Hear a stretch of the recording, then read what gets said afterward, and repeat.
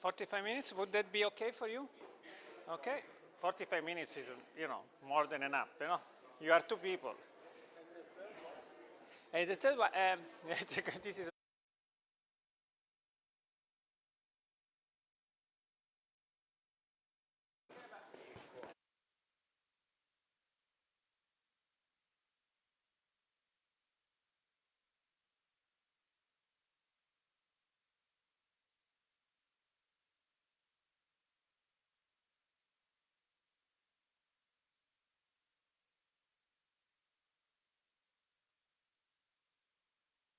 good morning, everybody.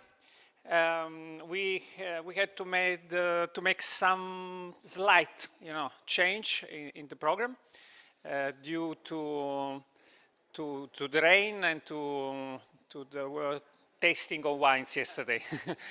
So we are about to start now with the Prometheus dream or nightmare. So the idea of using science and more specifically geoengineering to solve the problem the other way around, taking CO2 emission out of the atmosphere. So again, let's not go into the contents now, but so we'll talk about scientific advancement with you, Chaitanya, who are chemistry or a chemist of planets, chemistry on a global scale, on a space scale, and you, Marco, you will also talk about ethical implication, of course, of geoengineering. Then at around 10:45, we go to a very important session that we have now.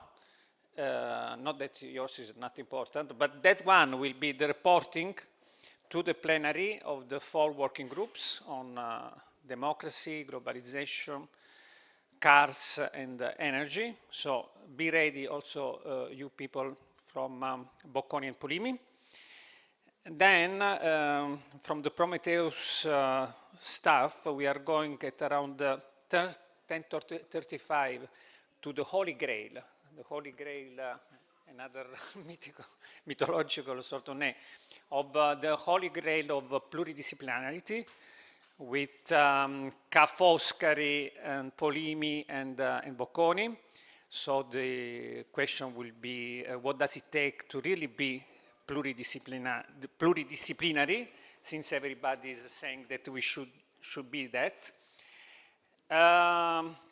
And at 11:55, more or less 11:55, we start the last of the 9 plenary sessions of the conference on how to end the zero-sum game between developing and developed world,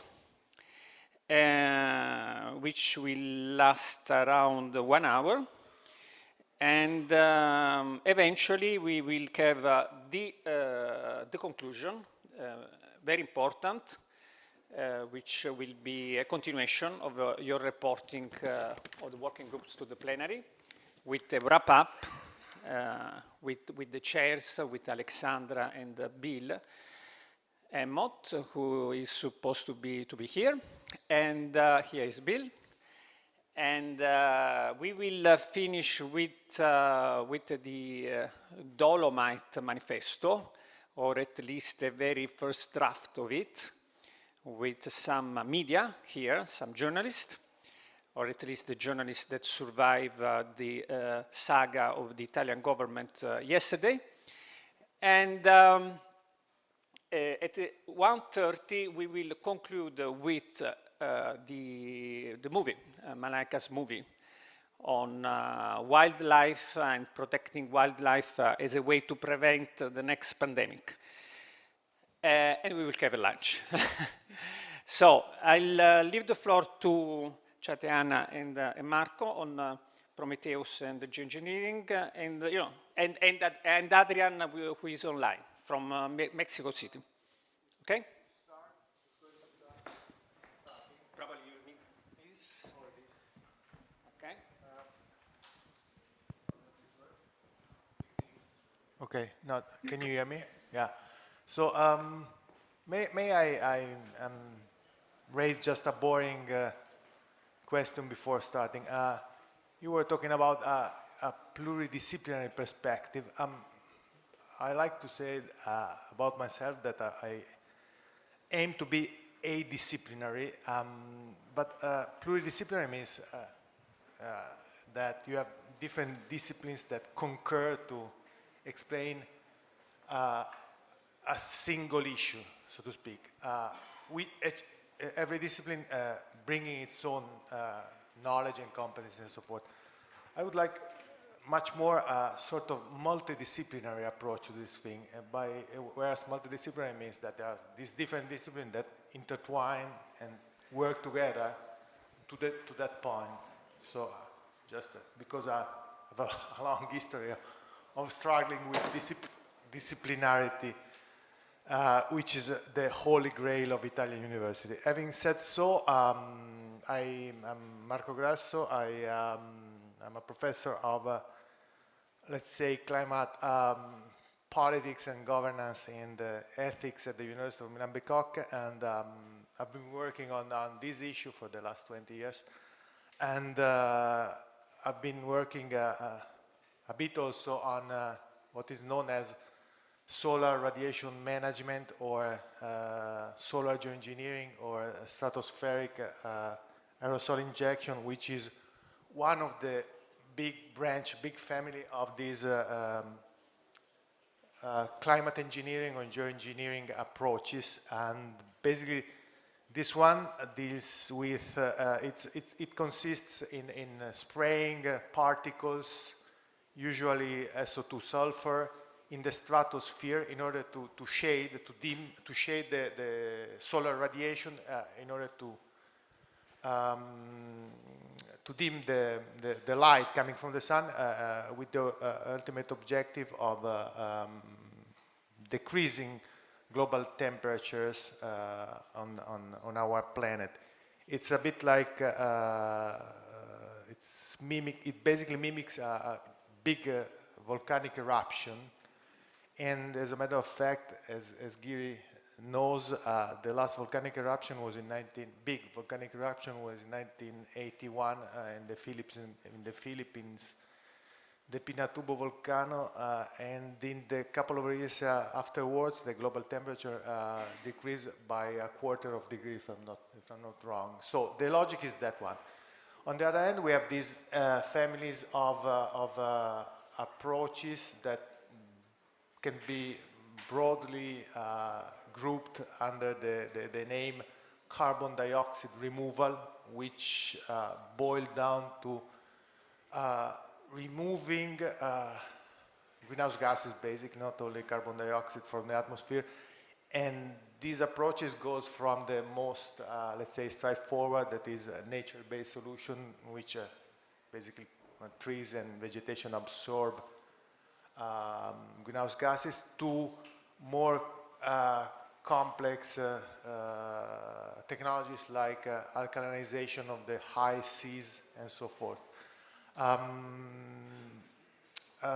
Let me say that the first question that one should ask themselves when we talk about geoengineering is, do we really need to hack the planet? So is it really necessary? And in my opinion, in a sane world, it shouldn't be necessary. But unfortunately, we don't live, I guess, in a very sane, mentally sane and healthy world.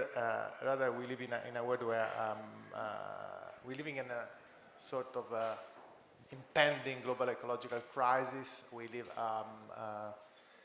in a time where, let's say, market distortions and governance and policy failures force us in sort of repetitive carbon lock-ins, and it might be that we could need these technologies at a very short notice. So it is important, in my opinion, to study these technologies in advance in order to for them to be, let's say, beneficial to humanity instead of being used for the vested interests. Another specification is that while solar radiation management is intrinsically a global issue, and so it entails problems of political problems, governance problems, ethical problems. Approaches of carbon dioxide removal are scalable. So to be more clear, there are some, let's say, small approaches of carbon dioxide removals, like forestation or I don't know, other nature-based solution, or even direct air capture, which is a technology which sucks CO2 from the atmosphere, which basically do not involve major political or social or ethical issue. On the other hand, there are these international or global carbon dioxide removal approaches, which are to many extents in their social, political and ethical dimensions similar to solar radiation management.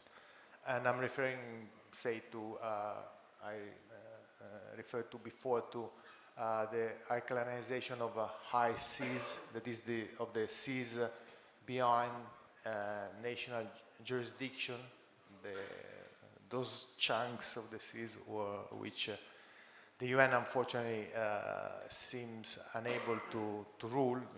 The number of times this convention on the high seas have failed in the last few years. That's more or less my general take on the issue, and I would now like to highlight a bit some of the major political, governance and ethical issue, but I would like for this to have the support of the slides because my memory is weakening at a very fast rate. So yeah, thank you. We should skip the first few slides, I guess. So I'm moving down. I'm okay, operating. Okay. Okay.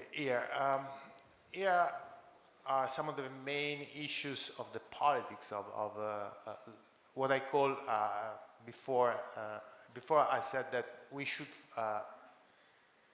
be particularly careful when we deal with, in terms of social, ethical and political issues when we talk of solar radiation management and of large-scale carbon dioxide removal. This could be grouped under the awful acronym large-scale geoengineering, LSG. So one of the political issues is indeed who is going to win and who is going to lose from these socio-technical undertakings, and politics should be particularly attentive to sort of distributional problem, and particularly should pay attention to how to protect or even to compensate those who should be the victims of these projects. Another issue is indeed relates to who should have a place, a seat in the table in which these decisions about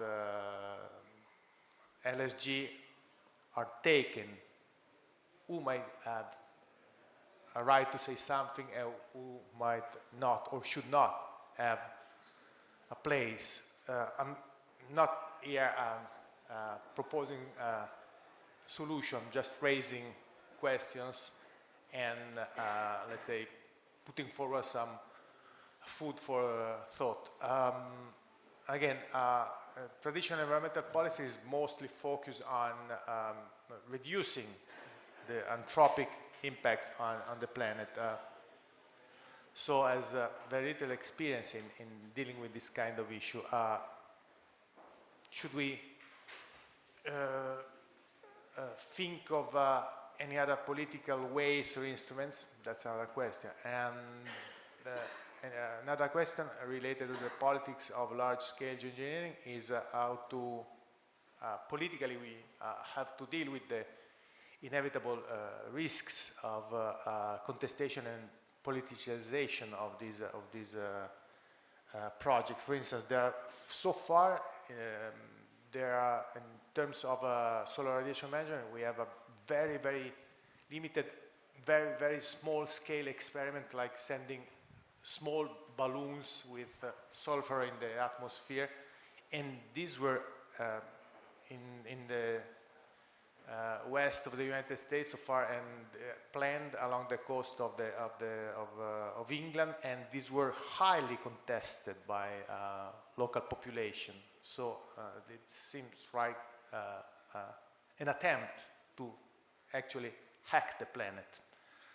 So politics should be aware of this problem and should be prepared to deal with this problem if we are rather serious about undertaking these projects. By the way, these projects usually are divided into 3 steps. One is a sort of, let's say, theoretical and lab-based step. We study the EL-SHEIKH, and we are still there, right? A second step is attempting to go out with very small-scale experiment in order to get the information and the data for the third step, which is the gradual deployment. So we are still, by and large, especially as far as solar radiation management is concerned, into the first step. There's nothing around, okay? By the same token, we have a governance issue referred to who decide what and how much in case of international global projects, how much spray should be put into the stratosphere, for how long it should be kept there, how the quantities of the right alkalinization of the ICs and so forth. Who decides? Who's in charge of deciding? That's a major issue. We don't have any, we live in a post-Westphalian world. We don't have any, let's say, global or international institution that can impose anything on sovereign states, and so they should try to figure out a common perspective on this, and it seems, especially given the times, a bit difficult this. Or similarly, it is very likely that some countries, some communities, some regions can contribute technologically in a very limited way to these processes, should nonetheless they be included in this governance, or the governance should be left to those who are more technologically powerful. Remember always that we are talking of something global. Dimming down, spraying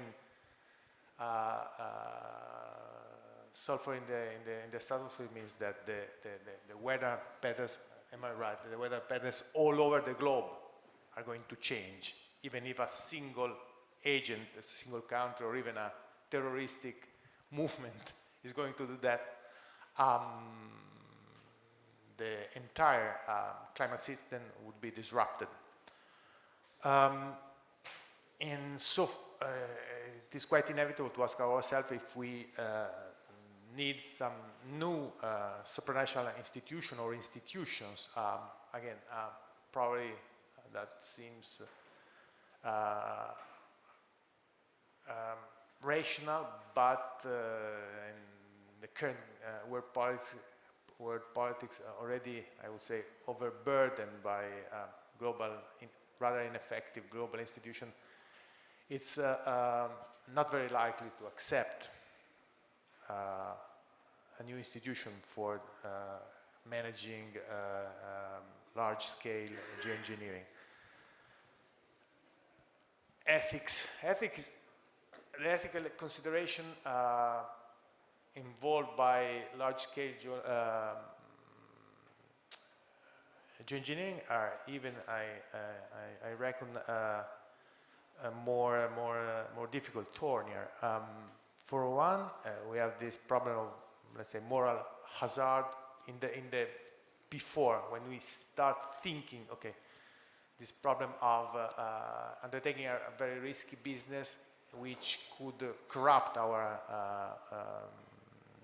willingness to seriously engage with abating emissions, right? We are talking with these technologies, with these approaches of operating on the effects of climate change, and we basically disregard the causes of climate change, okay? So that could be a problem. And it could be further evidence of the human hubris, of the human intention of dominate the nature through these technological fixes. We have the silver bullet for fixing everywhere without seriously engaging in modifying our behaviors and our carbon-intensive lifestyle. During the research and development stage, we have few ethical considerations, very entrenched, and one is how to prevent that these processes are captured by the vested interest, by this geo-clique, as it is called, this technocratic, bureaucratic, and scientific elite that then could turn this process in their interest. We have a slippery slope, so to speak, problem, which basically means that once we start to work, to research on this, it might be, given that this research involves a lot of funding, it's sort of necessary to go down that path till to the deployment of these technologies. And then we have the problem of procedural justice, participation, and as a matter of fact, there are some attempts to limit this ethical problem, such as those put forward by this group of multidisciplinary group of scholars and practitioners and policymakers a few years ago, which basically recommended that the governance, to address this ethical problem, the governance of large-scale geoengineering should be carried out by enlarging the public interest. When we deploy geoengineering, we should think that this socio-technical system must necessarily include some political properties, normative properties like responsibility, but not responsibility as understood in the classical way of caring for something, and then we should put into this social technical system legitimacy and provide them with consideration of distributive and procedural justice. And then when we, and this is refers mostly to solar radiation management, when we terminate these processes, we have a sort of accumulation problem. We might have not stopped to pump greenhouse gases in the atmosphere, and so what happens when we turn off the switch? And by the same token, it's not as easy as turning off a light. The cessation, the termination of the problem, yeah, okay. It involves a coordination with other processes, and then we have the problem of that some constituencies may want to design their own climate. So, in brief, in a nutshell, okay. The first paper, scientific article on this came out almost 30 years ago and concluded that the conditions for political and moral feasibility of what was called then intentional climate change were not satisfied. I would say that almost 30 years later we are more or less still there, and the politics, governance and ethics of large-scale geoengineering are still very controversial. Thank you for your attention. I'm sorry for having talk too much. Giri, please.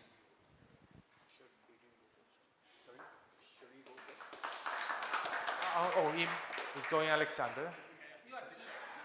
I'm the chair, so I would say no. That Alexander, I didn't know that.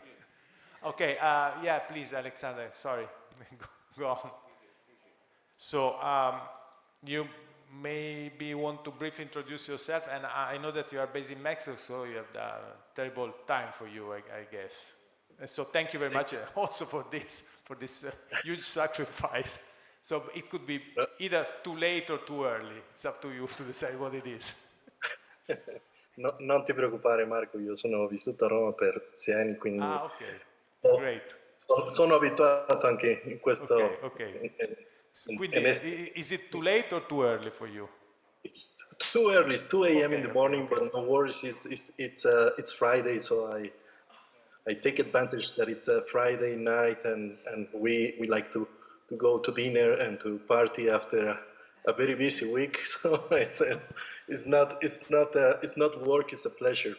So I really grateful for the invitation, and I cannot be more agree with you. I can say that engineers we like to engineer. No, if you give us anything to engineer, we would like to engineer. So why not Earth? I mean that's a technical question. I mean we always like to create things and to adapt things. But at the same time, I cannot be more agree with you that it's important to know who decides and who takes these decisions in order to get acquainted and get some responsibility for these decisions that are of global impact. This morning, I was actually working with a working group on Earth observation systems. I work in the Mexican Space Agency, so I work with the Earth observation systems and also with the space exploration, which is one of the very nice tables I had with my friend Chatia a couple of months ago. But what I wanted to get more acquainted to the audience in Italy is that the ethical responsibility, as you just mentioned, is something that is not measurable. Engineers like to measure. A statistician also. I mean, this morning we have a very interesting panel with Francesco from FAO who asked the right questions about what to measure and how to measure. At the same time, we also know that this planet is changing, that this planet it's adapting, this planet is a living system, and like this planet there are many others, and we would like to explore and to recreate the survival conditions that we already have here in order to extend human life. Unfortunately, humans also adapt the way of doing things and think.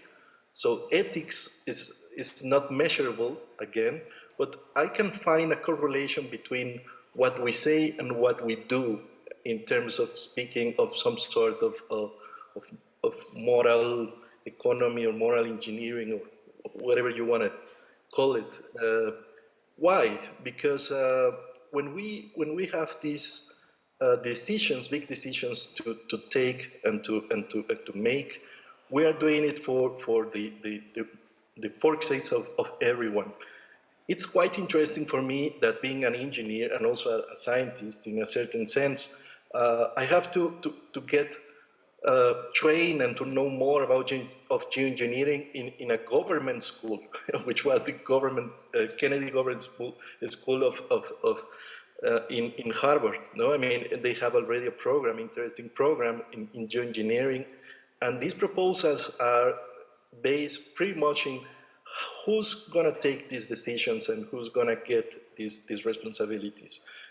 Marco mentioned it very well that when we refer to geoengineering are basically two conventionally categories. The carbon dioxide removal, which is at least 6 proposals or 6 developmental scenarios, And we also have the geoengineering with solar radiation management, and we include also that word which is present in many segments and in many sectors of life. So things like albedo modification, sun reflection, are concepts that basically they come from the engineering, but at the end they have to have an impact and a responsibility. At the same time, I like to read about the different philosophical perspectives. I remember a good book from a friend of mine, a German philosopher, which is Peter Sloterdijk, and he wrote a book, if I can remember, maybe 10 years ago, about atmoterrorism. No, I mean, what are we doing with the atmosphere that we cannot realize that can take longer and very profound effects in our life as a species? I mean, we only have one atmosphere. We have to take care about the atmosphere. I got interested into climate and into the atmosphere, which is a very, very thin shape of life surrounding Earth by a chemist, a very good and known Mexican chemist, who's Mario Molina, who already passed away, unfortunately, during the COVID pandemics. But he discovered that the molecular way of thinking in a macro scale is important. So we have to move from a very small scale in order to understand the profound effects that this combination of small effects can change life here and possibly in many other different scenarios that we would like to explore. And Chatia will mention that in a perfect manner because he's an expert. And we have having these discussions for quite a bit. So the only thing I can say for not to take much time of the conversation is that we all, as nations, or maybe nation states as well, of course, we can make decisions, we can make agreements. I can work as a scientist or as an engineer with a group of experts in space technologies in order to measure, to understand these profound effects in human life. But at the end, we all need to agree in what we are going to say, and how we are going to do it. I mean, that's the most important ethical responsibility I can support from Marco's initial statement. And well, there are many ways to do it. And as an engineer or as a scientist, I just can say that we like to solve problems, not to generate them. So count with us. It doesn't matter if we are in Mexico, South America, Europe, or North America, even Asia, whatever place of this common ground and common place, we need to get in a common ground, a common understanding. That's transdisciplinarity, that's pluridisciplinarity, that's multidisciplinarity and interdisciplinarity. So those are my comments.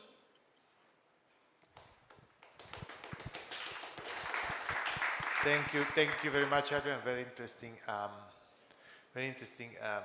insights. Now I'm giving the floor to Giri. He works at the interface. He's a scientist. He works at the interface between science and diplomacy, and it's very, very interesting. And we talked about a bit yesterday. Very interesting things to say in this regard. And this sensitive, thin line between science and diplomacy and these technologies. Please. Thank you, thank you. Firstly, why are we here? In a few hours from now, we'll create the manifesto which, under the guidance and leadership of Vision Think Tank, will be submitted to COP27. And why have we chosen this topic of geoengineering?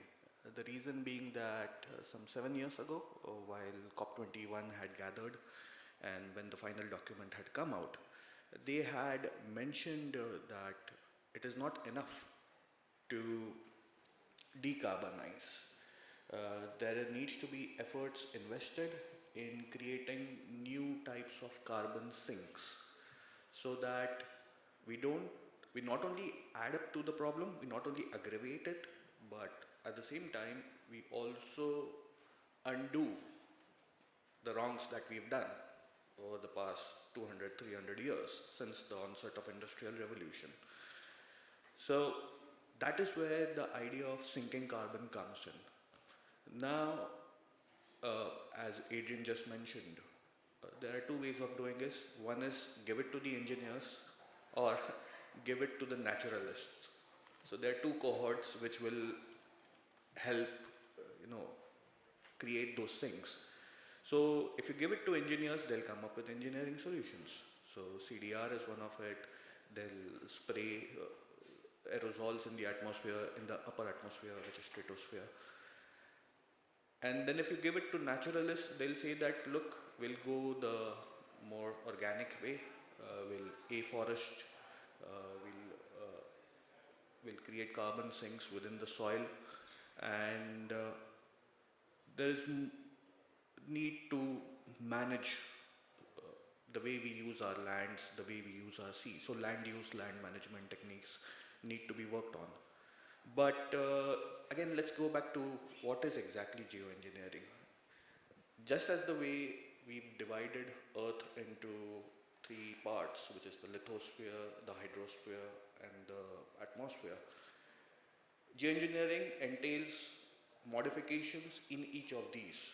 So for instance, when we say we want to create carbon sinks, what we are trying to do is we are trying to absorb all the carbon, or as much as possible carbon, from the atmosphere and let it seep into the lithosphere in the top layers of the soil, which have really high organic content. And it is here where countries from the tropics have a great role to play, because it is the tropical soil that has the highest carbon sinking capacity, not the soil up here in the temperate regions. So that's nature for you, there's no geopolitics in it. Number two, when you talk about carbon capture, utilization and storage, what we are trying to do is we are trying to store these gaseous carbon into underground caverns, caves, in a way that it can be repurposed at a later time. That is a good idea, but a partly good idea. Why do I say that? You can't store the several thousand gigatons of carbon that we've emitted over the past 300 years. What do you do with it? You need to put it into use, and that's where you start incentivizing people or entities to start absorbing carbon. Now, there can't be one single entity who would do that. You will have to ensure that the industries start absorbing the atmospheric carbon and convert it into some value-added product. I'll give you a small example. This is not a advertisement for that company. So there is this huge London-based FMCG company. Starts with the alphabet L or U. UL, you get it. Which company is that? Unilever, okay, let me put it.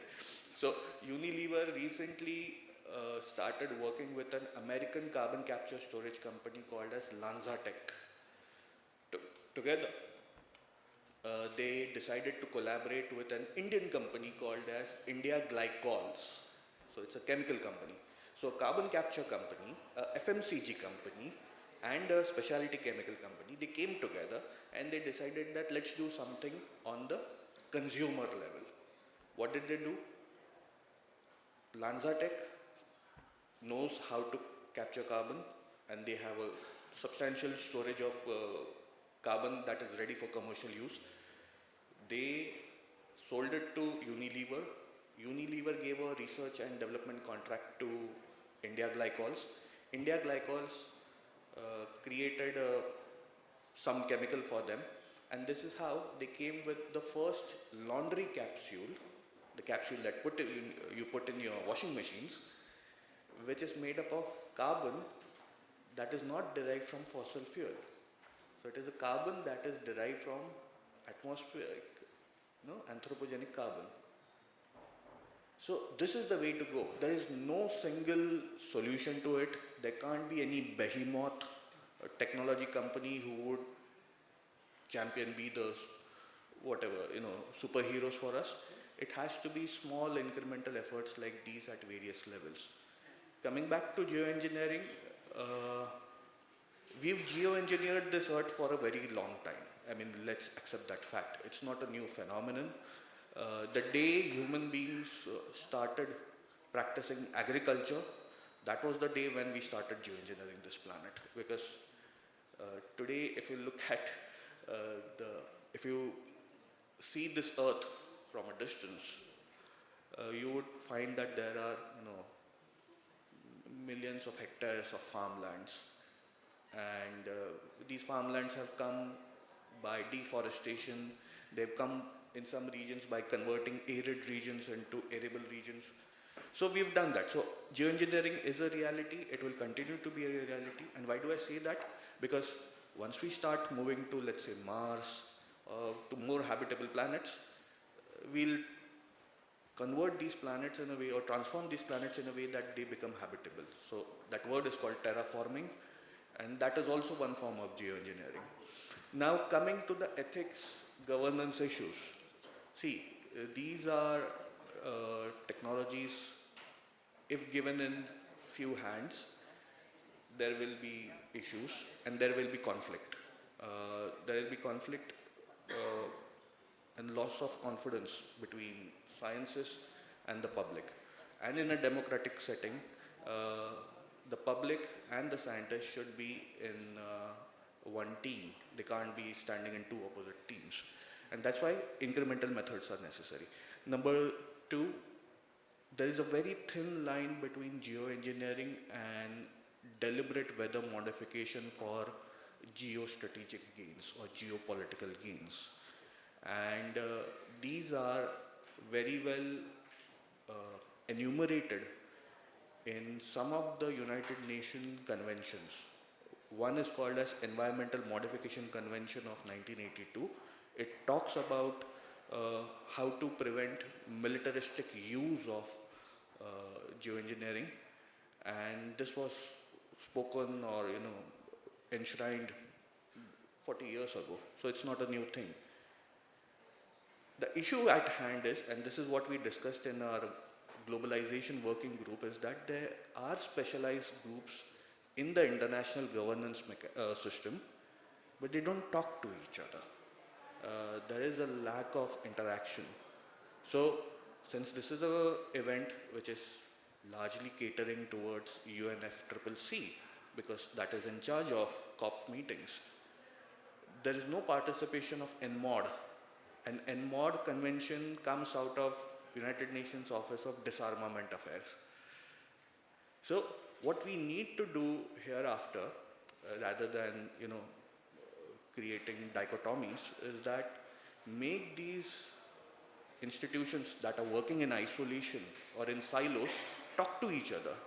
So the next time when we discuss geoengineering in such a platform, we need to have some participation from people who are close to UNFCCC or UNODA, which is the Disarmament Affairs, somebody who's into United Nations Development Program, because then you need investment bankers who are ready to invest in companies that are eager to take these incremental efforts, like I just told you about Unilever and India Glycols.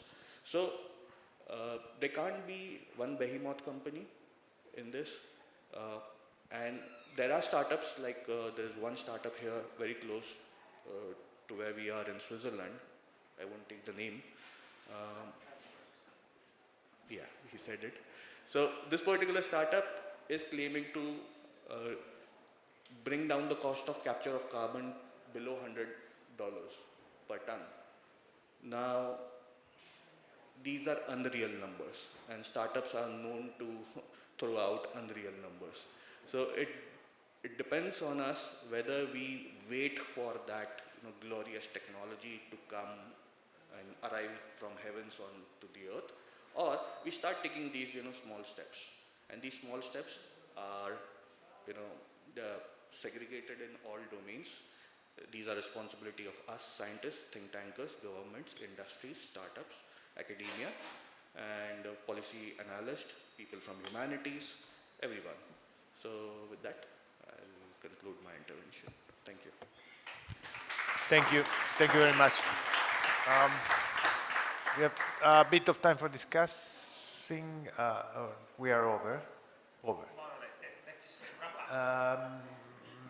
No, I'm very happy that both hard scientists like an engineer and a climate science agree on the importance of ethical consideration. I would say that to argue that it's not, I mean, it's not really a problem that ethics cannot be measured, I guess. And yeah, to wrap up, I think that what you say, that the thin line, if you maybe want to elaborate a bit further, because this is very scary, that thin line between the use of this deliberate large-scale weather manipulation for geopolitical or even as warfare tactic could be likely or at least possible. Okay, so that's more or less it, yeah. It looks like we are going into some science fiction movie, you know, kind of very interesting. I'm waiting to understand whether the governor of the province is ready for institutional greetings. Otherwise, we start with the working groups. And I will need for that Bill Emmott to chair, together with me, this very important phase of reporting back to the plenary. Thank you very much, Marco. Thank you. Thank you. Catania and Adrian from Mexico City.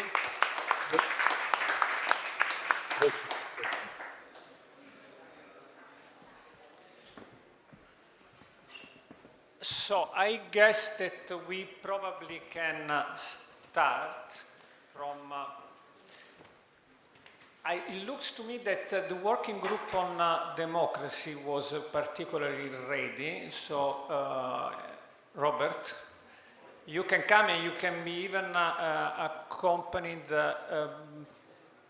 by the students who helped you. Actually, I think the entire working group, but me, was with you yesterday to work on the problem setting and problem solving. You can use this ice cream. The students, Luca and Leo, no, right? Leo, I don't know. Oh, well, the Leo is disappeared. I saw him somewhere, but. Okay, Robert, Luca, you can integrate. So perhaps we'll skip some of the problems, because if we're looking for solutions to all of this, then this is a problem-solving conference, not one where we could have dedicated 50 pages to every issue that we came up with when it comes to the issue of democracy in tackling the issue of climate change. Obviously, the framing that we were given is how do we tackle the issue of populism. So, for example, well, not populism, but of the backlash to climate policy, for example, from the Gilets jaunes, or we extended it to include the issue that we have with, for example, the Dutch farmers' protests, or if you take it onto the other extreme, the frustration of climate activists who've now resorted to more radical measures, for example, through things like Extinction Rebellion and Stop Oil. How do you bring both of those voices together? And then, of course, the other half of the issue we were supposed to be addressing was that of how to engage the youth, how to get the next generation engaged in climate policy. And we've seen examples of how they've already expressed their frustration that not enough is being done, through groups like Fridays for Future and the student strikes that we saw in 2019. And of course, the overarching issue with all of this is how do we tackle the problem of voter information and keeping voters informed so that they understand what it is that's trying to be done. So with that in mind, we've come up with a few suggestions on how to move forward. On the first one, we were talking about how to engage citizens more directly. And one of the problems we identified is that decision-making is often too distant from the people. It's one thing to have a decision made in Brussels at the European level or in a national parliament. But for that, there's a huge amount of distance between the policy makers and the people. They don't feel as though they're properly represented. So our proposal was that we bring climate policy down to a much more local level. And that includes taking more robust and direct policy decisions, or even by embracing things such as referenda on key issues related to climate. And it was also, we started talking about the issue of democracy itself and how you make it more accessible for people. So one of the things we were looking at was the embracing of e-democracy. And when you have these referenda on climate issues, allowing people to vote online or remotely rather than taking time out of their day to go to a polling station. And it also brings people closer to the marketplace of ideas. Of course, in all of this, you need informed voters and you need to have an informed society. And one of the problems we identified is that quite often there is just one message being pushed out constantly, and it might only appeal to about 30% of the population. So how do we bring people to understand what needs to be done? Well, our solution was that we need to come up with more tailored narratives. My own organization, New Direction, hosted a Green Conservatism conference earlier in the year, which took the green narrative and put a conservative spin on it and put it in front of policymakers. And we had a very good reaction to that. We found that people had come up with new solutions that fit within their own ideological framework, but met the same aims. In doing that, we also, of course, need to push back against fake news and disinformation. So on social media, social media is a perfect tool for targeting narratives directly to people who need to hear them. And I think, finally on that was about having adequate fact-checking. Then we moved on to the issue of market-based solutions. So rather than having the top-down approach, we should have a bottom-up approach in which we can provide a framework for investors to be responsible, including by encouraging climate activists to take up stakeholder positions. So we should be encouraging people to buy shares in energy companies in order to enact change from within rather than protesting from without or disinvesting. And that would include sort of embracing things like low emission per barrel oil or carbon capture technology. And then we had, of course, to address another problem that voters continuously face, which is a lack of accountability. So we broke this into two separate areas. The first is the notion that people should have a right to take corporations to court for green malpractice, and creating a framework for having cases of environmental crimes in the same way that you have cases to do with human rights violations or workers' violations. And then the other half was that people should be allowed to take their government to court for not adequately following environmental legislation or keeping up to their commitments. And we've seen a few cases of this, for example, in the UK, where people have gone to court over air pollution in cities. Then our sort of penultimate point was that there's a need for, of course, there's still a need for a recognition that dialogue is important on the international level, but that any decisions made on international level should be harmonized and achievable. So it's no good setting out obscure objectives with a long time frame, because no one cares what's going to happen in 2050. It needs to be about urgent messaging now, basically saying that we need these solutions implemented on the international level by 2030. And then finally, we talked about solutions for bringing in more young people and how to future-proof policy and on the national level. And we had several suggestions here. One was about setting up or encouraging countries to adopt a similar situation as they do with gender quotas for demographics, so that there could be age quotas for parliamentary candidates. And then the final suggestion was that we have a sort of future-proofing by creating an ombudsman for future generations, as exists in Hungary and Sweden. But you have comments? No, those sound like a very eclectic and interesting range of observations. I suppose, a question. I mean, it occurred to me thinking as I was listening to you, Robert, one dilemma with democracy and climate is that sometimes a way to integrate climate more securely into the political debate and into policy making can seem undemocratic.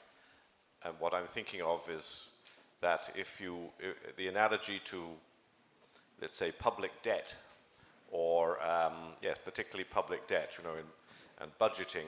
Britain has an Office for Budget Responsibility. Germany has the debt brake. A lot of countries have, as it were, official, unelected, but institutional requirements, if you like, that oversee climate.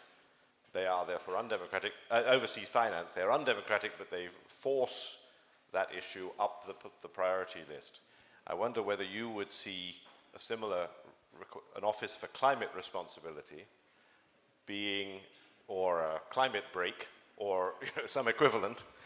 Would that be considered to be an undemocratic decision, or would it be a way to lift up the issue from a public point of view? Well, I don't think it would be undemocratic in the same way that the Office for Budget Responsibility isn't undemocratic, in the sense that it was created by elected representatives with the consent of the people. There's a lot to be said about institutions that are developed by elected politicians that create accountability for future generations. It then becomes the prerogative of the next government after that, whether they keep it or not. It's very possible that, like in the UK, another government could come in and abolish the Office for Budget Responsibility. So the same could be true for an Office of Climate Responsibility. Luca, you want to integrate a little bit Yes, so we spoke a lot about step-by-step solutions and implement policy at local level. And as Francesco said during the working group, it's a good idea to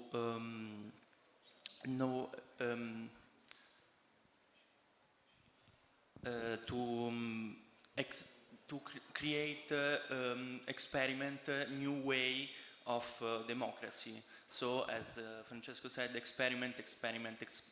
That maybe some types of new democracy couldn't work, but it's very good to try in some way. Thank you so much. We have some urgent question from Andrea, I suppose. I have a question because you said that you have to turn the climate policy from being top-down to being more bottom-up. Now, what is typically known from those who have experienced climate policy for many years, that climate mitigation policies cannot be set from the bottom, have to have some top-down direction. However, of course, you have to create the acceptance of the people, and this is the problem. But adaptation policies are typically bottom-up because are local, imply issues regarding, for instance, private properties and things like that. And they are an excellent occasion for involving citizens in climate policy, and involving in the adaptation policy means also instructing and making people aware of the problems and the acceptability of the top-down. So there is this mix. I would say that it can be a successful solution. Thanks a lot, Andrea. Do you have a quick reaction to that? I think one of the other things we talked about was how you would get acceptance for top-down policy, and one of the main things we were talking about was basically adopting nudge policies. This idea that through sort of incentives you can encourage people to adopt certain behavior rather than forcing it on them, so to speak. So thank you very much, Robert, Leo, and Luca, and everybody in the working group, including myself. And Thank you. So I was wondering whether the governor, Fougat, is ready for institutional meetings, and together with the Herbert Dorfman, who is MEP. I don't know. Otherwise, we got to working group 3 on globalization. So let me, okay. So it's your turn, and also your student mate. Remember them? Mattia? So we have Mattia and Cecilia, right? Mattia? He must be somewhere, okay. Okay, good. So Matteo, it's your turn. Thanks. And let's try to keep it in 10 minutes, possibly, including one question for the floor. Sounds good. The problem setting is already sort of clearly expressed in the sort of concept draft that you shared, and so I'll be very quick. There we have, and we heard that already, multiple organizations that are siloed at the moment. There is a lack of accountability when it comes to multilateral agreements, and a lack of enforcement, obviously, and the means are sometimes inadequate. What struck me from the discussions we had was the need for speed. And what that implies, we think, is that we should work within existing organizations while new ones are being designed. Existing organizations include the WTO and so on. Need for speed implies that an idea such as carbon clubs, that in the group we prefer to refer to as carbon alliances, are interesting. Also because the border carbon adjustments are compatible with WTO regulations and rules, and so that's something that could sort of propel initiatives at the appropriate speed. Some people have mentioned the notion that we've got to have, at this point, something like a CERN for climate, something that can mobilize energies, can mobilize capital, and can sort of focus efforts on finding climate solutions, with an important point, which is that whatever solutions emerge from such a CERN for climate should be freely usable by all parties. And so that implies a reflection on questions of IP in particular. And to sort of pick up speed, one ingredient would be to scale up public finance. And so there are several proposals. A possible Tobin tax is being discussed anew. There are anti-corruption proposals. I've talked about the trillion treaty that we're envisaged. So finding means to scale up public finance are certainly a way to pick up speed. And the second phase of the discussion we had, I think, involved the method that we should use. And when it comes to method, we should probably try and move away from consensus mechanisms. You, Francesco, suggested that one way to reform the COP would be to have countries form coalitions or delegations so that there are fewer parties effectively involved, and so that can perhaps enhance efficiency in discussions. There is a need for a defragmentation, and emergency platforms could sort of be designed so that multiple organizations would come together and focus their efforts at the right scale. We've talked about bottom-up approaches here as well, involving cities, regions. The example of California or Quebec on carbon pricing was mentioned. Also, multilateral organizations such as OPEC could play a role in those discussions, sort of include different levels of representation. Another idea for a bottom-up uptake is to leverage civil society efforts and organizations.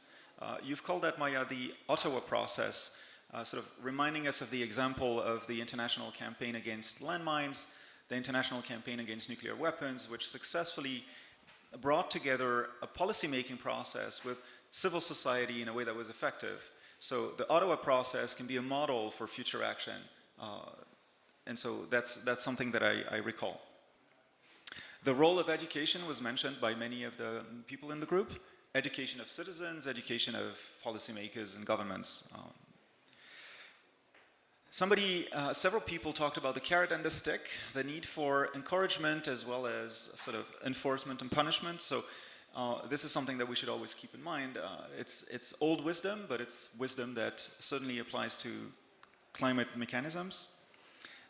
We should consider compensation mechanisms where appropriate. And then, in terms of reforming the system, there are several layers of reforms that could be undertaken. Some are more targeted, others are more comprehensive. A technical upgrade of the International Court of Justice is being proposed, and according to experts would sort of change very much the conditions for international agreements and their enforcement. And there are sort of more long-term proposals for comprehensive UN reform, which will have to be addressed and perhaps is more relevant now than ever.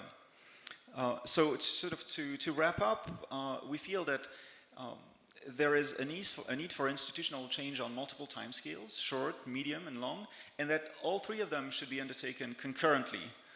So it's not a question of where should we sort of start. We should do those things that have immediate impact, and at the same time we should start preparing for the institutional change that will enable sort of the next century to be effective at solving global issues. So this is how I sort of recall and understand the discussions we had. It was a very broad discussion, and it's difficult to summarize everything, but that's my best attempt.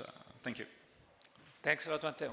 You did a great job. It is a draft, so we will need some more time. Cecilia and Matteo, you wanna integrate something?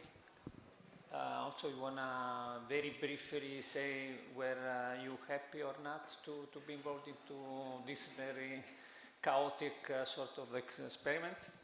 Very quickly and very briefly.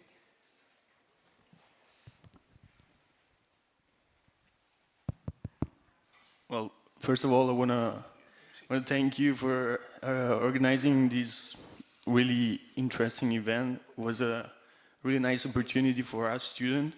And I want to thank Maya for letting us join the conversation and the discussion. It was various points, a very interesting point emerged from the discussion. And yeah, I want to underline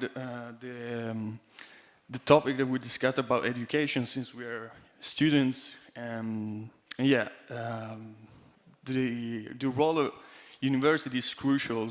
It's crucial in order to address this issue. And so yeah, I hope we are in the right path. And yeah, that's it. Are you okay?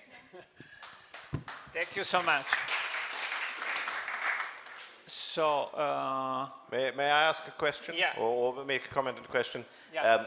My comment was I very much like the approach that let me call it, not letting the best be the enemy of the good, making sure, using global institutions in practical ways, and moving a bit away from universalism, which causes such problems. For the manifesto, I think one has to, though, address the elephant in the room, which is the superpower rivalry, the fact that China, India, Russia, the United States are not talking to each other.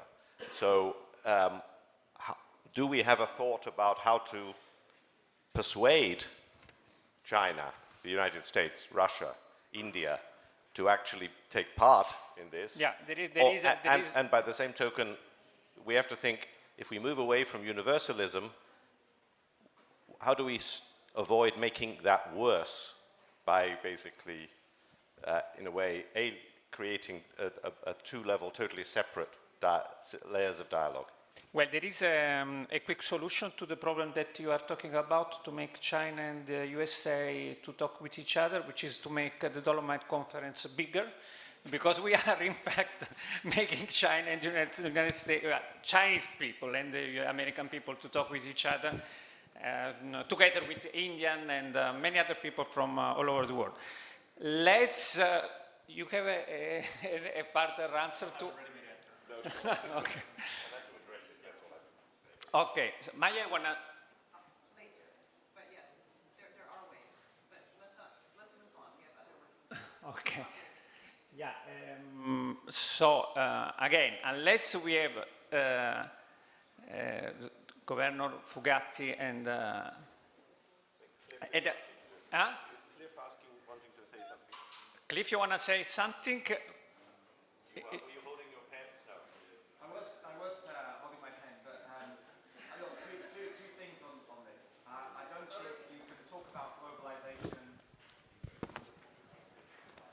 I don't think you can talk about globalization very, very far without having the world together. So, Francesco, your job is that you've got to go from Europe to every country for your next project. That's great. But also, you also need the will of the people. And so I think the connection between the two working groups that we've looked at need that connection. Thank you very much, Cliff. And again, let me reiterate that we want to make the Dolomite the place where the world gets together, which would be another interesting. The Dolomite together with Milan and probably Venice. We also have Ca' Foscari here. Do we want to try to do cities since Gelato Galletto is still here? Gelato Galletto, you want to come quickly with your students, mate? Yeah. And say we... Thank you so much.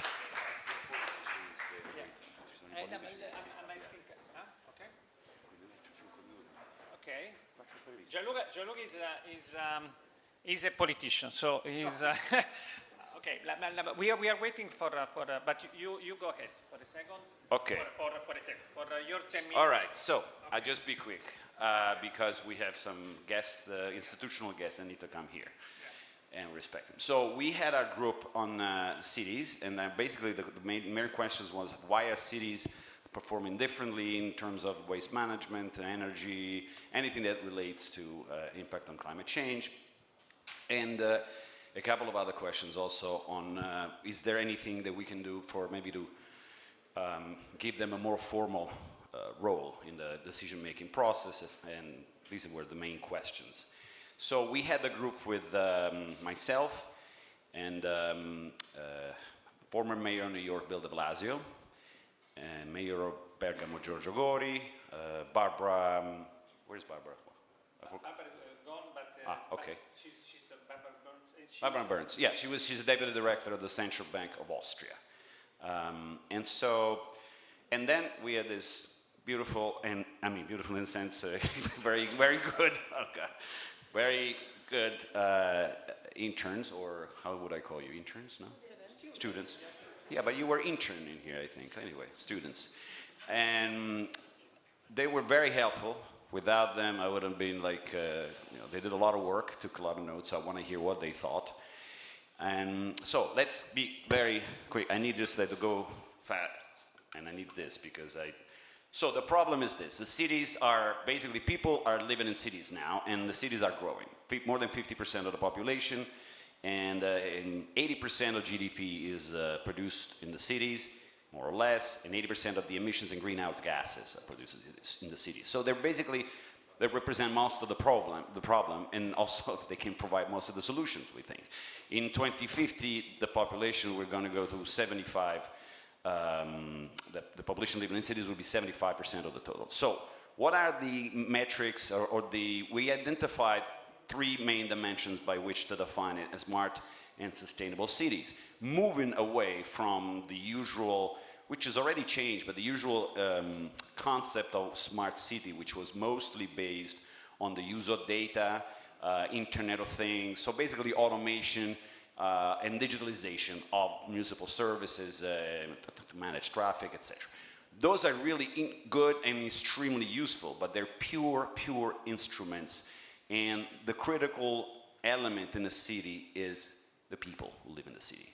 So with a people-centric approach, these are the dimensions. One is safety and security, which is safety, personal safety, safety in terms of health, And so pollution, emissions are bad for your health, they kill you.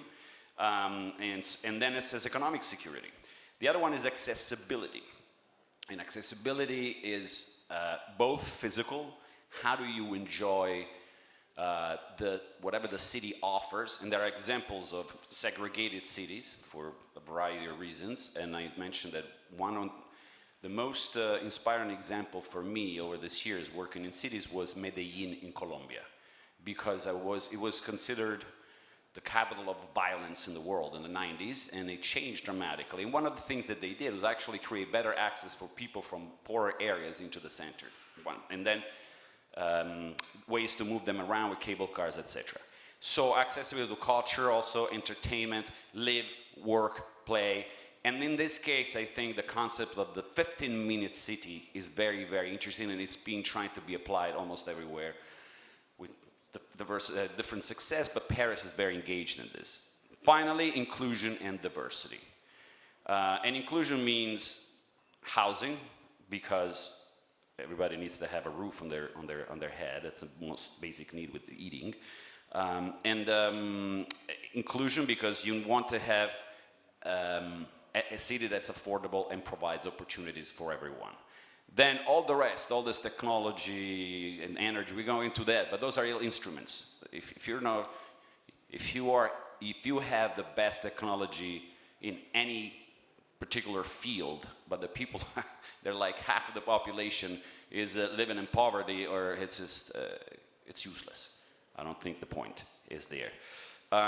Though white cities, we gave this answers, so I gave some recommendations. First of all, we have to, I think the most critical one, I think what the main take for everyone was, I don't know if you agree, with the enhancing the subsidiarity principle, which means basically giving cities or urban settings way more power together with more responsibility and accountability. So far, they're not well empowered. And because we believe that especially at the local level is where you really can solve the problems. There's much less room from demagoguery. And so I think that's a critical proposal to make, because also every country has different settings. For example, in New York, you can do a wide variety of things, but in Rome, you cannot. Or in, I don't know, in Frankfurt or even in Paris. Waste management. I think we had a couple of two main principles there. First of all, it's extremely important to take a multidisciplinary and multi-agency approach in the municipality. And so one of the big component of waste management is consumption of food. And so in many in cities, they're creating like Milan did, and New York is too, and other cities similar. They have a food policy director, somebody like in the administration that reports probably directly to the mayor, who has the responsibility to implement initiatives, but coordinating other agencies, because it includes the use of collection. It includes the way the people use the trash, they use the waste, they differentiate or they don't differentiate, the way the markets they package and how they deliver the food. And then using incentives, I mean, this is already done, but I think we have good, interesting examples for a mix of incentives as fines. And I give two examples. One is, actually give you two. I already gave you one, which is the municipality of Milan that established this dedicated office for food policy. Bergamo's initiative is very interesting. They started something called pay as you waste, or they say pay as you throw, but I think it doesn't sound strange in English, but that pay as you throw. So basically, the less you waste in indifferentiated trash and waste, the less you pay. And so it is a good way. Then, what about recognizing the former status of cities as parts of the global European decision-making process? Yes, there's a clear yes. We said it before. They have to give some formal status, some real power, both nationally and EU-wide.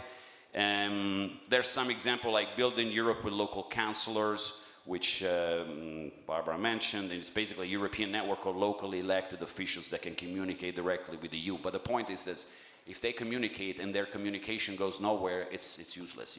They have to have some power to bite. At least some mandatory advice to say, like, you have to first take the recommendation of this entity before you make a decision, a regulatory decision. Land use is actually what the cities can still do, even this one with little power. And as I have an example from Bergamo, which is, it's very interesting. They're trying to regenerate urban areas where the industrial plants that were abandoned. And the way they're doing it, because they're also green spaces, they won't allow to build, but in order not to build on the brown field instead of the green field, they're quadrupling the taxes, the construction taxes, things like that, for those who want to build in the green spaces, and lowering by 80% for those who want to build in brown spaces. So Bergamo is a small city of like 120,000 people, but very interesting, and seems very resourceful and innovative. Finally, we're done. To create resource-efficient electrification, you know, talking about climate change, cities and buildings are responsible, the buildings are responsible for something between 45 and 55% of greenhouse gases emissions. In New York, we have 70%, so there's a big effort being done there with very strict laws now. So one thing that creates that, it's the way heat and cooling are created and sourced and distributed. So one thing is going to change and may change is the use of thermal networks, district heating, so you can recapture heat from other sources. There's a lot of heat waste that we produce. And in this case, Scandinavia is really one of the best practice. Copenhagen is a network of 13,000 kilometers of heat networks. Basically, you as a building and as an industrial plant, you are both the consumer and a producer of heat, because what you have in excess gets put in the network. Bergamo has one. Believe it or not, Bergamo has one, and Brescia too. Last but not least, we need to create the investment. How do you fund this? We need the market-based approach, but the government is essential, because without policy, without a mix of fines and also bans and incentives and some catalytic investments, it's not going to happen on a scale. Innovation ecosystems, you have to try to build that and connect it with the rest of the other parts, even if you're a small town, because it makes you, it's an engine of ideas. Great, Gianluca. Gianluca, yeah, exactly. I know, but you got all the time, you know, as usual.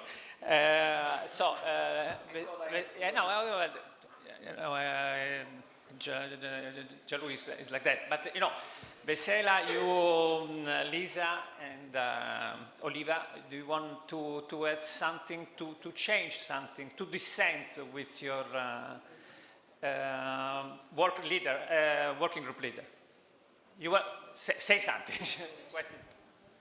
Briefly, because we. Do you? Doesn't give me a run a show, so I don't know what to do. And I have to improvise.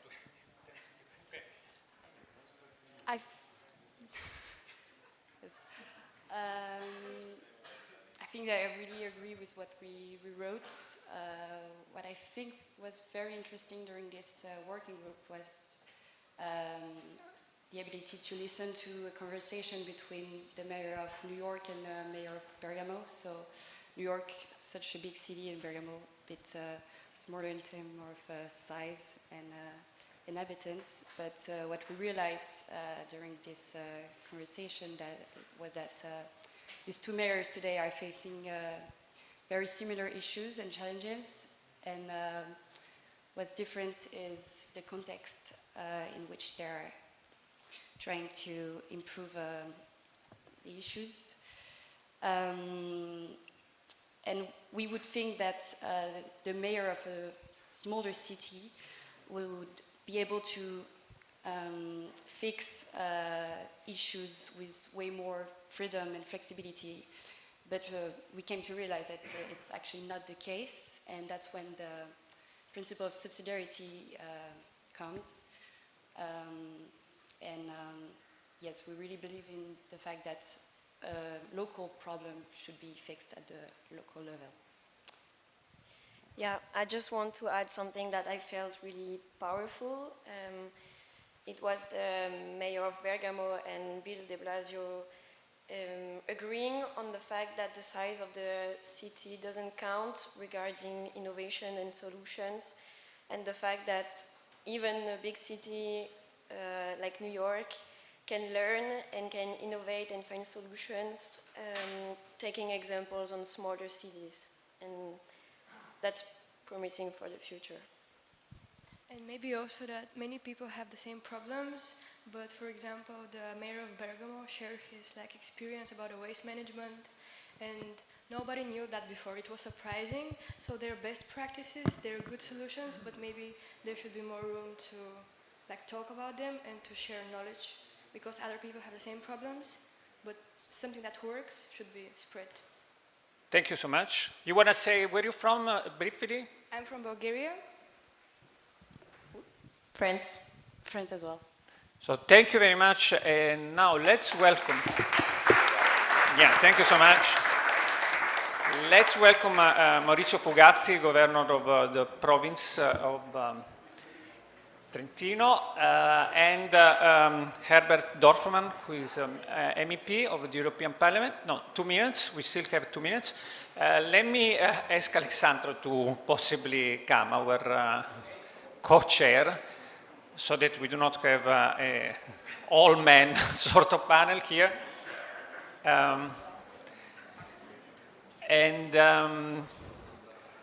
If they are not, if our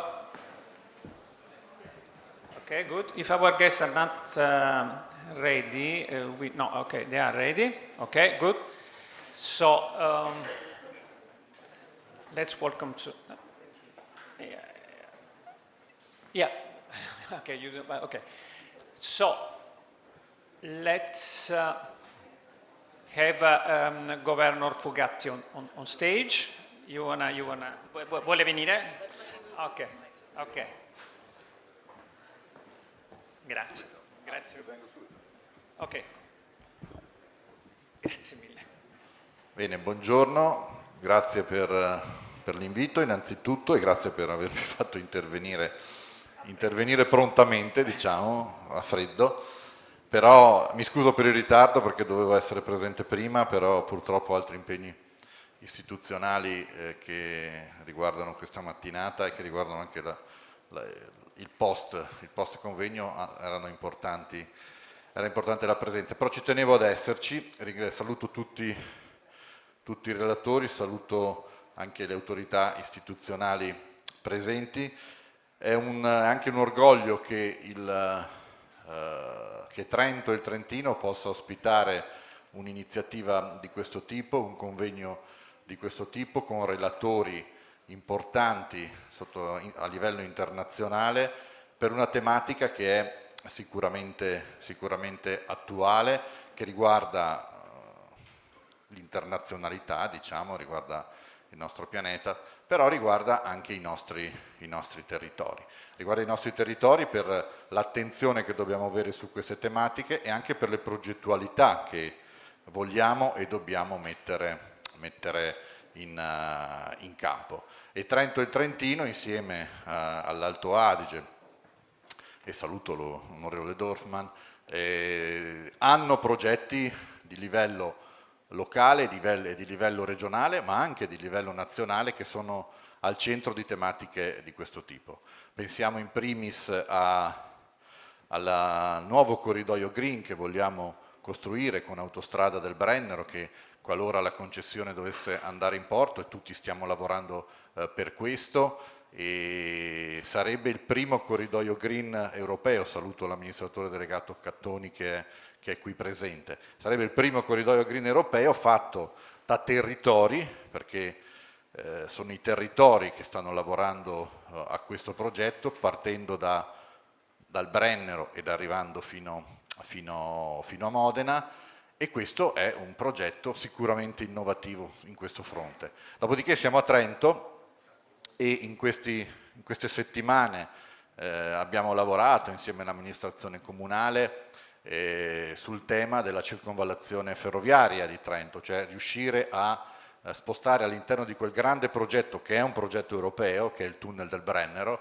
riuscire anche a Trento a continuare il percorso di spostamento delle merci dalla strada alla rotaia. E quindi il tema della circonvallazione, che è un tema attuale qui a Trento, siamo anche in una fase avanzata della progettazione, va in questa direzione con i fondi del PNRR che provengono dalle decisioni del governo nazionale, che riguardano oggi Trento città, stanno riguardando l'Alto Adige, ma riguarderanno anche altre parti del Trentino negli anni a venire. Penso ai progetti che abbiamo in corso sulle tematiche ferroviarie, di progetti trentini di questo tipo, l'elettrificazione della Valsugana, questo progetto che sta studiando RFI, che è il collegamento ferroviario da Rovereto a Riva del Garda, per cui una persona potrà salire sul treno a Monaco e scendere a Riva. Questo sarà e sarebbe, qualora si riuscisse a portare a casa anche con il governo nazionale la trattativa per le risorse, un forte progetto di sostenibilità e di innovazione. Ecco, quindi credo che riuscire ad avere a Trento oggi un convegno di questo tipo sia importante sotto l'aspetto sicuramente della vocazione internazionale delle vostre istanze, ma dall'altro anche per un forte legame con i progetti che il nostro territorio sta portando avanti. Grazie. Grazie mille. Grazie mille.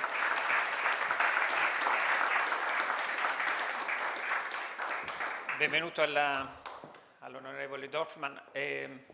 A proposito della conferenza, non è un convegno, è una conferenza che sta cercando di mettere Dolomiti al centro sta creando l'idea è quella di creare un luogo dove si incontrano anche gli Stati Uniti e la Cina, quindi no, questa è un po' l'idea. Peraltro saluto anche l'amministratore delegato di AXA, Gigantiello. Le do la parola. Subito dopo avremo il report del gruppo che sta lavorando all'interno della conferenza sulla questione dell'energia, politica energetica, quindi anche questione Russia, quindi credo che sia piuttosto importante per entrambi. Grazie. Thank you very much. Good morning to everybody. Buongiorno a tutti. È un piacere, grazie per questo invito, è veramente un piacere essere qui per me, perché io penso che il momento di questa conferenza non potrebbe essere più appropriato. Siamo a pochi giorni dalla conferenza sul clima a Sharm el-Sheikh. Lo stesso lavoro che avete fatto voi in questi giorni lo abbiamo fatto anche noi questa settimana in Parlamento europeo. Abbiamo deliberato una risoluzione che vuole essere la posizione del Parlamento europeo, dell'Unione europea, quando andremo nei prossimi giorni a Sharm el-Sheikh a presentare le nostre istanze in questa conferenza importantissima. Però siamo, penso, anche in un momento molto particolare. Abbiamo forse vissuto più che prima, purtroppo, quest'estate gli effetti del cambiamento climatico, che ormai è sotto l'occhio di tutti. Abbiamo dietro di noi una estate siccitosa, estremamente calda, dove tutti cominciano a capire, a sentire sulla propria pelle gli effetti che il cambiamento climatico può avere. Però siamo anche in un tempo di guerra, purtroppo, e io penso che questa guerra, oltre tante altre cose, ci insegna anche ci dà due insegnamenti politici. Prima di tutto ci fa vedere quanto siamo tuttora dipendenti da carburanti fossili e quanto, diciamo, la mancanza di un fornitore importante, quando si va a vedere carburanti fossili, quanto questa mancanza ha riflessi sulla nostra economia, sul nostro portafoglio, anche sulla situazione politica, perché se non riusciamo questo inverno a contenere il prezzo dell'energia, questo avrà certamente riflessi politici. La gente andrà sulla strada perché non ce la fa più. E lo stesso per la situazione a livello dell'alimentazione. Abbiamo perso per mesi un fornitore importante di prodotti alimentari, vediamo quanto i prezzi sono schizzati alle stelle e questo fa vedere che tutto questo cambiamento che è necessario, tutti sappiamo che è necessario andare verso un mondo con meno carburanti fossili, con catene alimentari più corte, quanto questo processo deve essere dinamico, deve essere accompagnato affinché non crea un problema politico che poi non è più gestibile. Io personalmente penso che l'Unione Europea abbia fatto passi da gigante. Oggi l'Unione Europea è uno dei leader mondiali, degli esempi mondiali quando si tratta, diciamo, di cambiamento climatico. Abbiamo deliberato la legge sul clima, abbiamo obiettivi chiari, vogliamo essere neutri per quanto riguarda il cambiamento climatico nel 2050, vogliamo diminuire le emissioni del 55% fino al 2030, stiamo trasformando questa questa legge, perché ormai non è più un obiettivo, è una legge, stiamo trasformando in Parlamento questo obiettivo in legge. E lì chiaramente diventa più difficile, perché lì bisogna prendere decisioni concrete, uscire dalla macchina, dal motore a combustione, cambiare i sistemi agricoli, innovare il sistema ITS e così via. Ne avrete sicuramente parlato in questi giorni qui. Io personalmente qui sono d'accordissimo con quello che ha detto il governatore Fogatti. Io penso che l'obiettivo globale europeo deve essere portato a livello locale, perché solo così funzionerà. Stiamo parlando in questo momento a livello europeo di Repower EU, di come ripensare il rifornimento energetico dell'Unione Europea. Secondo me sarebbe bello parlare di Repower Trentino, di Repower Alto Adige, di pensare a livello locale come faccio domani senza energia fossile, come faccio con un sistema energetico nuovo, e questo secondo me è una grande sfida locale dove noi qui abbiamo due vantaggi importantissimi. Abbiamo sotto il livello governativo un'autonomia forte, quindi possiamo decidere, cioè il governatore ha molto più potere decisionale di quanto hanno altri colleghi di altre zone in Italia e in Europa, e questo è un grande vantaggio quando si tratta di gestire un territorio. E abbiamo chiaramente anche, dato la conformazione di questa regione, una possibilità di produrre energia, soprattutto energia idroelettrica.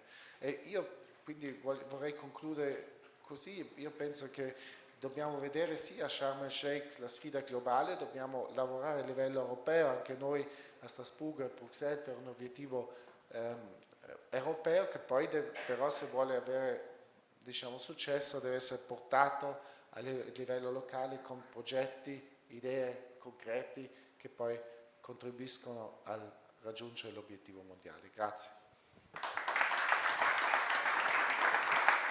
Grazie mille a entrambi. Passiamo al working group sull'energia, anche sulla guerra. Tra l'altro anche noi saremo a Sharm el-Sheikh e sottolineo che anche noi abbiamo come approccio quello molto di puntare a delle idee che siano molto concrete, molto pragmatiche. Giovanni e Loran ci hanno dato una mano gli studenti della Master in Transformative Sustainability di Bocconi Polimi, a cui poi daremo la parola per la sessione successiva, e con Alexandra, che ha fatto da chair del working group, hanno immaginato delle idee per risolvere la crisi energetica dei prossimi mesi e riuscire a mettere insieme sia la necessità di non spegnere i termosifoni completamente e di ottenere quei risultati di Green Deal di cui si parlava prima, no, di riduzione del 55% entro il 2030 delle emissioni. Prego, vai tu, introduci.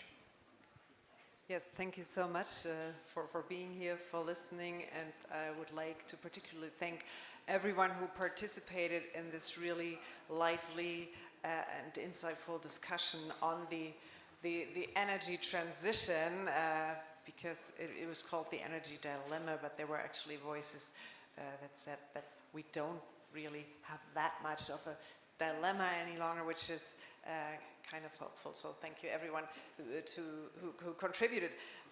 Yeah, energy emissions account for 2/3 of the greenhouse gas emissions currently, so it's actually the biggest chunk, and even though it's sort of, and some of the issues we discussed obviously tied in with what we already heard, the globalization issue, a public participation issue, and in the city group also the consumption, on the consumption side, obviously energy consumption is a big thing, and big cities are a big contributor to energy emissions. So it's not to be looked at separately from everything else.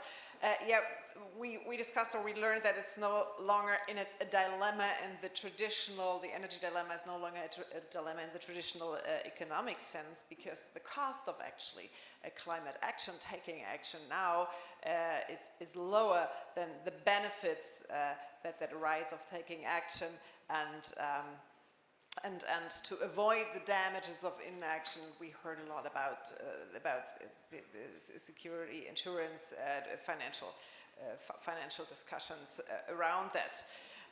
Nevertheless, there is a political economy dilemma, because obviously costs and benefits are unequally distributed. So there are different costs to different actors, and also in particular the short and long-term effects, and obviously policy making is often very short-term, because for political reasons, short-term actors profit, some actors profit, or the losses for particular actors are particularly high.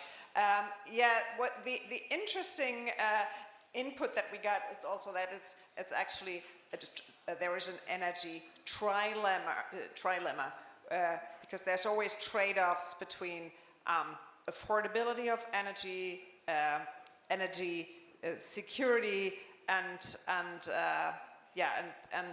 energy security, affordability, and please help me out. What was the third one? Sorry, I forgot. It's energy security, pollution, and economic growth. Exactly, the pollution part of it. The economic growth part is actually something that has been decoupled and we learned that right at the beginning of the conference. In developed economies, it's still not decoupled in developing economies. So there is a big challenge of solving that dilemma, to basically help developing economies to just leapfrog across certain polluting technologies or certain high energy consumption technologies towards more decentralized and renewable energy solutions. So we have actually European leadership in lots of it, the transition to renewables, but we need to make sure that everyone is in the same boat, and we need to collaborate a lot more, finding solutions that, because the high contributors should particularly help those who are still in a growth period to really transition to renewables with less greenhouse gas emissions. So we had now about the solutions, which is supposed to be the main part of what we discussed. We divided our solutions in 3 categories: regulations, incentives, and coordination, collaboration. I have to add that we were not always on the same page, not all the participants in the group were on the same page with every solution, which is obviously very natural, so we had some conflicts, but let's sum up what we came up with.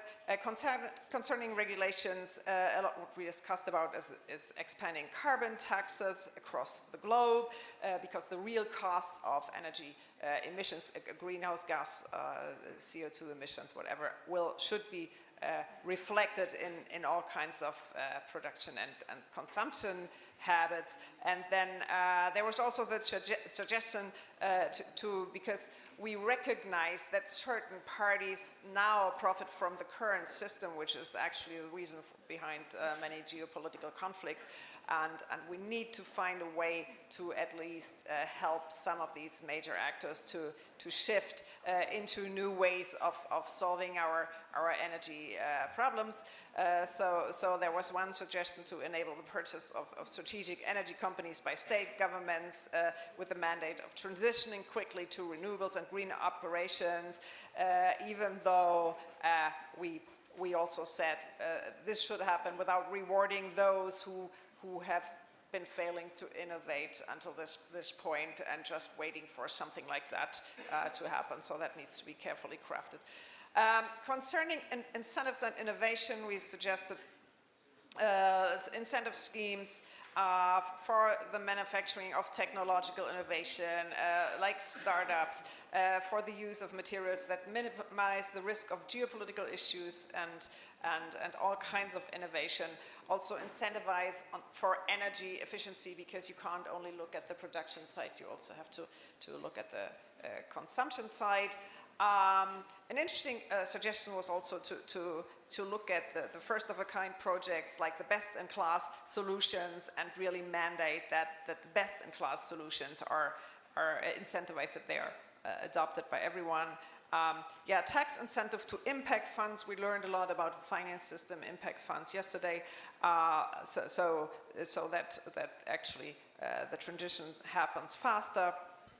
And incentivize utility companies to become providers of services of green energy solutions, because obviously the current power players are really they have a lot to lose, and to make it attractive for them to shift is really important.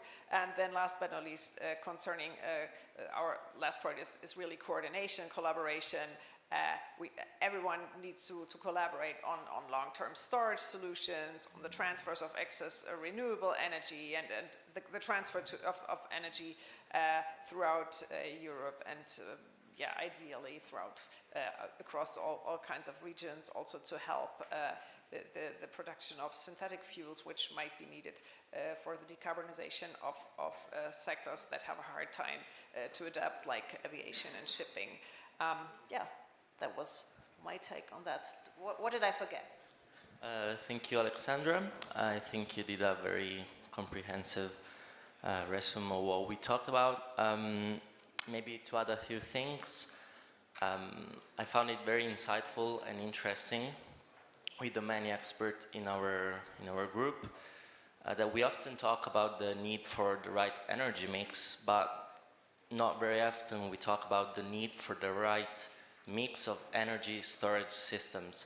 And so that will be key in the next years to know how long will it take us to gain a sufficient amount of this asset. And also we need to add industrial policy to the equation, so how much of the new technology is produced locally, also to use materials that are safer from a geopolitics point of view. And how do we support the value chains of new technology creation? So we came up with solutions, we tried as much as possible, but we are also left inevitably with new questions. And I'll pass it on to Giovanni. Hi, I just wanted to highlight how this particular dilemma, so the energy dilemma, touches all the working groups that we focus so far. So it touches globalization, democracy, and cities as well. So talking about coordination, it would be key to coordinate our solutions with all the working groups that we analyzed so far. Thank you.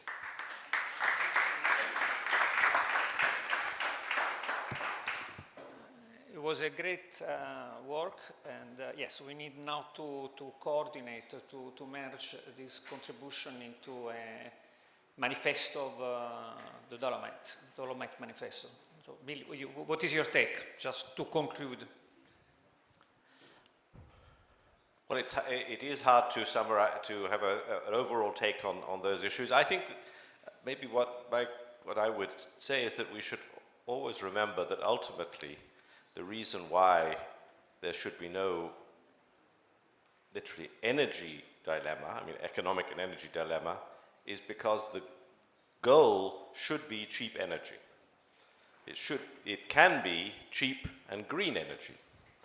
And the fact is that energy from the sun, energy from wind, energy from water is there, and our goal is to make it as cheap as possible. I almost said dirt cheap, but that's wrong, clean cheap. And the end goal is to set the incentives, particularly for technological innovation, but also for installed infrastructure investment to achieve that ultra-cheap energy goal. And that we won't eliminate poverty in this world unless energy is cheap again. So that the immediate dilemma has been that using carbon taxes to bring in the externalities of pollution and climate change into the price is a strategy to make energy expensive, which is why the Gilets jaunes phenomenon exists. And actually, or at least expensive for some people. It's the winners and losers question that Alexandra rightly emphasized. But having as the long distance goal that actually energy should be cheap, but green cheap, I think is something that we have to keep in mind. That's the gold at the end of the rainbow, as my Irish friends would call it, with a leprechaun collecting it. And we should not think that energy should be expensive. Actually, the transition is to a new form of cheap energy, which includes especially those storage systems, efficiency, ultra brilliant grids, and so forth. Great. Do we have any very urgent question to the working group from the floor? Is there anything? It is good that we don't have other questions because we are running slightly late, and we are going quickly to the next plenary session with Ca' Foscari, Polimi, and Bocconi. By the way, let me also tell you that next year we will certainly, because we will have a Dolomite conference next year, we are even envisaging the dates with Diego and Giacomo, I hope. And next year we will also have University of Trento very much, and which is a great university, especially on new economic thinking, let's say. And hopefully University of Bolzano. I also happen to be, I was in the Consiglio di Amministrazione of the University of Bolzano, so I trust that they will also be, well, they have been part of this conference with Professor Tagliavini, so we are more or less stretching the scope of our academic reach to Milano, Venice, and in the middle the Dolomite area. Let's call it. I prefer to call it that way. Having said that, we are also sort of choosing the 5 most concrete ideas that were produced by the working groups and by the plenary to convince Honorable our MEP Hartmann that we are being concrete, pragmatic, and also about something which can be activated in the short term. So this is not exactly an academic conference, although we still have a number of academics. And without further hesitation, let me pass the floor to Charmini, Pieres, and to the holy grail of pluridisciplinarity with Polimi, Bocconi, and Ca' Foscari. And at 12 we will have the last plenary session with Giacomo on how to end the zero-sum game. Charmini. Thank you so much.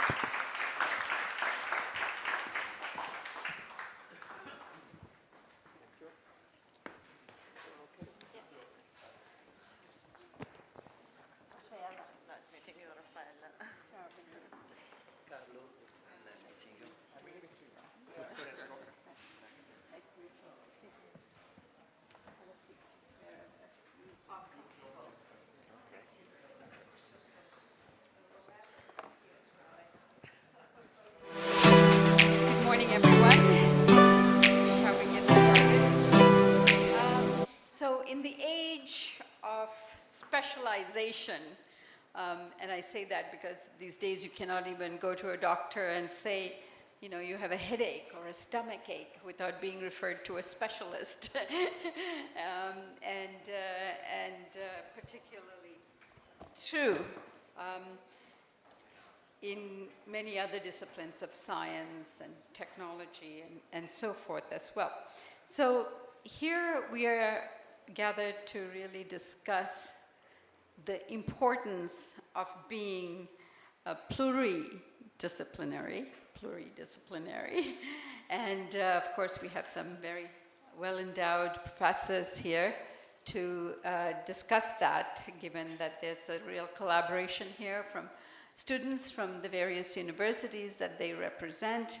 And Francesco just also said that, you know, next year we will deal with the Trento University as well, and the importance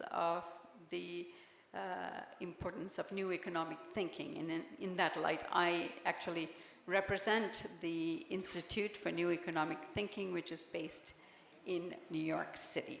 So with that, let me just start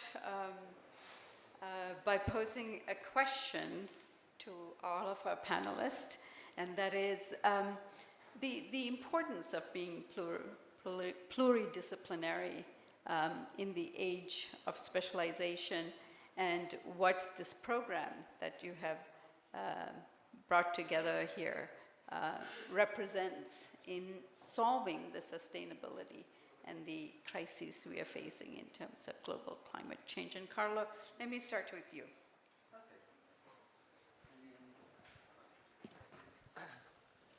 Okay, I was double checking how much time we have, because we are touching such challenging issues that it's not so easy, as you know, to say something meaningful in a few minutes.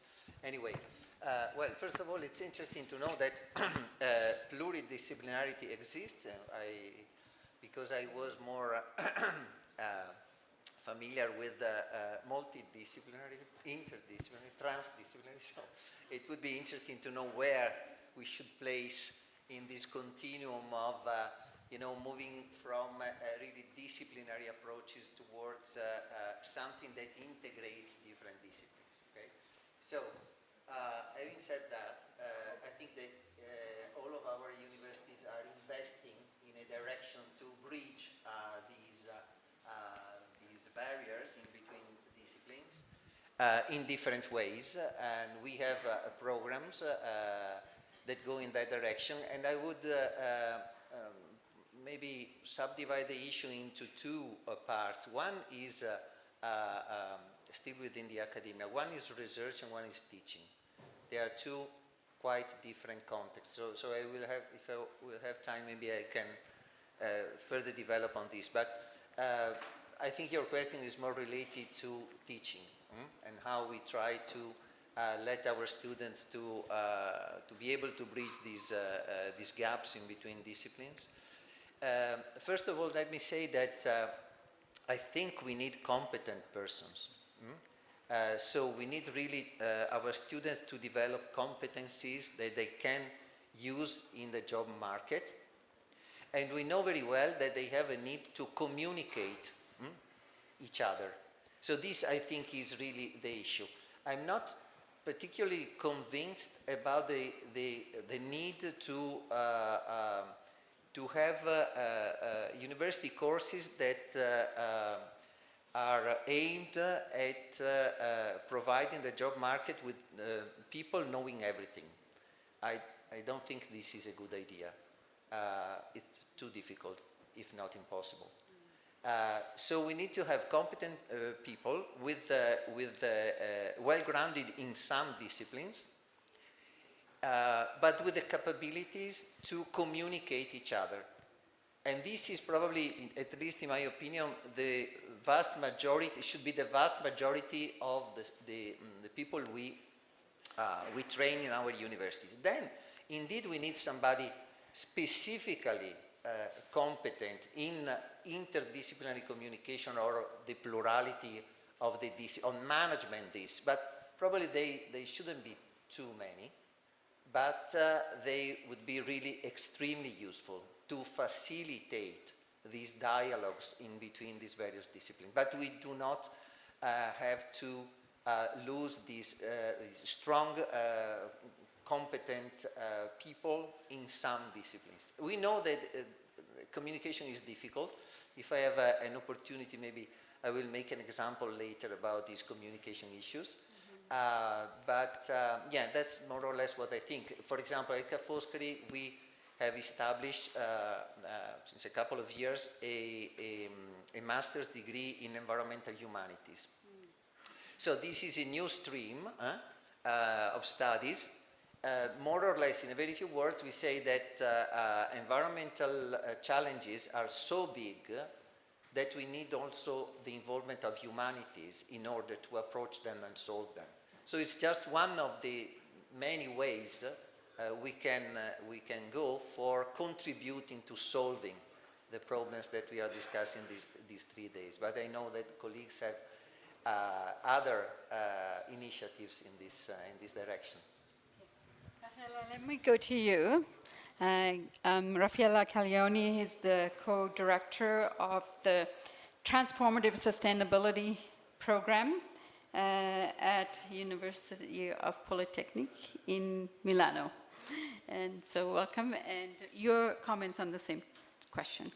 Yeah, sure. Thank you very much. It's a pleasure to be here. Let me just start from the title of the session, and so then the meaning of the program that we put together with Bocconi University. I like this play on the word because I think that multidisciplinary, pluridisciplinary are different things, and I like the transdisciplinary perspective because I think that the real issue with climate change, but then all the sustainability problem more in general, is different from previous complex problems. Complex problems need multidisciplines to work together to solve the different aspects of complexity. But while we move to climate change and sustainability, we don't have only a complex problem, we have a wicked problem. And wicked problem is a problem that is very ill-defined. There are no right or wrong solutions. The solution continuously change because the system continuously change, and so on and so forth. There are a lot of this definition of what is a wicked problem. So having a wicked problem means that you don't just need to have different disciplines working together, but you also need to delve into the interdependencies among these different disciplines. So this is the real challenge, both, I agree, for research and for teaching when we talk about universities. And so I think that still the goal of universities is to work on 3 levels. The first level is still working on specialists because specialists are still needed. And what is important that for climate change, we don't just need technology specialists. That's one dimension. We need to have natural science specialists. We need to have social science specialists. So if you want, the specialization areas are really broad, and we still need them, but probably they are not the one that solve the problem at the first place. The first challenge is to have specialists that have a broader view of the problems. So that's the first point. And the second point is specialists need to be even more aware of the problems. So, for example, on this second point, what we are doing at Politecnico di Milano is to try to include in every single course of our university some understanding about the challenges related to sustainability, so that, okay, you are a specialist, but you understand what is the problem, what are the problems that you are going to contribute to solve. And the third level is to build some boundary spanners that are those people that are able to really help specialists to talk to each other and to try to come up with a broader view of the problem, and so to help the specialists to put together the different solutions to find a path. And I think that the program that we designed together with Bocconi answer a little bit this idea of creating boundary spanners. So I don't know if the students that are here, they feel themselves boundary spanners. But the idea is really that, so this program, Transformative Sustainability, is a program where we thought we need to put together some relevant aspects of the knowledge. On the one hand, all the economics and management for sustainability, that is really the basic to understand what does it mean to manage a company in the view of being more sustainable. The second part, of course, is technology, because if I want to manage a company in view of sustainability, I need technologies. I need to understand the technologies that can be used. Of course, there will not be specialists about those technologies, but they will understand what is the potential of technology. And the third leg, if you want, is what puts together the two things. That is the leg of innovation and the strategy of putting together different specialization to help, well, in this case, companies, but probably also governments. So also the look at the policy, it will be there to try to solve the problem. So this is a little bit the idea behind the master. So it's really boundary spanning profiles. We're on to you, Francesco Perini. He's the co-director of the MSc in Transformative Sustainability, professor at Bocconi University, and a collaborator with Raffaella. So welcome, and perhaps the same question to you. Yes, thank you. I will use the previous words of Raffaella, so I try to go ahead talking about the role of pluridisciplinarity or multidisciplinarity that now is inspired by complexity, because I think that now we are living in an era much more complex than before. This is the present and overall the future of the new research and teaching. In fact, the title of our session is The Holy Grail of Pluridisciplinarity, the New Research and Teaching Bet.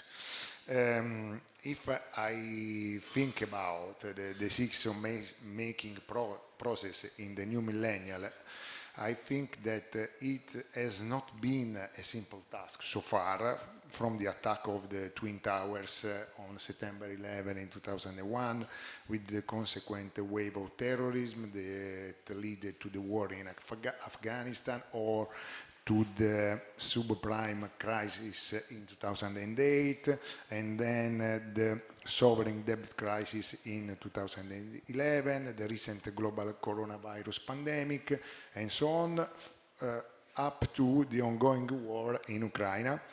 The macro context in which decision makers work has been constantly subject to shocks that essentially reset to zero our ability to foresee economic and geopolitical scenario.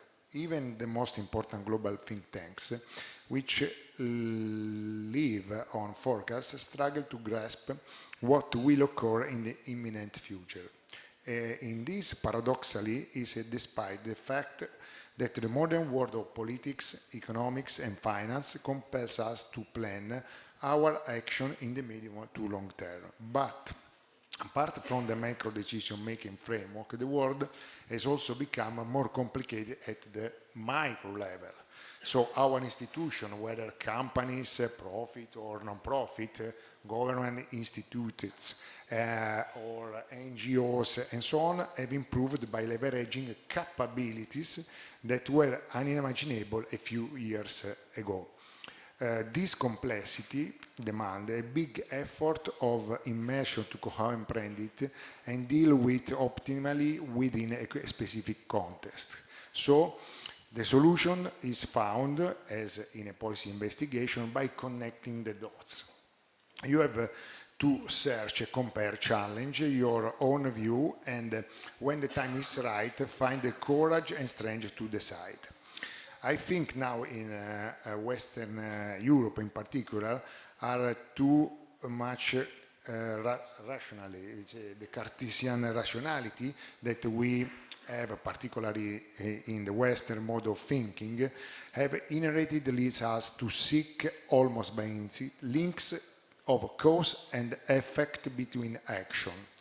So if you transport this in a sort of openness to both environmental and social sustainability, we have to think that the environment and the society represent the dominant components of a sustainable capitalism that can help us face the complexity of the current context. So talking about pluridisciplinarity is fundamental to talk about complexity. I would like to spend a few words only about this that I defined before, openness to sustainability. In fact, complexity today must be read and interpreted from the viewpoint of environmental and social sustainability. We are recognized as a pillar of the sustainable capitalism that society requires today. The ESG principles applied to an academic institution like Bocconi, Politecnico, Venice University, and so on, is very important and represent a field of study sustainability, research, teaching, and dissemination of knowledge, and is also a terrain on which to apply best practices and behavior on both the individual level and community level. As an example, again, a distinct feature in these years has been the opening to international partners and Italian partners of our university, so as to strengthen the model of research and higher education at a European level. So the first natural partners were other universities are in Milan, each excelling in their own field of study, different from our field of study. Bocconi is a business school, management, economics, finance, and law, let me say. After a constructive dialogue with Politecnico di Milano has brought about the establishment of two innovative and multidisciplinarity or pluridisciplinarity masters of science, one in cyber risk strategy and governance established in 2019, and the new Master of Science in transformative sustainability in this academic year that we, Rafael and I, have the honor to direct it. So in this scenario, I think that universities are on the street of pluridisciplinarity, and now I would like to spend a couple of minutes on our conference more in general. The title is the first Dolomite conference on the global governance of climate change, address the role, according my point of view, the role of sustainability-focused firms, sustainable finance, governance and society in general to eradicate global warming, let me say. So I think that we are in a sort of, let me say, dilemma.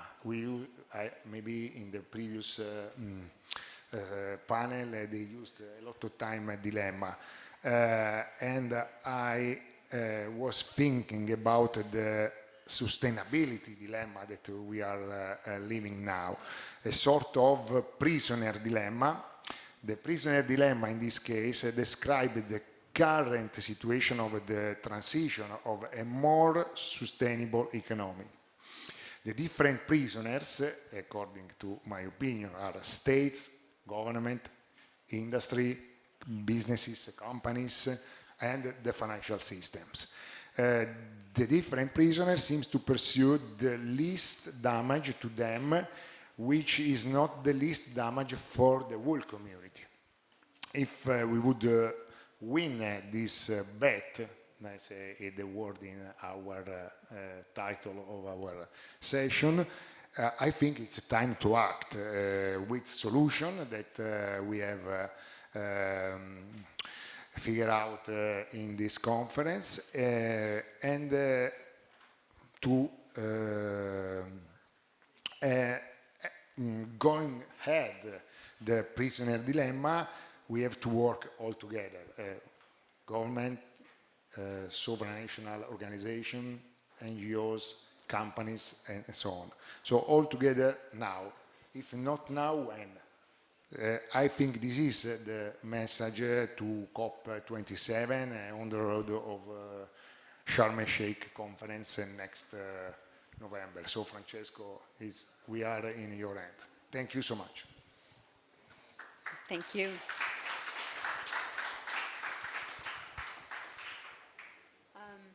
Carlo Giapponi, Professor of Environmental Economics at the Department of Economics at Sar Pescara University in Venice. I said that because I hadn't introduced you when you first spoke, but Carlo,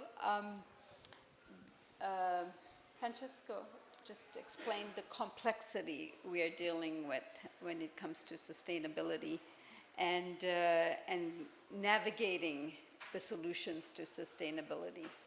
And it is a topic where everyone has to step up, you know, scientist, chemist, economist, environmentalist, civil society. I come from a discipline myself, which from social and political thought department at York University, where I did my graduate studies, where we actually starts with the classics, the principles, the philosophies. That is our first couple of years of study, and then we approach the other disciplines of socio-political as well. And one of the things that I find very interesting these days is while we like to talk about democracy and governance, often politics has become a bad word. To the extent that politics has become so polarized. Politics is a very important part of the solution where civic engagement, democracy all depend on. So I'm wondering whether in the way you approach teaching, whether this pluridisciplinary approach should also include those components. Well, again, very articulated questions requiring probably some time to answer in a decent way, so I will simply provide a few thoughts. We have as in any case, but in particular when we are dealing with climate change, we necessarily work at multiple levels, okay? Multiple levels, multiple scales.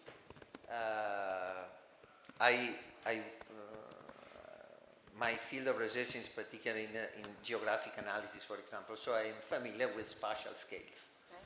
But climate change is inherently a time problem, right? And this time scale is probably the main problem, the biggest problem we have when dealing with politics. Because we know that the time scale of interest for politicians is very short. And by evidence, climate change is not relevant for them. It's not relevant for them of course, if they adopt an approach that is based on their specific term of 3 years, 4 years, 5 years, right? So a rational politician should not care about climate change if we want to be provocative, okay? So, of course, we are dealing with this problem, and we have to find solutions for these problems. We have our own opinions, and again, I would like just to provide some necessarily simplistic thoughts, okay? So one little thinking is that if we keep waiting for politicians to change completely and dramatic their approach, their objectives, and forget about being rational, meaning thinking long term, okay, maybe we can also look at other strategies, and in particular, look at the role that is played by other players, okay? Of course, citizens, indeed, but also a combination of citizens and business, okay, which is actually where we are focusing in our current studies. Not to say that we simply don't care or do not trust politicians, but we realize the problem that I mentioned before. So having realized that, we have to look at parallel, alternative, not necessarily alternative, but complementary solutions.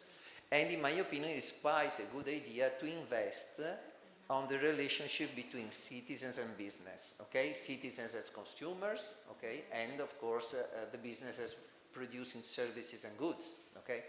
So in that sense, we are, and here we can be probably more optimistic than when we look at the political side, we are in fact seeing many strong signs of big multinational but also smaller companies to take more and more care of these issues of climate change and sustainability and so on. So the more citizens are looking for goods and services that do have some sort of label concerning sustainability, concerning low impact, concerning being neutral or positive about climate change, we should expect a response from companies to provide those goods, okay? So this is an avenue that I think we have to explore more and more, and we have to facilitate this. A big issue here is greenwashing, of course, as we know very well. So there is quite a lot of work that should be done, for example, in standards, because we have too many standards, we have too many systems for certifying things, and eventually we certify nothing probably, okay? So this is indeed a very important avenue. But another important interface that we have, in which I think research has to invest a lot, is on really, how to say, bringing down from a very large and faraway scale of global and climate issues in particular, and bringing down somehow, downscaling them to reality, okay? So this is something, again, which we are working quite a bit, which is actually extracting what we know from climate change sciences and making it available to the business in practice, which means, first of all, analyzing risks. We know that green finance and climate finance is becoming more and more relevant. Why? Because, and again, I'm oversimplifying things, because when you go to the bank asking for supporting your investments, the more and more banks ask you to certify somehow that your investments are not at climate risk. And how to provide this sort of certification? Well, we need science here, indeed. And we need to extract what we know from climate change and put it in a language, in some sort of circumstances, or in some way that it becomes immediately useful for our companies and, of course, always for our citizens, for us as citizens, okay? But this is really another crucial and very important way to make climate change issues not to be something perceived as far away from me in time and space, but to become something that really affects our daily decisions and, for example, our investments. Good answer, given I put you on the spot in terms of the complexity we are dealing with. Raffaella, I'll ask you the same question because I think it's very important. As Carlo said, sometimes the solutions seem so abstract. And while you need to sort of focus and bring this viable solutions to life, which requires specificity, we also are talking about approaching it with multidisciplinary thought, right? And so I think it's a complex issue, but important to answer. Sure. Yeah, of course, and this is a little bit the challenge on how we do research in universities. And I must say that unfortunately, not just in Italy, but all over the world, scientific research is still very, very siloed. By the way, it is designed because all the evaluation systems that we have, the promotion system, the journals we write in when we have to publish academically, all of them are very, very specific and narrow. If you publish in a journal that is different from your area, you are somehow punished because it doesn't count for your career and things like that. So it's really a challenge to change the research system all over the world towards pluridisciplinarity. I think there are attempts to do that. There are some universities that are starting to organize, for example, their research activity not in departments that are specialized on specific things, but rather around clusters or groups that deal with challenges, for example, with problems, so that put together different perspectives, different disciplines to try to solve or develop solutions for these challenges. But I see that there is a long way to go in that direction, unfortunately. Well, so this is part of the problem. The other part of the problem is related to the fact that research is sometimes far from the real problems, okay? So in that sense, the social role, if you want, and the social responsibility of universities is becoming more and more important because universities need to start talking to the real problems and working on real problems to transfer their knowledge. I'm here representing Politecnico di Milano. I think it's a good example. At least we try to do our best to go in that direction because for us it's very, very important to work very closely with all the different actors, being companies, institutions, government, and so on and so forth, to really try to help them to find really concrete solutions to the complex problems. And in that sense, I think we're talking about politics and the role of politics in solving this issue of climate change. And again, I see this as part of the broader sustainability problem. And also in this case, I think we have a very important role. We are not, as a technical university, we are not part of the policy-making game, if you want. But still, I think what we are trying to do is, from the one hand, to provide instruments to policymakers to change the way they develop their policies. For just to mention an example, we were the first group that reported this morning was talking about the democratization of the political process. I think what is important is really the participation of everyone in somehow giving contributes to the development of the politics. And participation is something that is very well known, for example, in the design approach, in the design thinking approach. in that case, the participation is from users, from customers. But what we are trying to do is to provide the same type of methods, the same type of approach also to design and new ways of designing policies by involving a broader number of people. So this is just one example. And of course, we are also trying to develop as much as possible policy-making consequences of the research that we try to do. And the third level at which I think we can play, and I go back to the concept of boundary spanning that I was mentioning before, because in many instances we have been very an important player to put together actors from different areas, so companies,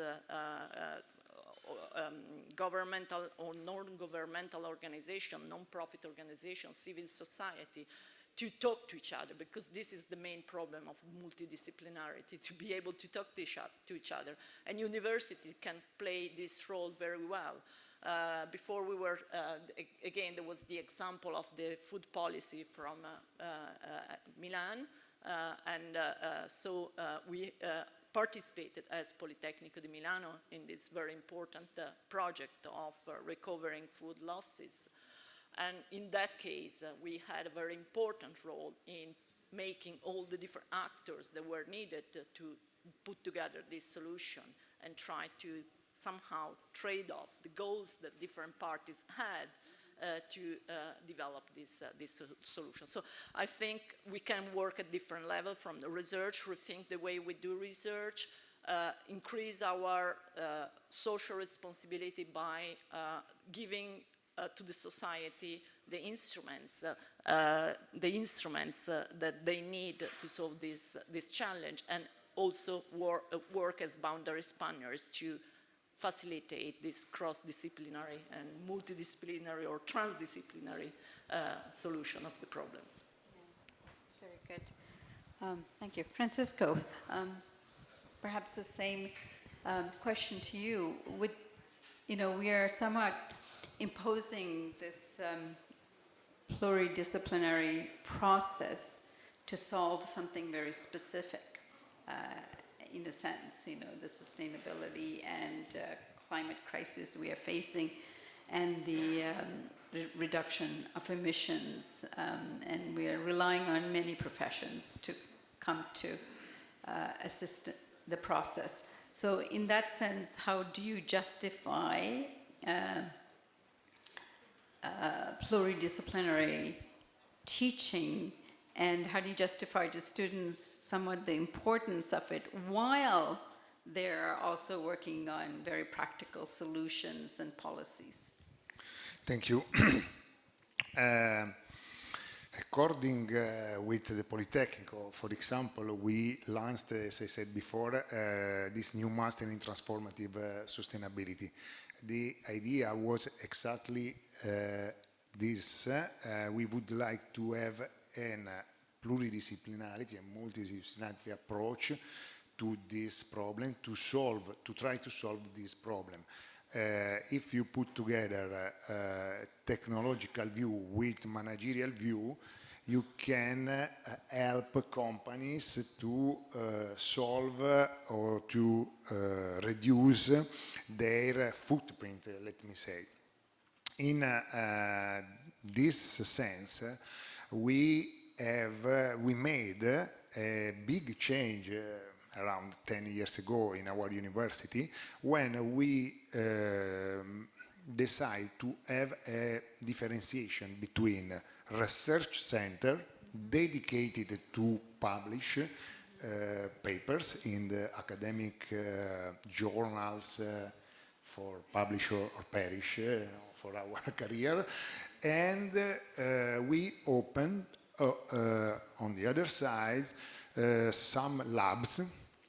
I am the director of the Sustainability Labs in Sda School of Management, with an idea to help companies, business community, financial community, and so on, to change the world, let me say. So we call these labs dedicated to research in action.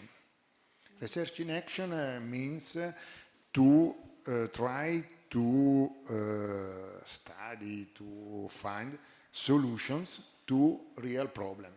Sometimes in the research centers we make some publications too much theoretical with any possibility to application. So the lab are the new space, is the correct room to have this kind of a new research in action. I am, as I said, aziendalista, is a managerial side. My studies on management and finance. I am not familiar with politics and regulation, but I know that if we want that the economic growth solve climate change and expanding economy, does not be, let me say, no climate neutral, no competitive, not inclusive, but need to become inclusive, competitive, and climate neutral economy. For this reason, I think that we have a sort of call to for a transformation approach or transformative approach. We have the word in our master, but this transformative approach is important for companies. In fact, I think that government, regulation, politics have to work to help companies to have a transformative approach to sustainability and not a compliance approach. Otherwise, we can't reach the goal of climate change, of reducing our footprint. So this call for a transformative approach is very important to create a positive impact, shared value with a long-term perspective for all stakeholders, in line with our theory, but as a lot of companies are trying to implementing in these days. I know that a lot of companies or the majority of companies should be integrated sustainability in their strategy, but we have some companies that represent the sustainability approach in their purpose, in their raison d'être. So we have to try to improve these two kind of companies with sustainability values and with a transformation sustainability approach. I think all companies should change their business model in line with the principles of sustainability, decarbonization, and the circular economy to help our climate change, to reduce their footprint. But it's important, as you said before, the role of consumers and citizenship, that they should change their way of consumption and recycling. We need that all stakeholders do their part. So the title of the conference again, because now, why? Because we do not have a planet B, as you know. We have a lot of work to do, but I think that we have every day less time. So yeah. Good luck, a good job for the next COP27 again. Yeah. Thank you so much. I thank you. I think Francesco Grillo has really demonstrated the importance of the interdisciplinary, multidisciplinary approach in the format of this conference, because just to have the companies here, like INI and others, to participate and engage at the level that they have and put their resources into acknowledging the importance of this issue and the importance of working together on this issue for the next generation, and to have the students involved here as well. So this is a demonstration of what's possible if we are all in to solve the problem of the climate crisis. So with that, I thank you. Thank you, the panelists, for this very extraordinary conversation, and all of you.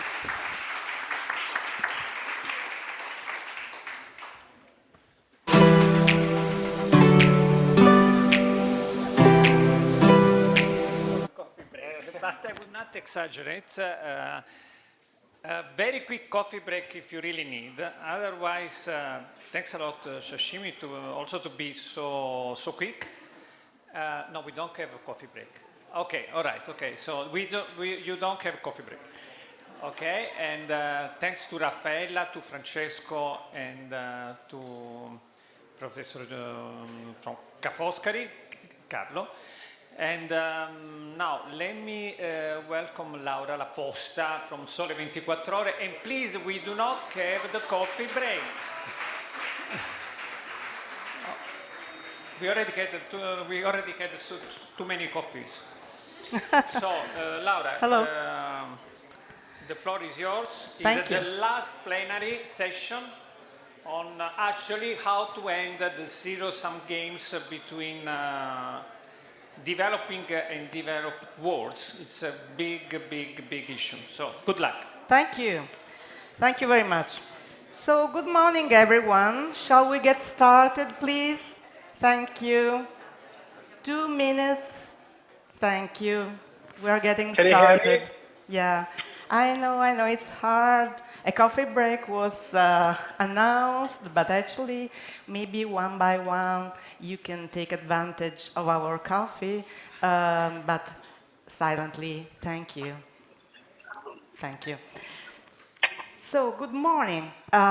We are in our last panel today, how to end the zero-sum game between developing and developed world, some ideas for the COP27 or Sharm el-Sheikh. So it is with great pleasure that I will present the panel and myself. I am Laura La Posta, managing editor of special sections of Il Sole 24 Ore, an Italian media company with a newspaper, radio, podcast, and of course, a website. So my pleasure being here. I've been covering sustainable development since 16 years, and I know exactly the date because it's the date of when my first girl, baby girl, was born, and I devoted to her this, change of my life for the benefit of sustainability, for our future generation. And we are all here for our future generation, not only our sons and daughters, but our nephew and our, youngest stakeholders, because planet is going to be inherited by them. That's what we have to keep in mind also in this panel. So we are all here for this, and thank very much the organizer, Vision, and the sponsors, and of course Francesco. Thank you for having me here. So now I will call all the panelists. 2 of them are online, and I also want to greet them. Thank you. I start with you, Tong Xun, Professor of Philosophy of East China Normal University and Chancellor of NYU Shanghai. Thank you for being with us from Shanghai, I suppose. Yes, I'm in Shanghai, and I'm sitting by the bank of Huangpu River. Okay. Against the background.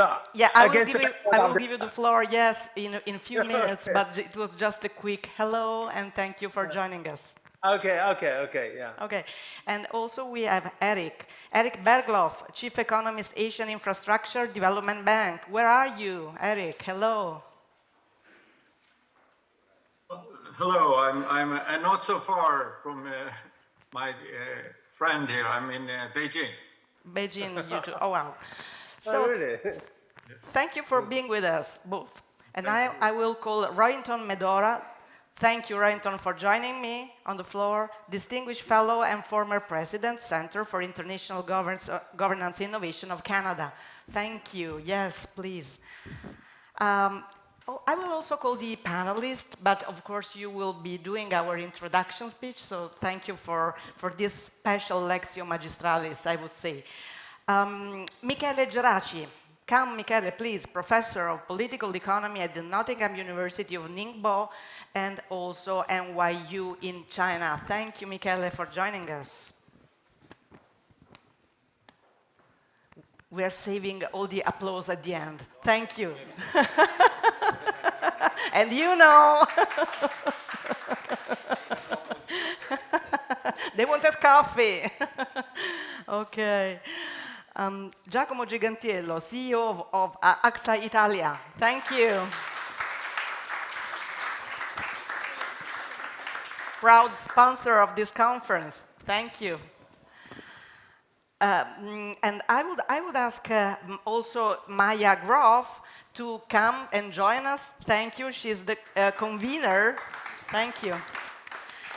Of the Climate Governance Commission. Thank you, Maya. I would ask also if Rosella Micio is here. Rosella? No, she will join us. 2 minutes, she will join us. So here we are. It's not so easy. How to end this zero-sum game between developing and developed world? Let's give some ideas for Sharm el-Sheikh, and no one better than you can, since you know both of the words. Are there 2 words, by the way? No. I can go home now? Yeah. Look, first, no. Thank you for having me, and I'm really sorry to take away your coffee break on behalf of all of us. But there is lunch, and there will be lunch. And there is lunch. But look, I mean, the challenge we have Closer, please. Is to frame our thoughts in a way that are uplifting and don't create divisions that barely exist. Now, as you said, Laura, I think I know both worlds, and I'm not unconscious of the fact that there are great divisions and that there's great poverty and deprivation in this world. But to see climate change through that lens, or to see it only through that lens, I think would be a mistake. And so I've got 6 points I'll make in about 6 minutes and move on. And I've been listening very carefully for 2 or 3 days now on what we've been saying. And I'd like to begin with something we heard yesterday afternoon in the media session, where, Alexandra, you said that we have too many facts, and throwing more facts and more technocratic solutions at people will not necessarily improve the situation. Now, I'm quite sure by that we don't mean speak nonsense. We still have to have evidence-based, but I think the message from that is that framing matters. Speaking to people's hearts and minds matters. And so this is something, Laura, I owe to you when we chatted at dinner yesterday, is we have to present what we're facing as a truly global problem. This is not a developed or developing country problem. The solutions are either win-win, we're in it together, or lose-lose. We do not have win-lose solutions, and this is something I'll come back to in a minute or two, that this is not one of those things where we can say with climate change, I'm better off and you're not, and so, you know, I'll fight for solutions and you'll be against them. That's not the way. And so my main message is to go back to where the climate movement began. Actually, it began well before the 16 years you've been at it, and then look to the future. The first climate change conference was in about 1979, and it was hosted by the World, you know, Meteorological Association, organization. Its title, Yep. Right you are. And its title was A Conference of Experts on Climate and Mankind. That's how we have to see this. The early environmentalists were not talking about development or underdevelopment. Sometimes when you get into overpopulation issues, yes, you stray into the fact that China and India have too many people, but that's not what the environmental movement was about. It was very much about the planet, about humankind, about the fact that we are at one with nature. And so we have to frame this in that way. And I think facts are important, but framing is more important. My second point is that when I look at the solutions that we've heard in the last 2 days, I could list them all, you know them all. What did we hear? Innovation, decentralized innovation, a CERN for innovation, agricultural systems that are green, investment incentives, infrastructure, geoengineering, global carbon prices. I can't think, I couldn't frame one of these as a development versus developing country issue. There might be impacts that vary here and there, but we also know that with climate change, we need a package of solutions. We need them all. And if you put these all together, they're neutral when it comes, you know, in some, perhaps developing countries come out ahead, in others, developed countries come out ahead, but as a whole, we're about right with them. And that goes to your point of win-win, lose-lose. My third reason for thinking that this is a false dichotomy is that countries in 1979 or so that we thought were developing are now actually quite developed, or if they're not developed, they're certainly key players in the global game. I especially say that when you look at innovation and patent data, or if you look at policy innovation. And there's good things happening, and in some cases, countries like China and India are in the lead, and we used to think of them as developing. And so I think that division between developed and developing is moving away. And you know, there's a saying in English that where you stand depends on where you sit. China's position on IP has evolved greatly from 30 years ago to now. Why? Because China is now a net producer, net exporter of IP. And so as we all grow, I think this business of developing and developed goes away as well.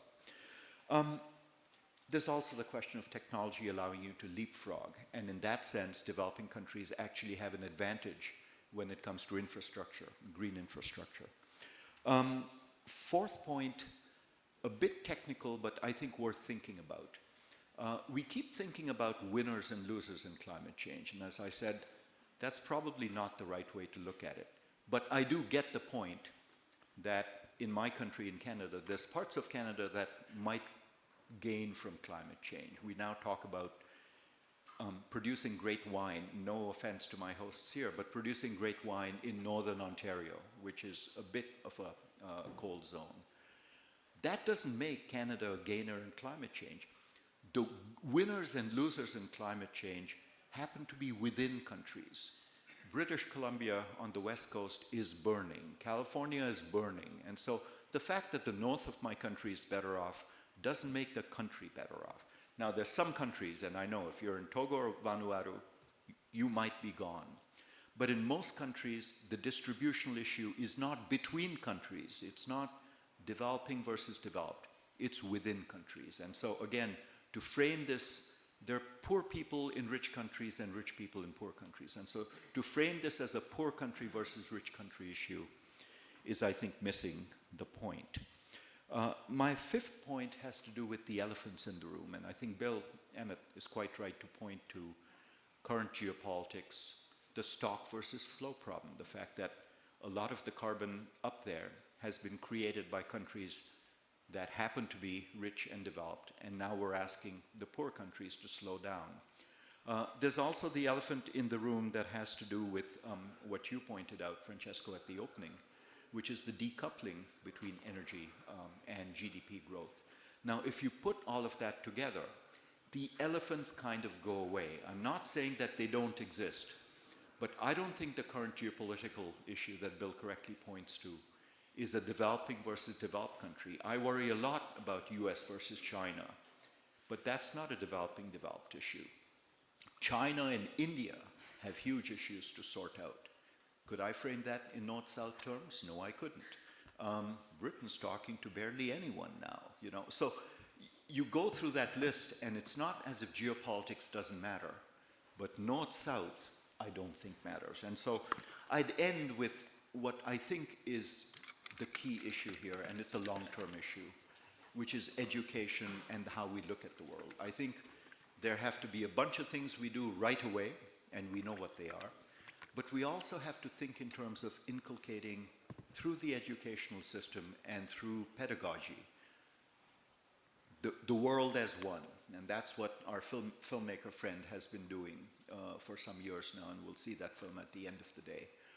We have to think about education systems that create global citizens, that do not think in terms of winning and losing in this, because we're indeed in it together. Now that's a generational shift. You were saying, you know, at dinner, the proportion of textbooks that actually do that in most countries is hugely low. It's a big challenge, but we have to meet it in parallel with all of these other things. By the way, it's a big challenge in developed countries and in developing countries, and I couldn't say to you that education systems in developing countries are any better or worse than developed countries. So yes, we have challenges. Yes, there's a lot of poverty and deprivation in the world, but is climate change a North-South issue? I come back to my answer to you, no. Great, thank you.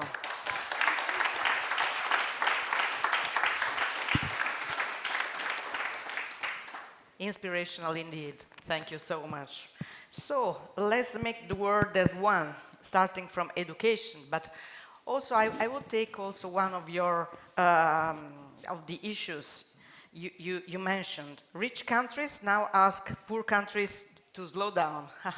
It's really strange, isn't that? Michele, what would you share with us? Okay, I'll give you a couple of minutes for 2 points, and maybe I want to ask people at the back to show one slide which goes back to Rohinton's point about numbers. You know, I'm going to stand up. This is the problem of climate. This is emission history by, let's say, regions: Russia, US, India, European Union, and China. And yes, China today is the largest emitter, like you just said, with the 10.5 billion tons of CO2 per year flow. And so we say, oh, China, you should do something. This is the history, and you can bring it back. It doesn't matter how far back, because things, you know, in the old days don't matter very much. The problem is that the line is higher, but the area, the integral within the lines, is higher for other countries. So the US cumulative emission is much larger than China cumulative emission, because this bit here is much smaller than all the previous 150 years. So we have this kind of conflict of stock of total emission, which is the cause of temperature rise, versus the flow, which is an indication of how things actually could go in the future. It is equally important because we want to stop the flow from diverging, but it's exactly what you were saying. Whose fault is it? And this is, in a way, China's response to the situation, which is synthesizes, you guys in the West have created the problem. Now, yes, we are marginally the one that pollutes much more. And I've seen in the negotiation that this is a problem. And if you show the second slide, when we moved on to emission per capita, second slide, please. No? If it's there, it's not there. Here it comes. China is very clever. They say, you guys in the West are a society based on individuals. No, individual comes first. We are a Confucianist society where the society comes first. So they play our game. They say, let's talk about individuals. So let's divide them by population. Because you're not going to say that one American has more right to pollute more than a Chinese. You would never say that. So they show everything. And China is 2% of total CO2 cumulative emission. Europe, for today I include UK and Russia, okay, as long as it lasts, is almost half of total cumulative emission. That's Europe as a whole. USA, 15%. North America with Canada, about 30%. Japan, Korea, but look at this again, China and India, 1% per capita. So does one Western guy have more right than the average Indian to pollute? Yes, no. So this is the news or the conflict that we have when we do negotiate, and I've been at negotiating tables with the Chinese minister and Indian and so on, and this is kind of the response that they give us. But someone says, well, okay, the past is past, what matters is that we need to fix for the future. So the fix for the future is, in my view, easy, because China is the problem, India will be the problem, but at the same time, China is also the solution. Why is China the solution? And this is where I may say something maybe different from the general belief. China really does not care about COP26 to COP25. They do not engage in negotiating with the rest of the world about having a common goal. Because they have decided that they will need to go down on CO2 emission. And why they've decided to do that? Not because that chart is higher, not because they want to do us a favor, not because we negotiate with them, but because the Chinese government has shifted the covenant with its own people. Until now, it was, I run the country, you don't get to choose who runs the country, I'm the Communist Party, and in exchange, I give you economic growth. And China has delivered 9.5% GDP growth for 40 years, poverty alleviation, success unprecedented in the history of mankind. Now, there is economic challenges. Cleverly, the Chinese government has shifted the cause and effect and is using the low economic growth to include in the target, in the promises that it makes to its people, not just money, but also clean up the environment. Because while in the past the Chinese were hiding that the rivers were polluted, that the emission was high, now there is actually an emphasis to say, it seems strange, the Chinese Communist Party goes on TV and says, yes, we have a problem of pollution. Yes, our land, agricultural land emits loss of methane, we have river pollution and so on. And they say, wow, you know, they are criticizing themselves. No, no, yes and no, but it doesn't matter. They are offering a problem to the people so that they can be the hero to solve it. And as a former politician, I can tell you this is how we live. We create a monster so we can be the hero and win. Otherwise, we would have no, if we have no enemies, we have no victory.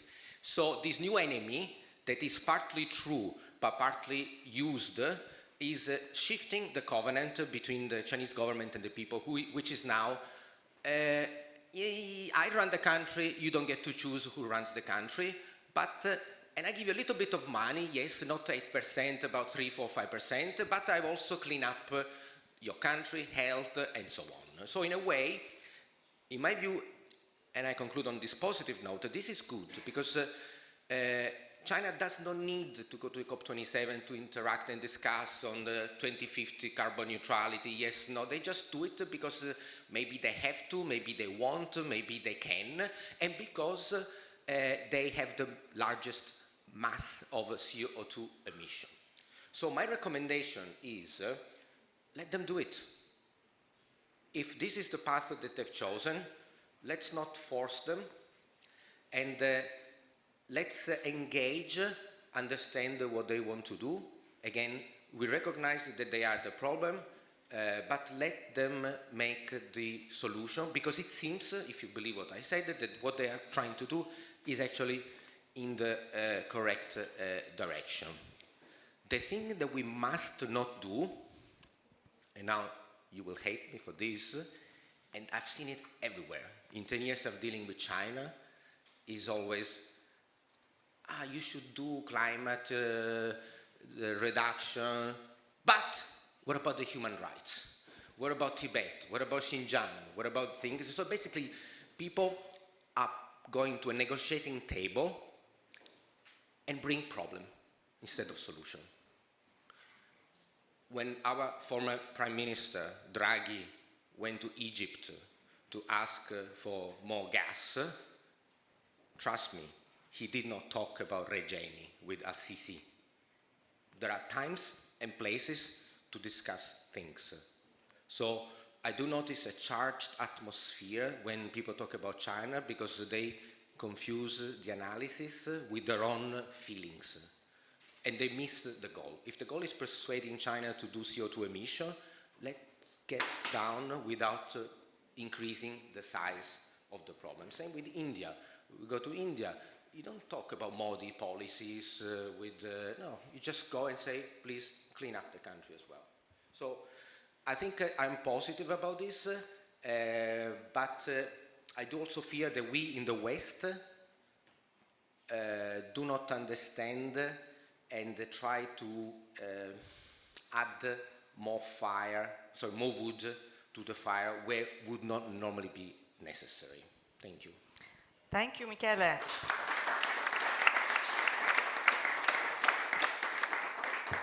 So can you introduce Tong Shi-hun? So in Chinese. 东旭选你好，上海 Okay. 现在你好，我们 I'm against the Huangpu River.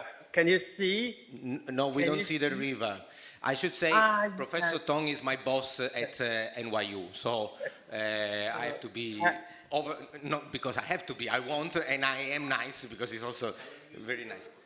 我看不见后面的那个黄浦河。I should have actually, yeah, let me see.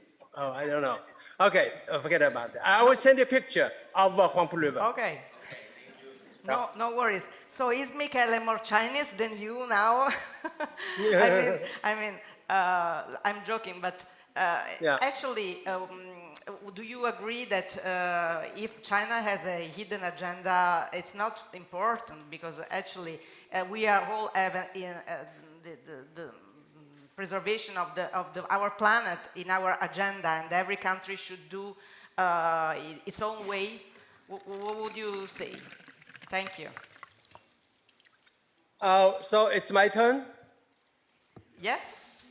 Okay. As a philosopher, I can only contribute something quite philosophical. So the title of my talk would be Ending International Zero-Sum Games Requires Elevation of Conceptual Poverty. Because when we use terms like the developed country or developing country, we naturally refer to a country's economic situation or its distance from material poverty. When we address the relations between countries of different levels of material poverty or material affluence, however, we should probably also pay attention to poverty in another non-material sense. That is poverty with regards to conceptual, essential to understanding international relations, because poverty in a sense of lack of a proper amount of concepts functioning as perspectives from which people observe and interpret the world could significantly reduce one's ability, for example, to find the right ways of ending international zero-sum games, including that between developing and the developed world. I skipped where I got the term conceptual poverty from. I just want to explain the meaning of conceptual poverty by taking an example. For example, political scientists or physical scientists, when they ask you to comment on the recent developments of international politics, he could mislead his audience by his expert opinions on issues actually outside of his expertise. He could mislead his governmental advisee by his highly specialized perspectives. And very possibly, he could also mislead himself as well as other people by mixing up perspectives whose clarification requires a sophisticated process of learning with regards to concepts and categories. A typical problem arises when one mixed up the perspectives of interests, values, and identities in understanding international relations. This confusion of perspectives caused by conceptual poverty can have different forms. The first form of confusion of perspectives is to mistake interests for values. All countries want to defend and even maximize their own interests. But in normal cases, few countries or their leaders would feel comfortable in claiming their own interests over other people's interests without referring to some widely shared values as a basis of justification. But in recent years, people have become more and more used to seeing a politician undisguisedly claiming that his or her country comes first, without feeling any need to answer the question, what kind of country, normatively speaking, he or she really wants to work for. In this case, he or she is mistaking interests for values, in my view. The second form of confusion of perspectives in international politics is to mistake values for interests. Interests are usually embodied in goods, and goods are owned by particular agents. Understood in this way, interests can not only be owned by particular people, they can also be shared by different people in the sense of being divided among different people, rather than in the sense of being agreed upon by different people. As in the case of values, unlike interests or goods, values can be given by A to B only when A manages to convince B to accept them on the basis of understanding or on the basis of reasons B really accepts. In other words, values are not like goods or interests that can be owned, distributed, and exported unilaterally or paternalistically throughout the world. The third form of confusion of perspectives is to practice identity politics or identity diplomacy in the form of interest diplomacy or value diplomacy. It is only natural for a country to practice politics or diplomacy on the basis of its interests, values, and also identities, respectively or simultaneously. Theoretically speaking, we may hope if people want to live together with other people peacefully, people with different interests can bargain with each other, with compromises as preferable in results. People of different values can argue with each other with mutual understanding as preferable results. And people of different identities can work together to find or construct a common identity at a higher level that includes different identities at a lower level as preferable results. Now, efforts to expand one's identity so that people of other countries, other identities can also be regarded as part of us at a certain level are possible. This kind of expansion of identities are possible only on the basis of one's interests, which are usually negotiable, or one's values, which are usually arguable, especially with regards to the implementation, interpretation, and ranking of particular values. If one understands identities as being based on something not only non-negotiable and non-arguable, but also something fundamentally non-changeable and non-improvable. And if one regards identities thus understood as the overwhelmingly important base of policies or diplomacy. However, the most probable result is a politics or a diplomacy based on the division between us and them, or the division between us and those like us on the one hand, and those unlike us, and even our enemies on the other side. After the painful experiences and the relevant learning process of the last century, identity politics or identity diplomacy in undisguised forms are now not easy to win support, at least internationally. But if one defends interests that are not negotiable, or if one defends values that are not arguable, his or her interest politics, or value politics, or interest diplomacy, or value diplomacies is hardly different from identity politics or identity diplomacy. The point is that, frankly speaking, this kind of politics or diplomacy is most instrumental to international zero games between countries, including between developing and developed countries, including between China and America, I would say. Please forgive me to drag you into a quite abstract and philosophical discussion.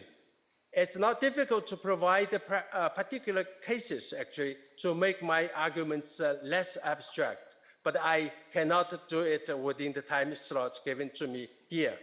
What I can do here is to conclude my speech by referring to a paper published around 30 years ago as a piece of concrete evidence that might support my thesis, that is, ending international zero-sum games requires elevation of conceptual poverty. The title of that paper is The Conceptual Poverty of US Foreign Policy, published in the Atlantic Monthly in September 1993, authored by a scholar named Jonathan Clark.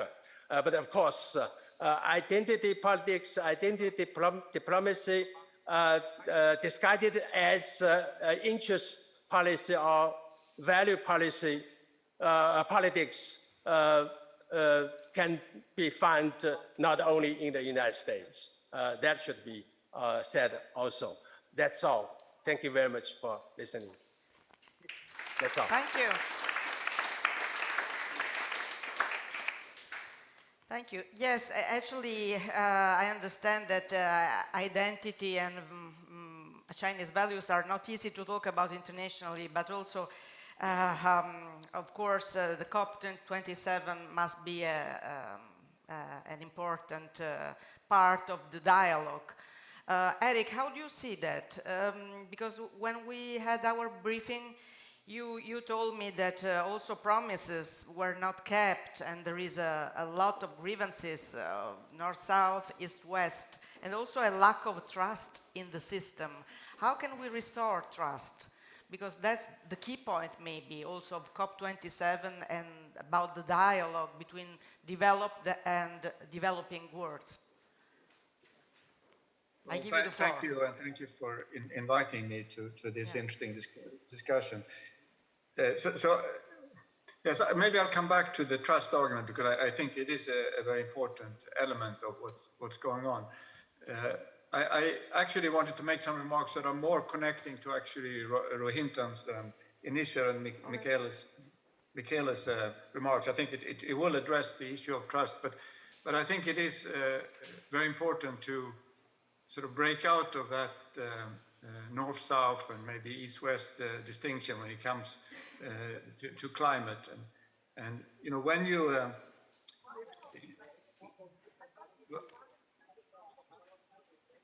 sorry, can you mute? Yes, please. Thank you. All right, thank you. No, so you know, when you think about this from an Asian perspective, and you know, of course, you know, actually the world looks a little bit different from Asia. You know, there are, you know, economic growth is actually coming back quite well. There's been, you know, a lot of improvements in trade over in recent years, and you know, coming out of COVID and so on. And so these conflicts that are now coming to the fore ahead of the COP27 in terms of having restraints on growth and you know, these promises that you mentioned that have not been delivered on are very real for countries in Asia, and the sense that you know, the advanced economies or the rich world are imposing these constraints. But at the same time, you know, Asia is, you know, has probably the most vulnerabilities actually to climate change. I think something like 99 of the 100 most vulnerable cities to climate change are in Asia.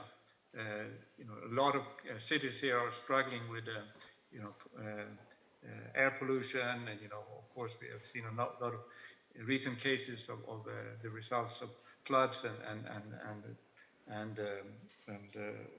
storms and so on. So that, you know, there's a very real tension here, and I would really like to go to what Rohinton said and what Michele said, that you know, this is actually in the interest of these countries themselves to embark on this net zero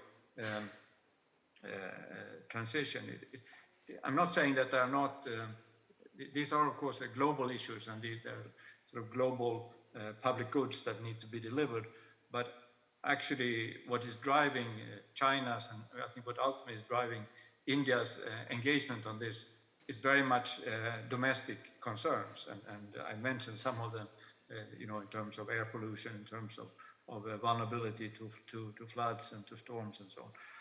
And when you look at what are the challenges, well, the state-owned institutions in many of these countries across Asia, the state-owned enterprises, state-owned financial institutions are heavily exposed to fossil fuels, and they are you know, underinvested in renewables. They are not participating in this green innovation that to the extent they should, and many countries, the renewables is completely driven by the private sector and so on. So, you know, these countries need to do a lot to reform their economies, and these reforms should have been done, you know, for other reasons. And I think, again, going back to what Rohinton said, you know, this distinction between, you know, development and climate is very artificial. It's actually the net zero transition provides a new imperative to have these reforms of the state-owned enterprises, of the state-owned financial institutions that are also very heavily invested in fossil fuels and so on. So the transformation that is needed is needed, yes, for the net zero transition, but it's also fundamentally needed for the long-term growth potential and the development and creating, you know, inclusive economies that provides opportunities for vast, you know, for most people in these countries. So I think that's the way to break out of this kind of dichotomy between the North and the South, that most of what we need to achieve, you know, has to be done anyhow. It doesn't mean that we should not live up to those promises of you know, we have promised 100 billion a year in the beginning and maybe more over time. That has to be there, and it has to allow these countries to address these issues that they were not part of creating. But also we need to make sure that these technologies that are mostly still developed in advanced economies, and now to some extent, or actually to a considerable extent in China as well, those technologies must be made available widely, and that we should also work with. And of course, working now as I do in Multilateral Development Bank, we see this as a very important part of what we try to do to both facilitate these flows of capital and skills and technologies. But I think that's, you know, yes, we need to make sure that those promises are delivered on, but we should not forget that all those changes that are needed to achieve those objectives of the net zero transition, they are in the interest of these countries anyhow, and we should not forget that. So maybe I stop with those remarks and maybe come back later. Thank you. Thank you, Eric.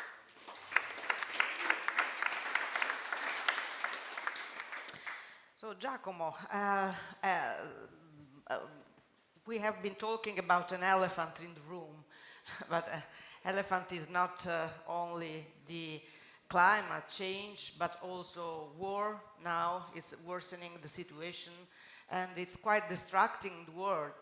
But actually, the climate emergency is going to stay there, even if we have geopolitical emergencies and humanitarian emergencies that Rosella will talk about later. Thank you for joining us, by the way. But Giacomo, you also told me in our briefing that not everything is lost, and that you see many positive notes we can work on. And I also want to ask you about the role of insurance in that, since you are representing a measure, insurance. Would you make what if the planet asked you a contract to be protected against us? What would you say? Well, I think I would say probably 40 years ago, the founders of AXA wrote that a world with 3 or 4 degrees higher temperature cannot be insured. And we probably seen the effect right now. But I think one of the key thoughts that came to me really participating in these days is how important it is to reflect and to continue the debate about what Thomas Friedman called the black elephant. And what I believe has been happening in the last 3 years, we got the 3 black swans. So the first one has been COVID, the second war, the third has been the energy crisis, and nobody was expecting this situation to happen. But I think despite the strategy and the horrific tragedy of the war, what has been happening as a repercussion is that we have been losing a little bit the attention on the international debate on the black elephant. And on top of that, I believe that the new Cold War is potentially reducing the capability to really talk and dialogue, and having the possibility and the capability to listen, as Tong was mentioning, is reflecting what is a different point of view. And that's something that is alarming a little bit also in light of a COP27 and the possibility to continue to discuss. I do believe the war is also tragedy from a human standpoint, but also from a pollution standpoint. You might recall the war on terror. That has been 1.2 billion emission, which is an equivalent on 300 million cars on an annual basis emission. In 2021, despite the slowdown of the economy of 2020, has been probably the highest from a pollution standpoint, 36 billion of greenhouse emission. So I do believe that the situation is not improving as quick as it should. So the first message, and I'm glad to be here, is to reflect and to talk about this challenge, because it's the biggest one we have got in front of us. The second thought is true. I mean, we should be optimistic, and I think the sense of all the debate we are having is an optimistic view. But I think I will recall what has been happening in the 60s, was the race for space. So everybody was really getting into that race. And I do believe that we should consider the possibility of a climate moonshot, something like this, when everybody is really reflecting and taking with a more responsible approach. So there is a freedom and there is a responsibility. I think somebody was reflecting on it. And I do believe we are making progress. I think there has been a discussion about the energy dilemma and the fact that, cost environmental as well as the safety are coming together and they are converging into what is a low emission sources of energy, which is extremely good. I think last year has been probably the record of the new renewable energy with almost 300 gigawatts of capability installed, which is really giving us some sign, which is almost equivalent to everything we produce from natural gas in Europe. So extremely powerful. So I think going back to what we can do, I think everybody has got a role. And I think the idea that joined Diego Cattoni and the Autostrada and AXA was really the idea that Professor Grillo put together. So an inclusive approach where we are not negotiating, we're just debating. And there is not a right idea, but we are elevating the attention on this matter again in a safe environment. What an insurance can do is having a role and contributing, and I do believe that everybody should have a role without really neglecting the fact every one of us as one. I think AXA has been putting the climate transition in the strategy 5 years ago, so it's not important. It's a strategic pillar.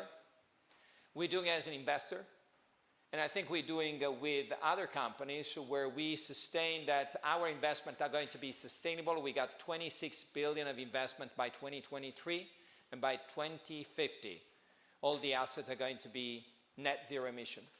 As an insurance, it goes back to what we can do to really help out in covering what is not covered.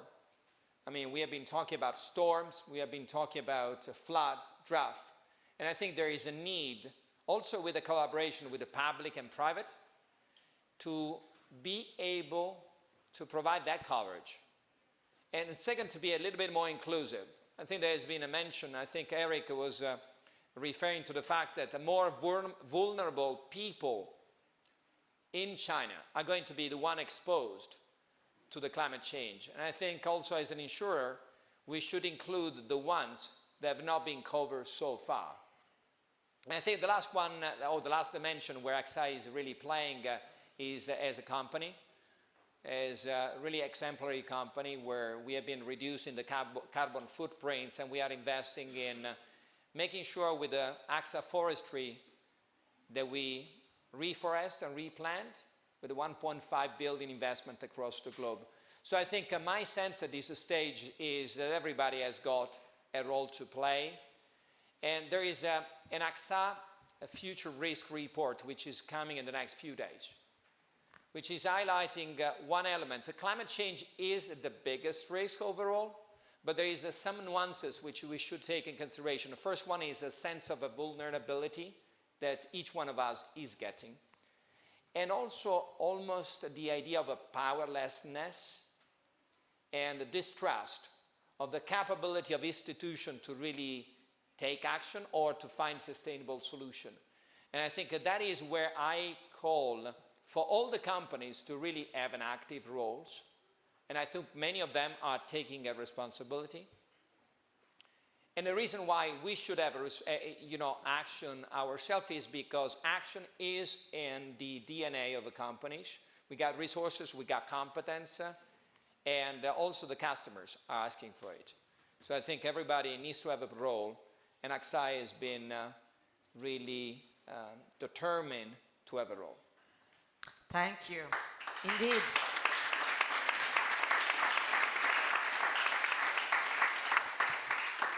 That's very inspiring as well, because we should all be more inclusive and give protection to the most vulnerable people. And that's very, very, very, very true. I would like to talk about vulnerability with Rossella, because you deal with vulnerable people, and you are doing a great job in Moldova, helping people fleeing from the conflict. And you are there when people need. Every minute you are treating a patient. But if you would treat the planet, what would you do to heal? Alone, nothing. So this is the first message.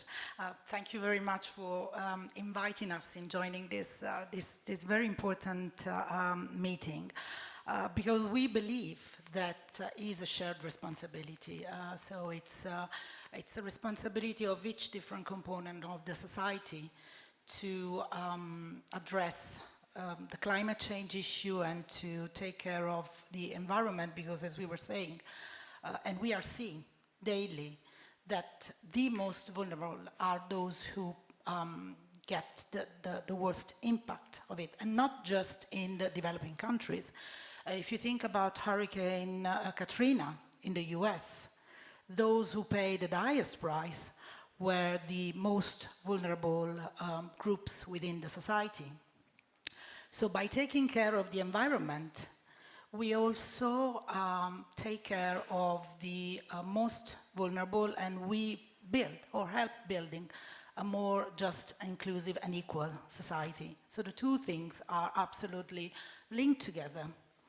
And we are seeing it daily in our activities worldwide, including in Italy. A couple of weeks ago, I think, the British Medical Journal published an article on the impact of climate change on migration. They estimate that approximately 20 million people every year will be forced to leave their environment because of flood and extreme environmental events. It is true that most of those people will stay in their own country, but it's also true that they will have to, some of them, many of them will have to leave because they have no other option. We are already seeing it in a country like Sudan, for example, where we are working since 2003, a region that has been ravaged by war and poverty like Darfur is now going back to conflict due to climate-related issues, because cattle owners and farmers are now disputing the same lands because the lands available are shrinked.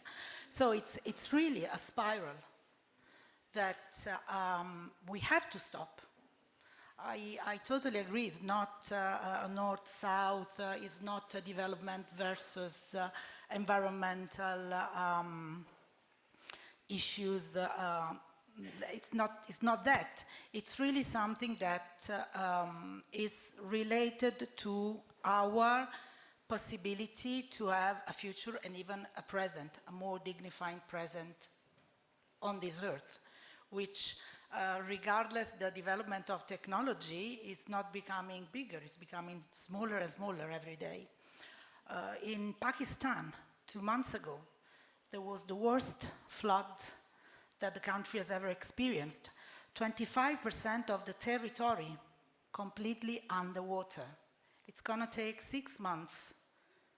Experts from the WHO told us 2 days ago in Berlin to go back, let's say, to the pre-flood. This means that 170,000 women, just by talking about women, will not have a safe place to give birth in the next 6 months. So what I'm trying to say is that on one side we do have to find political solution, as we were saying, and I really appreciate very much the idea of working on common interests as disputable and items that we can discuss about and agree about, and for sure the life on Earth is a common interest, I think, regardless our values or philosophical principles. But at the same time, it's a responsibility of every single component of the society, starting from government, the private sector, but also the NGO, the civil society, can embed the environmental sustainability in our actions.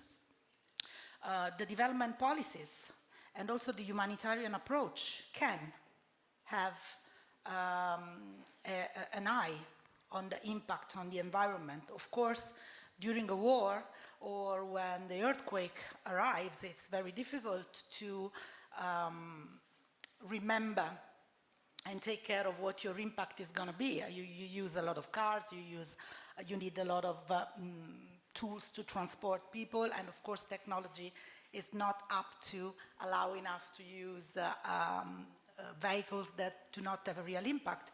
But things are developing quite fast from the technological point of view, and I think that sharing this technology and making it available at different levels in different parts of the society is possible.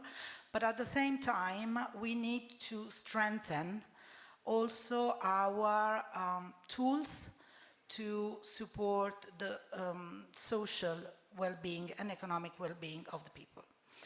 The climate change is going to have an impact on health issues as well, a lot. Because with higher temperature, it's much easier to spill over, for example, for viruses from one species to the other, and we have seen it with COVID-19. So it's gonna take really a comprehensive approach, I think, that will not just focus on developing innovation and technologies that will minimize the carbon emission and so on, but we'll also have to take care of reducing the inequalities within the society and among countries, because this is the only way we can build a really, really sustainable, environmentally and socially world for everybody. This is what we're trying to do on our small little, it's our small little contribution. We just opened a hospital in Uganda for children, pediatric surgery, that has been designed pro bono by Renzo Piano. And 30% of the energy for that hospital is given by solar panels that were the result of a partnership between Enel Green Power, Emergency, Renzo Piano, and the government of Uganda. And we're now working on making sure that the hospital will be 100% autonomous and independent in terms of providing energy by renewable sources. And this is also the message that we are giving to developing countries, that we want to bring them and we want to share with them what we consider right and appropriate for ourselves as well. If not, it's going to be always this imbalance that will not help to build the trust that we were talking about before, and will not even contribute to build a development in social and economic terms, and for sure will not create a more environmentally stable and sustainable world. Thank you very much. Thank you.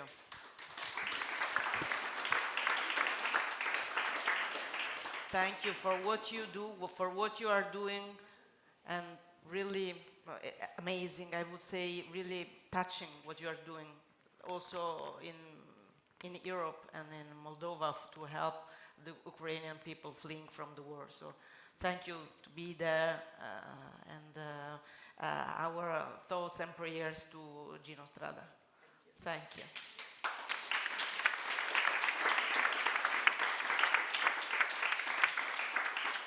So Maya, can you help me to end this panel with your reflection on what we learned? And I would say that you are the most, qualified person who can do that, because we talked a lot about partnership between private and public partnership. We have to remember that it's the goal number 17 of the Sustainable Development Goals. So United Nations urge us to work on partnership, and that's what you do, because you are the founder of a great think tank leading a new platform for change. So what did you learn today, and what can you share with us about developing and developed world? Thank you. Absolutely. Thank you so much, Laura. And Indeed, much of what has been already said and at the whole conference resonates with the work that I've been involved with. Just to give you a bit of background, I initiated and set up, and I've been leading a climate governance commission since 2019. We had our first strategy session in Seoul, South Korea, at Ban Ki-moon's Global Green Growth Institute. So indeed, about breaking down barriers between East and West, North and South.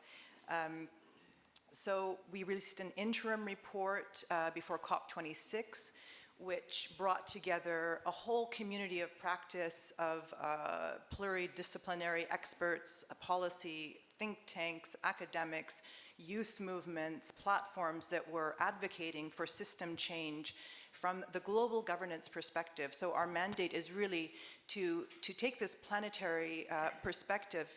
Our view, a key premise, is really that this is a macro-planetary problem and issue. So we have to think about solutions at scale, at the planetary scale.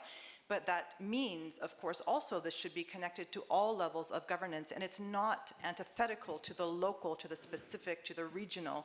We need all of our human diversity, and this is indeed the best trends in quote-unquote global governance are contexted and very aware and sophisticated of the various layers of governance. And just to mention this new high-level phase we're moving into with the Climate Governance Commission, Mary Robinson of the Elders has agreed to serve as one of our high-level ambassadors to chair this next phase of the commission, and we'll be releasing a final report before COP28 in time for the UN Secretary General's Summit of the Future. And we hope, in the spirit of the Elders founded by Nelson Mandela in the late 80s, he had to have vision, persistence, deep philosophical wisdom, digging deep to overcome this conceptual poverty. We're told that this is likely the most important decade in human history. So we really need the voices of elder statespeople and like-minded actors, business, every sector, to really rise to the occasion now in this really crucial decade and going forward. So in running the Climate Governance Commission, indeed, this tension sometimes and feelings about the global North and South divisions have come up just as a practical matter in negotiations. We are probably, many of us, familiar with within the COP and UNFCCC context, issues of raising the global public finance needed, loss and damage issues, those who are to date historically most responsible for the effects of climate change. But also I've seen it come up very often generally in terms of climate planetary governance. For example, the science around planetary boundaries, saying that's more of a global North concept. The Secretary General has suggested repurposing of the Trusteeship Council, but there's sometimes a feeling, a knee-jerk response or a lived response based on past realities. So I think building consciousness of the history and sort of overcoming some of the historical, dynamics of dominance are very important to have that awareness. But of course, as Rohinton said, this is an illusion. This is only a mirage. We have to be together as a human family, and we indeed are together as a human family in this challenge. And the UN Secretary General has, in Our Common Agenda report last year, said the only way that we will overcome the climate crisis, the climate emergency, is if we act as a human family together. Okay, and since we're in Italy, the Pope has also, the current Pope has also, talked about the human family, human community, and other interfaith leaders. This is absolutely essential that we start to think as one community. And what will help drive our thinking is the nature of this very novel planetary emergency, which still, in my discussions with various climate policymakers, I think they still haven't quite internalized the depth of this problem that we have. We have moved, indeed, to a new geological age, from the Holocene to the Anthropocene. The IPCC has told us the Earth is the warmest in 100,000 years already, and we haven't even reached the lower 1.5 target of the Paris Agreement. Another statistic, temperatures have not changed this fast on Earth since we were last hit by an asteroid.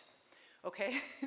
So I would just refer everybody to places like the Potsdam Institute for Climate Impact Research, just to keep up with this very fast changing also climate science. And there's such uncertainty about what the consequences will be, even if we make the 1.5 degree limitation target, which is looking more and more and more unlikely, and some scientists say it's not possible. So we don't have time to not think about ourselves as a community, and we need the solidarity. So just a few sort of concrete policy suggestions that we've come up with at the Climate Governance Commission to date that I think are trying to take this more innovative approach, merging and overcoming the global north-south divide and overcoming this conceptual poverty that was mentioned. How do we leverage this crisis also as an extraordinary opportunity? And just first on the public financing front, just to say that there are so many options to raise large new amounts of public global finance, and there's such a lack of creativity in thinking about this. We have a couple of policy papers on this topic. I won't go into too many details, but of course, just if jurisdictions implemented carbon taxes at an appropriate level, well-implemented, well-designed policies with distributive kind of safeguards, that would already raise a huge source of revenue.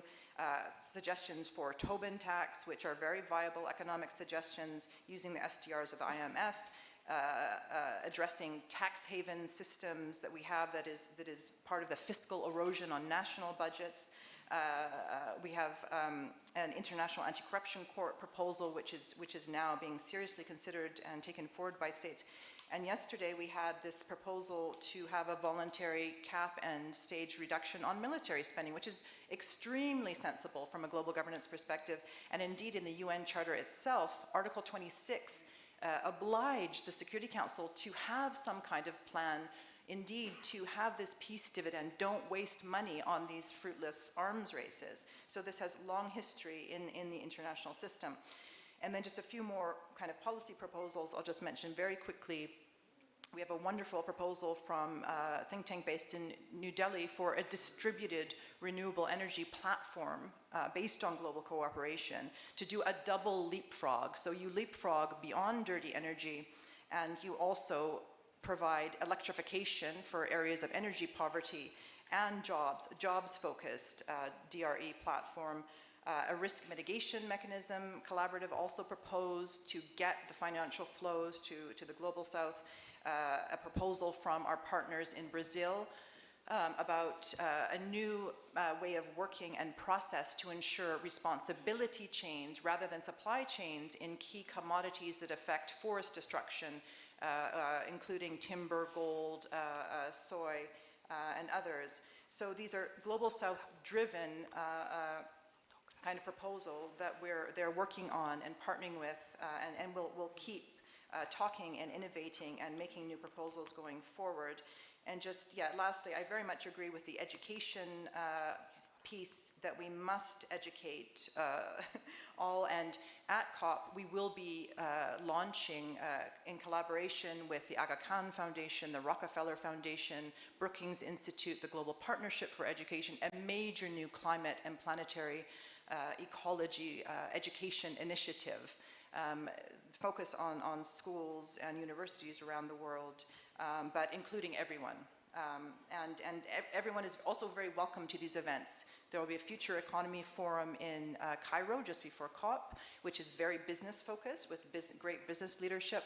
And then we have a lot of side events with our partners at a beautiful villa in COP. So please, everyone is also very welcome to all of those. So I'll end there. Thank you. Thank you very much. Thank you. So this is a very inspirational panel, as you can see, and we would like to do a lot of more questions and open to questions, but I think that we are running out of time. So I just have to tell you thank you very much, and let's all remember that our beautiful planet can live without us, the human beings. It outlived the dinosaurs, and the problem is us. I mean, not of the planet, it's us, the people. I mean, human beings. So let's all work together under the SDG number 17, public-private academy, insurances and the people to help and discuss. Thank you. Thank you very much. Thank you. Francesco. We don't have a coffee break. Thank you very much. Thank you. Giacomo, probably you can stay because we will sort of wrap up conference. I will need the chairs, Bill and Alexandra, Diego, and you sitting? You want to sit here? Okay.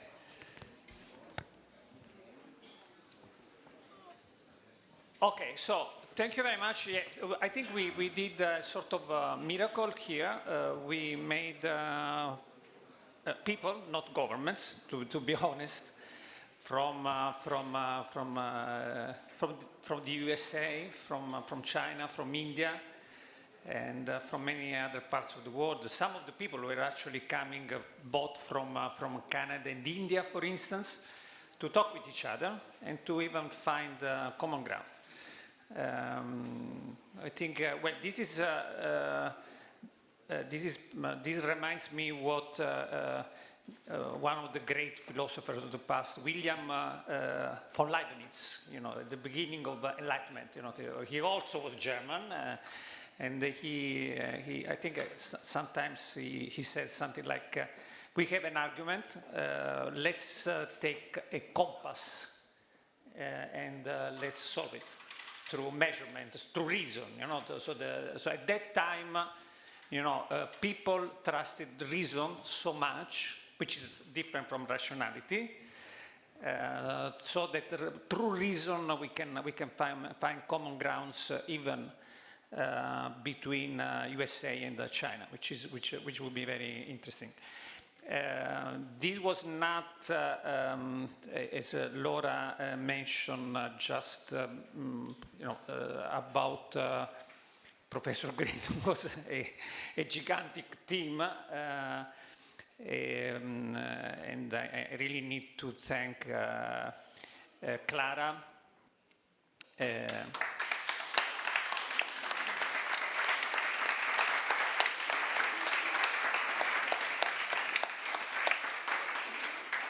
Margherita, who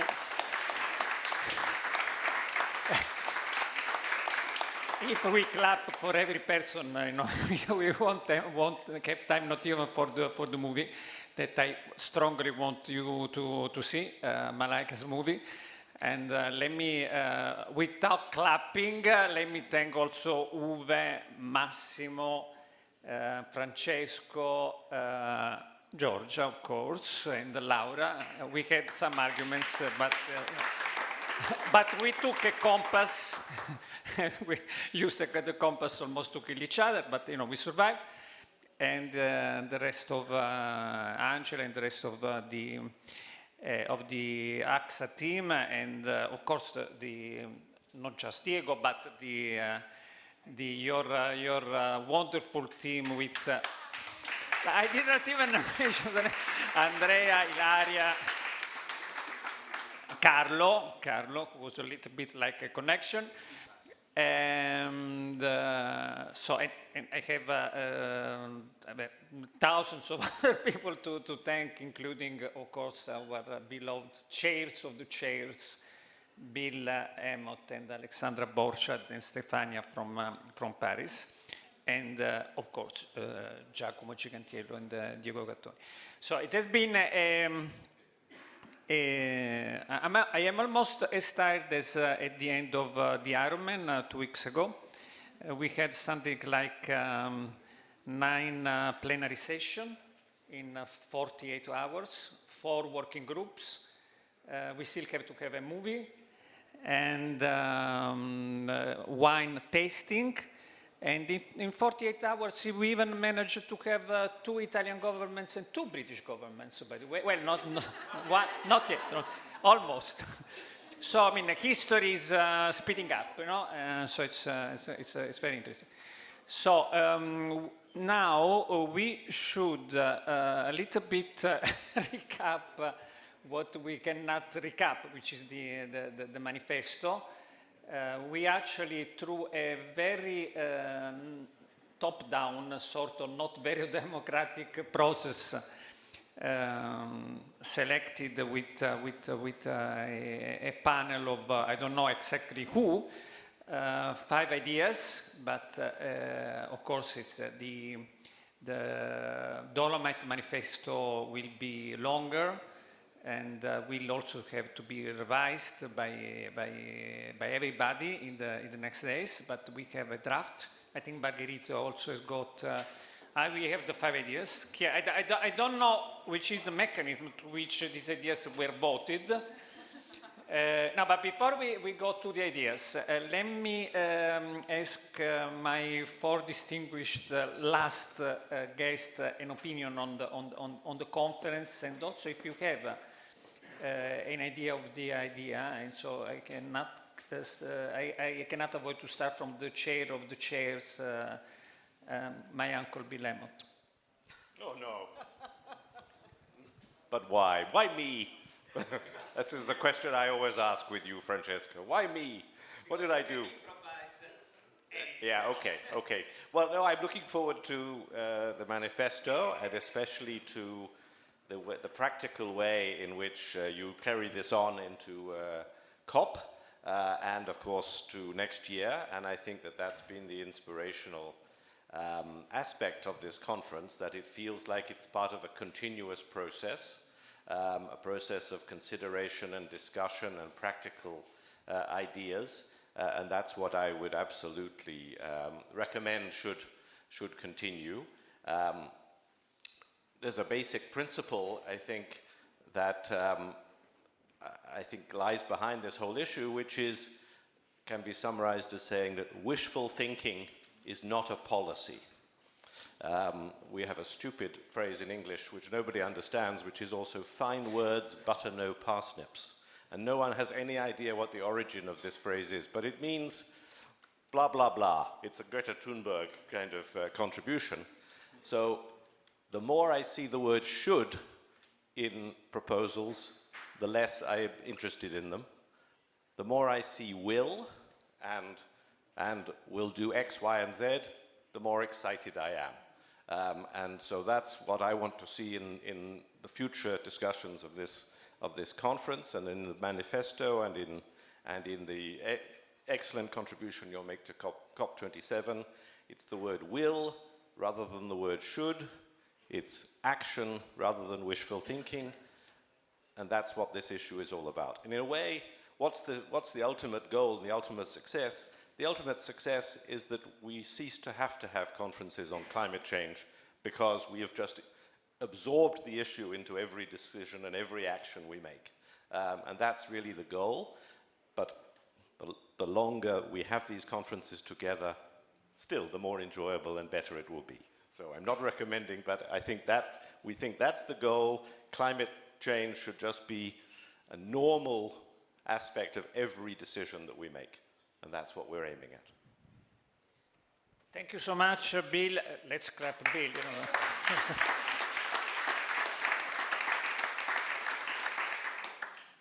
Among the people I forgot Raffaella, Francesco. No, also because you are supposed to then, sign together with us the 5 ideas. That, by the way, you can see we cannot, so we will sign blindly. So, Alexandra, your take.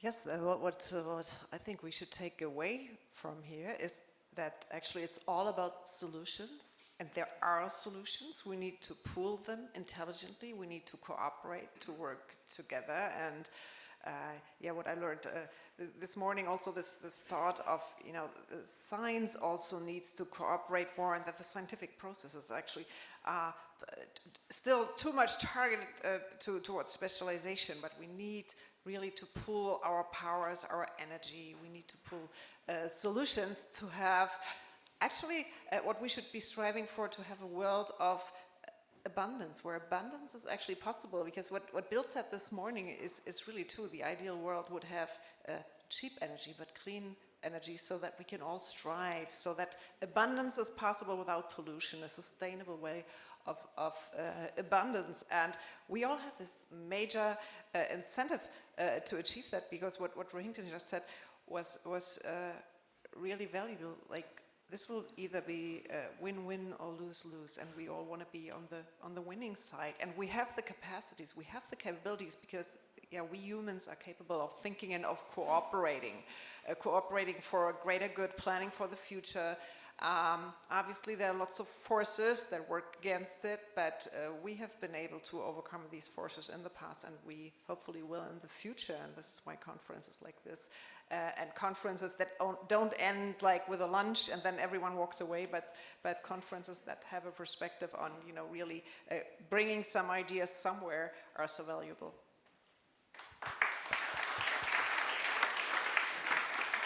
Thank you very much, Alessandra. The last conference on the future of Europe, my friend Jan Piotrowski, the business editor of The Economist, he said to me, Francesco, we should give a bigger and better voice to companies. And this is what we are trying to do now, and we will do it even more in the future Dolomite conference. So, Diego, which is your overall final contribution? Thank you, Francesco. Thank you to everybody. I would like to speak in Italian language to say special thanks to this not usual location of our country, and to say a special thanks to all the people, the local people that were working to organize this special conference. Quindi faccio i miei complimenti a tutti coloro che hanno partecipato all'organizzazione di questa importante conferenza, che, come ha detto Francesco, ci auguriamo poi di ripeterla negli anni prossimi, di farlo diventare uno standard che produce contenuti che vogliamo portare a livello globale. Qui poi faccio un brevissimo riferimento a quando si era deciso di fare questa conferenza, quindi qui ringrazio Francesco, che quando l'ha proposta noi l'abbiamo subito presa con grande entusiasmo, questa idea, per cercare di organizzarla, di scaricare a terra, perché i contenuti li abbiamo ritenuti fin dall'origine molto importanti. Quindi io sono soddisfatto per due aspetti. Il primo è per questo manifesto, questi messaggi che sono globali, che quindi partono dall'alto e sono per tutti, ma anche per un altro aspetto che ho sentito oggi, questo che è stato detto da Dorfman, perché poi queste idee, questi principi dobbiamo farli calare nella realtà e poi cercare di trovare le soluzioni e realizzarle.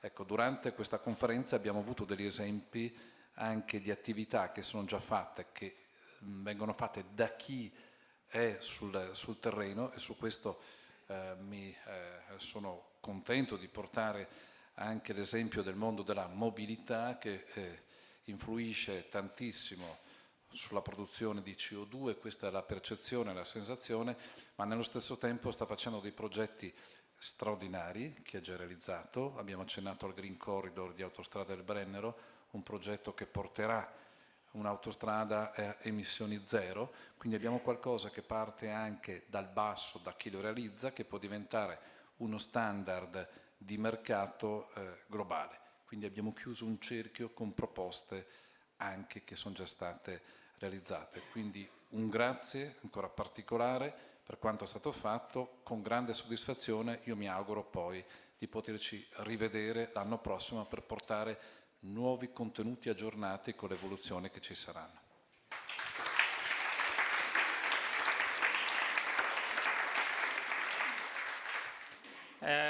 Actually, we also decided the tentative dates for that one.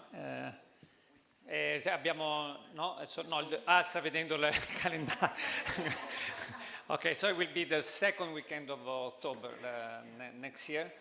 Will be the I think it's 12, 13, and 14 of October, which will be probably 3 weeks before COP28 in Dubai.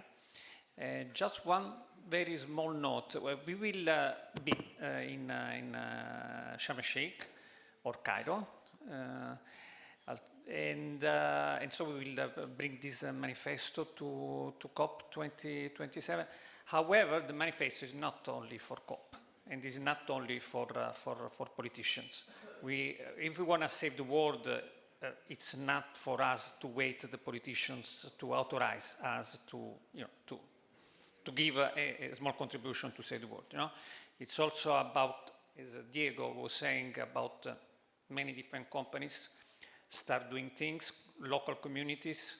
So it's those ideas are for everybody. It's not just for COP or for governments, in fact. Jack. I think, first of all, it is a big thanks to an organizational setup, but also sharing a couple of learning today. The first one, that you need sacrifice.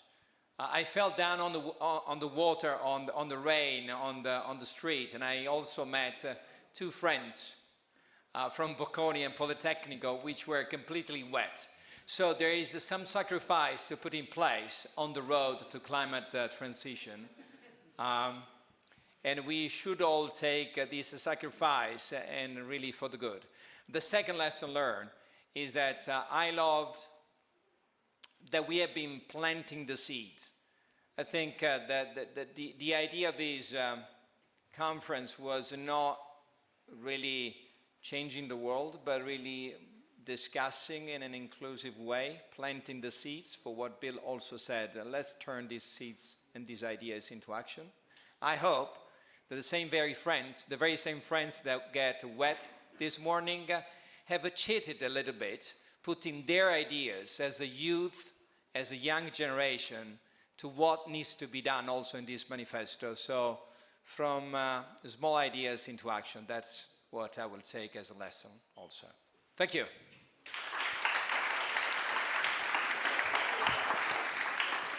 Do you want to see the 5 ideas? Clara or Maria? Well, the students, Bocconi and Polimi students, you come here, not so that you come. No, you are the ones for whom we want, if not say the word, no. So.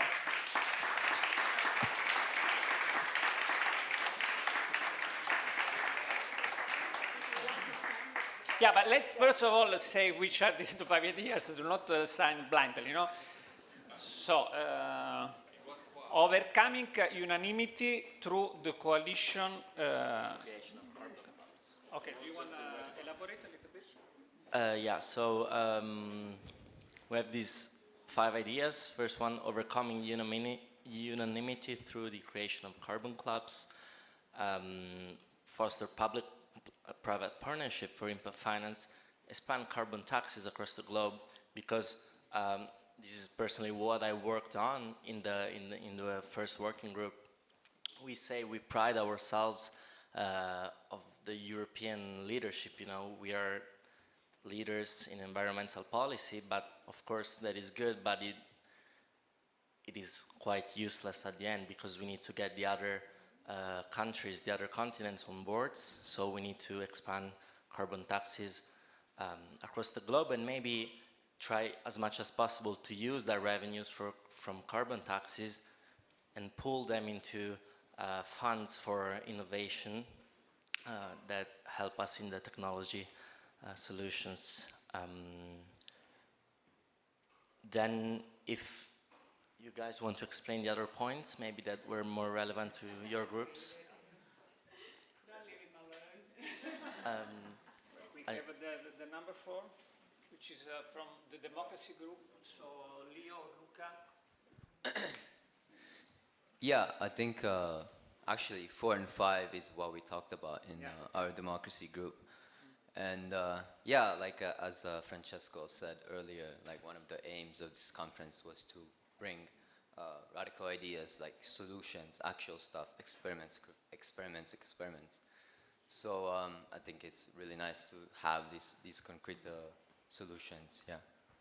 Yeah, but the solution is they so are a little bit timid, you know, when it is about giving you green quotas, like the pink quotas, you know, you were also a little bit skeptical about that. Well, yeah, we can talk about that later, maybe.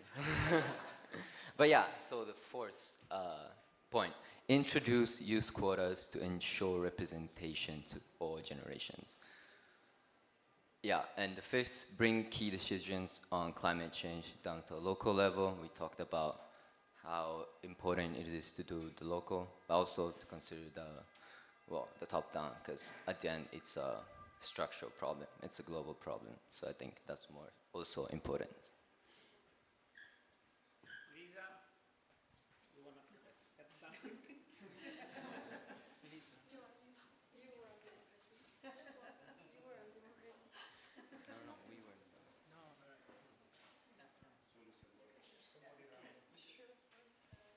Giovanni, you wanna. I mean, I took care of the carbon tax. Microphone.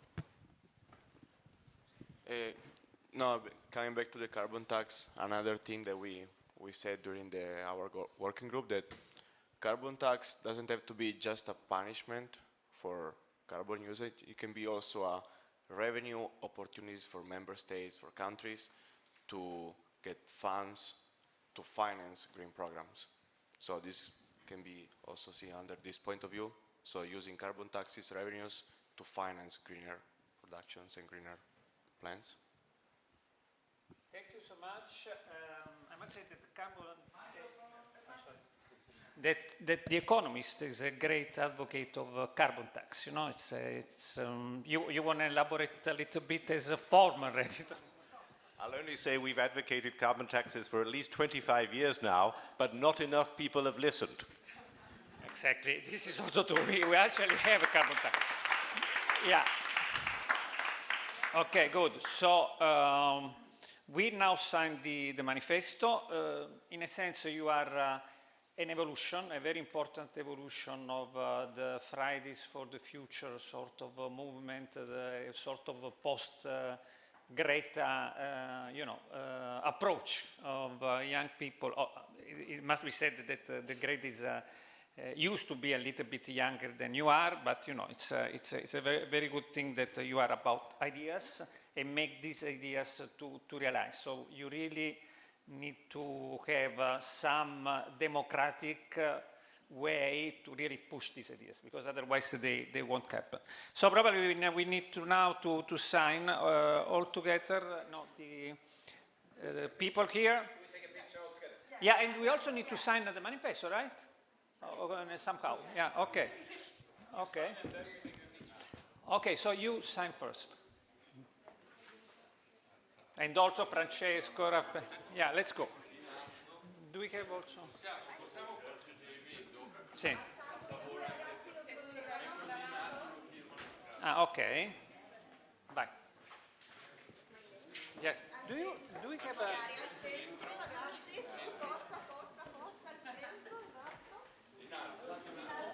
Oh, come on. Leave it to Lauren, maybe. Yeah, we also... Huh?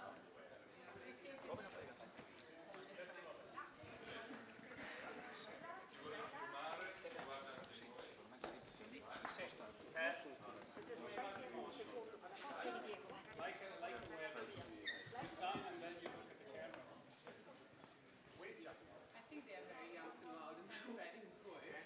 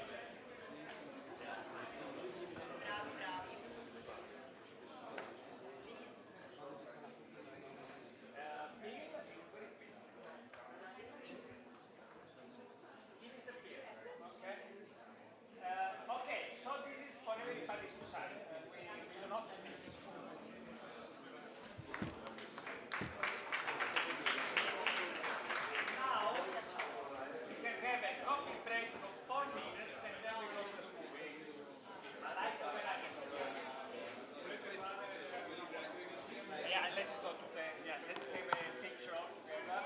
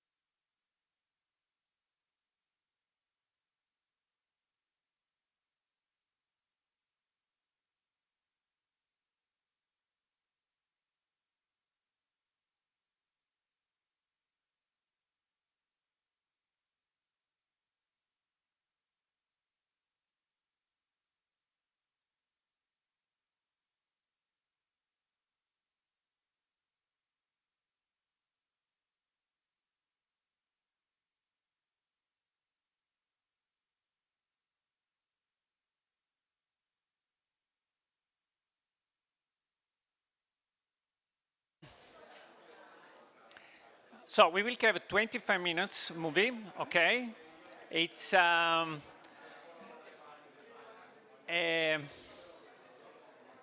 on a second, just a second.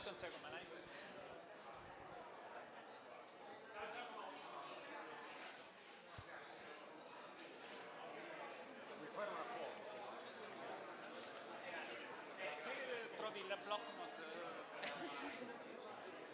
Do you have a card on you? We can connect later. Why don't you connect? Are you LinkedIn? I'm on LinkedIn, yeah. Just so I know, Giacomo Giusti. Let me write down your name.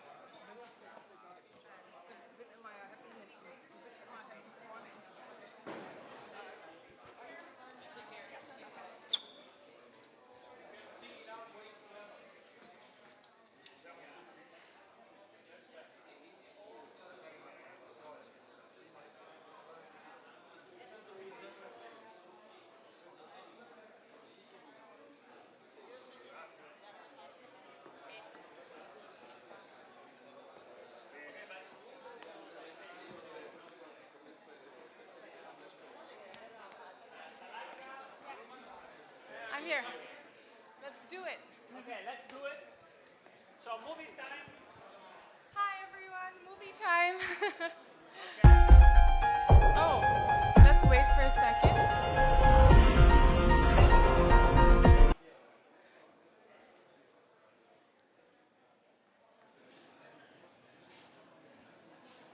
Okay, who is really dying can go to the lunch place. Otherwise, Malaika, you are one of the many, but you are a particularly exceptional figure here at the Dolomite conference. Yeah, very briefly, you know, she's from Goa, right? Yes. Okay. Yeah. She was accepted at UCL, right? Yes, and yeah. I said no. And she decided not to go to UCL. And instead of being an art director, a very special art director for, well, movie maker, not art director. And so you did this, a number of movies, including this one, on protecting nature as a way to prevent the next pandemic. So we are talking a little bit about the other big environmental disaster that we had a few months ago. And so I will leave it to you. So, again, we have a movie here. Thank you, Francesco. I think just a brief introduction on this film. It was for Al Jazeera, and we made it during the pandemic because we wanted to use that moment in time to galvanize public opinion about zoonotic diseases and how we think about them. So we focused on how we can have incredible solutions, like focusing on protecting endangered species like bats and pangolins and conserving areas of land that were degraded, and then restoring that back to, you know, the wildest possible form. And what we saw is that rewilding as a concept actually had so much to give back, not just from the wildlife side of things, but also for communities in terms of managing public health. So this is really just a short film that talks about two different places, India and Vietnam, and why conserving wild habitat is great for people and animals. Thank you.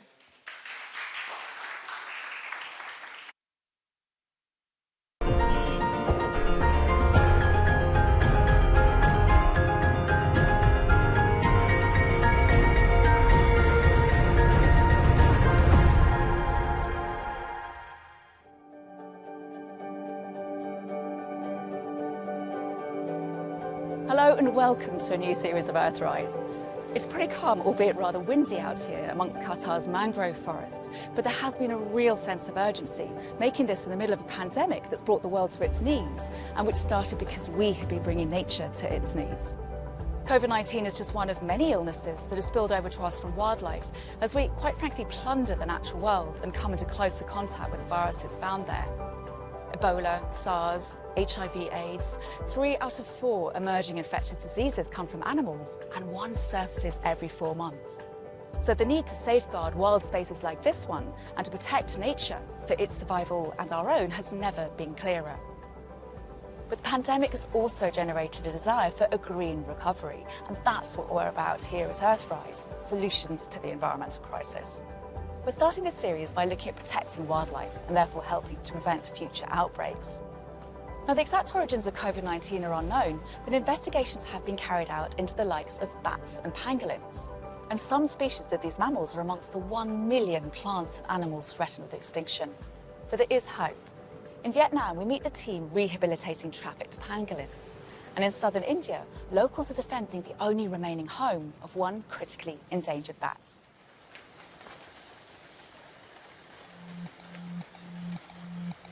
Nearly 1 in 5 mammals in the world is a bat. And the rumors that surround their existence are perhaps as extensive as the bat family itself. Associations with darkness and evil, witches and vampires, including Count Dracula, have led generations to see these flying creatures as sinister. But the granite hills of Kolar are home to a unique bat conservation story. For decades, quarrying devastated this land, leaving it scarred and degraded. but that was forced to stop when a colony of bats was discovered in a cave in these hills, belonging to a species so rare that it was thought to be extinct. I've come to Karnataka in India to find out how conservationists and locals took on the mining industry to win protected status for this land, the last remaining home in the world of the Kolar leaf-nosed bat. Only around 200 of these bats exist here in the Kolar Conservation Reserve. It is also home to 5 other bat species, the majority of which reside in a tiny cave in the rock face. I'm meeting with bat biologist Rohit Chakravarti and citizen scientist Rajesh Puttaswamaya. Hi! So great to finally meet you. Hi, nice to meet you. Today they are capturing bats using mist nets and collecting DNA samples. As night falls, these nocturnal animals begin to emerge out of the cave, flying into the soft nets. The place of the wing from where I'm taking the punch, it will regrow in 3 weeks' time. Okay.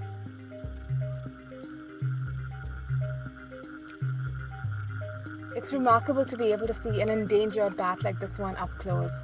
Wow. Bats play a vital role in ecosystems, including pollination and controlling pests.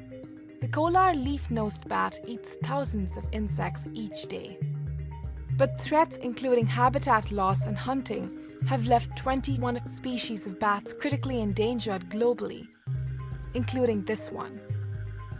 These bats have evolved over 30 million years, and scientists believe their leaf-nosed structure helps them in hunting and detecting prey even in complete darkness.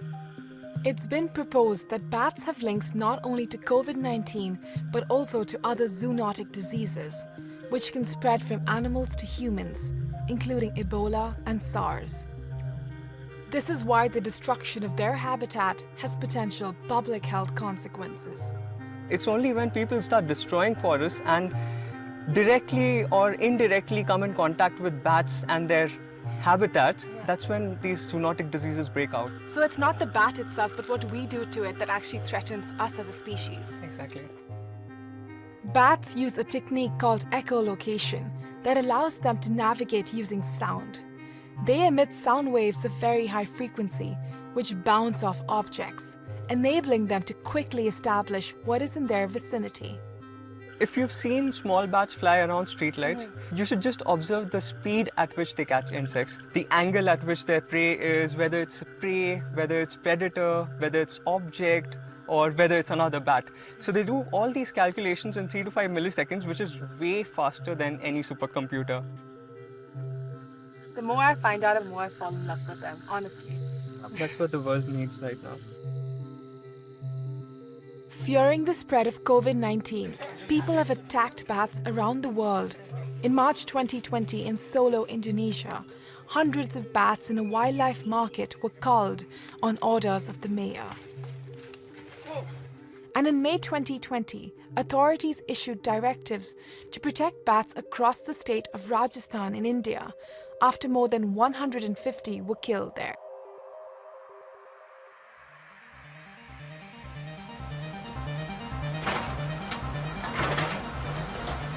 The Kolar region is one of India's granite mining hubs. The miners would still be on the hill were it not for the determination of bat scientist Dr. Bhargavi Srinivasulu, who discovered a colony of Kolar leaf-nosed bats inside the cave in 2013. The species hadn't been spotted in several decades. We found the roosting site of this bat, and we found that there was mining, large-scale mining happening, lots of trucks on this hill, and the mining had come to almost 100 meters near the roosting site. So immediately we alerted the local authorities first and also the local communities. We also ran a signature campaign with the villagers with our continued protest that, we need to stop mining. A ban on mining happened in January 2015. And an area of 223 acres was declared a conservation reserve in 2019, finally bringing protection to this critical bat habitat. These are the cut marks that you can notice over here of the mining that was happening back then. Because there is no disturbance at all. The habitat is healing, and the first signs of healing is the presence of grasses all around us. I mean, it just goes to show that when you give a land the time to heal, it will bounce back.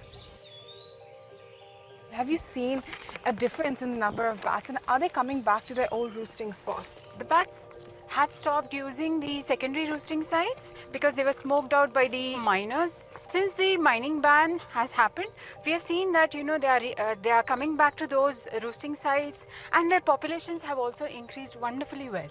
And do you think their populations will continue to grow? Yes. Because they're kind of reclaiming lost land in a sense. Yes, exactly. Various species of birds, deer, and even predators like leopards have been sighted in this landscape in the recent past, all because of the protection that a bat brought in.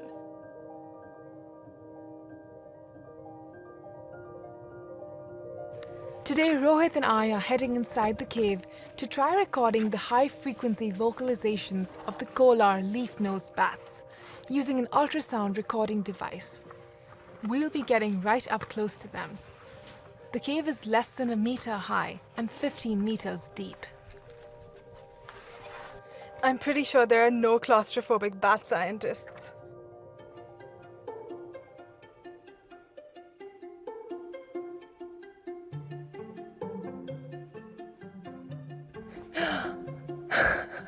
That was right next to my face. So cool. Look at how docile they are. I mean, no, they're so peaceful. We are the ones who are trapped here, but none of them are attacking contrary to popular belief. Dracula does not exist.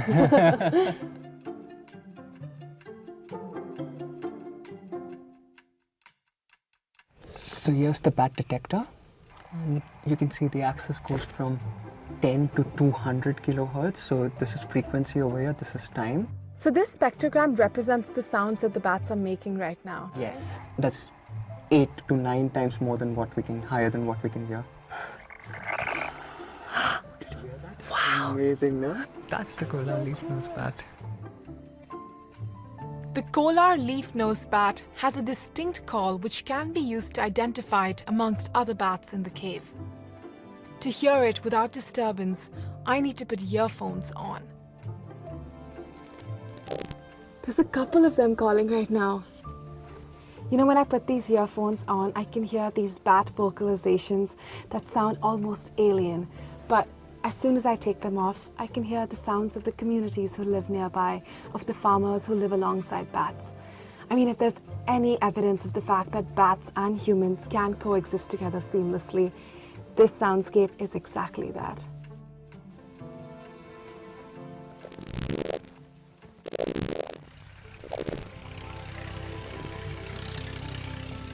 This reserve would not have been possible without the support of the community here, some of whom have become rangers. ಇಲ್ಲಿ ನಾವು ಬೆಳಗ್ಗೆಯಿಂದ ಗಸ್ತು ಮಾಡ್ತೀವಿ, ರಾತ್ರಿನೂ ಮತ್ತೆ patrolling ಮಾಡ್ತೀವಿ. ಇಲ್ಲಿ ಹಳ್ಳಿ ಜನ ಎಲ್ಲ ಕಲ್ಲು ಹೊಡೆಯೋದಕ್ಕೆ ಬರ್ತಾ ಇರ್ತಾರೆ, ಅವ್ರನ್ನೆಲ್ಲ ಕಳಿಸ್ತೀವಿ ಹೊರಗಡೆ. Jameen and Bharat come from local farming villages around the reserve. ಮತ್ತೆ ಇಲ್ಲಿ ರೈತರೆಲ್ಲ ಖುಷಿ ಬೀಳ್ತಾ ಇದ್ದಾರೆ. ಕ್ರಿಮಿಕೀಟಗಳೆಲ್ಲ ಬಾವಿಗಳು ತಿಂದು ಇದೊಂದು ಮಾದರಿ ಗ್ರಾಮವಾಗಿ ಕನ್ಸರ್ವೇಷನ್ ಇದನ್ನು ಪ್ರೊಟೆಕ್ಟ್ ಮಾಡ್ತಾ ಇದ್ದಾರೆ. ಪ್ರಪಂಚಕ್ಕೆ ಮಾದರಿ ಆಗೋ ರೀತಿಯಲ್ಲಿ ಇದನ್ನು ಪ್ರೊಟೆಕ್ಟ್ ಮಾಡ್ತಾ ಇದ್ದಾರೆ. Managing perceptions around a vilified species takes concerted effort, especially when public hostility to them runs high. Protecting bats in the 21st century will entail engaging with the local communities who live alongside bats. And awareness workshops like this with the next generation can make all the difference.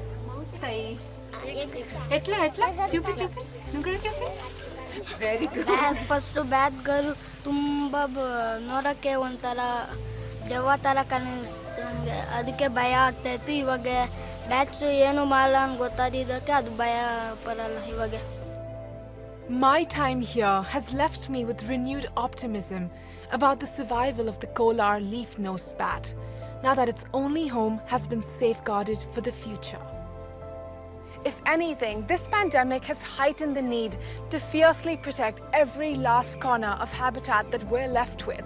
And newly protected areas like Kolar are a step in the right direction.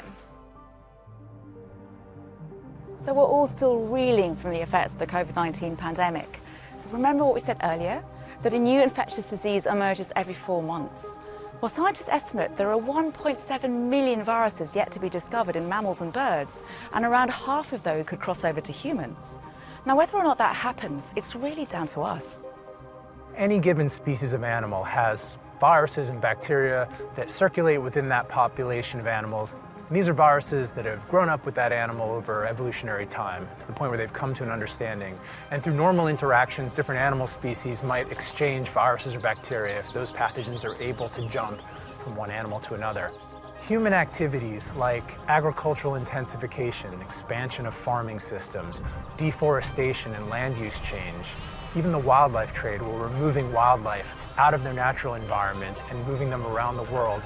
These are the types of activities that bring people into closer contact with wildlife and create opportunity for those viruses that normally would circulate within wild animal populations to make the jump into people. And that can happen directly or via domestic animals. And once a virus successfully makes the jump from animals into people, then if it's able to spread from person to person, it has the opportunity to do that through social interactions. Locally, where a local outbreak might occur, but really because we're connected globally, more so than we ever have been in history, all it takes is a person getting on an airplane carrying a new zoonotic virus, and that virus moves from one location to many locations, and it's how a localized epidemic becomes a global pandemic. It's almost guaranteed that we're going to see another large-scale epidemic or even a pandemic, whether it's a coronavirus or another type of zoonotic virus, as long as we're continuing to do the types of activities around the world that allow these viruses to jump from wild animals into people. We need to stop thinking about epidemics as random chance events that we're victims of. We're directly influencing and have the power to prevent pandemics from occurring. We need to make better choices and do things to protect ecosystems and the natural environment around us, which is ultimately going to protect our own health and security. Now, the global wildlife trade, as we've heard, is one of the things increasing the risk of animal viruses coming into contact with humans. And since the start of the pandemic, the calls to ban it have become louder. But no regulation, of course, will stop the illegal wildlife trade. And that's estimated to be worth up to $23 billion each year, and it's driving a number of animals to extinction. Our next stop is Vietnam, to meet conservationists protecting one of the trafficking's most vulnerable victims. Pangolins have been roaming the earth for at least 45 million years, but now they are threatened with extinction. Despite an international trade ban, nearly 1 million have been trafficked over the past 2 decades, with many of them being used in traditional medicines or served as highly prized meat. One of the busiest crossroads for this illicit trade is Vietnam. I'm here to visit a team of conservationists who are racing against time to save the world's only truly scaly mammal. Hanoi, the bustling capital of Vietnam. Far removed from the natural habitat of a shy, sensitive, wild animal. But behind closed doors, illegal trade in pangolins continues here, even with the country's tough wildlife protection laws and the Prime Minister calling for their strict enforcement after the COVID-19 outbreak. I'm on my way to the center of Hanoi, a popular destination for people looking for traditional Chinese medicines. I hear it's not hard to find the animal scales here for a range of health issues, from arthritis to lactation problems. I'm going undercover with our producer who's got a hidden camera. We'll tell the shopkeepers I'm seeking remedies for my sister who has just had a baby and is having trouble breastfeeding. We try 6 stores. The shopkeepers either tell us they don't sell scales because it's illegal, or say they have them but get suspicious. Then we find some. Đây này có mới không cô? Mới đấy, cái này hàng nó mới là tháng 6 đó, nó làm nhà hàng của nó quán tê với quán con tê làm thịt đấy, có vẩy gram. Dạ. Nhưng mà cái này đắt thì là bao nhiêu? Cái này 70 gram nhé, phải bán cho mình 700. Cái ôm một chuyện mọi người ạ.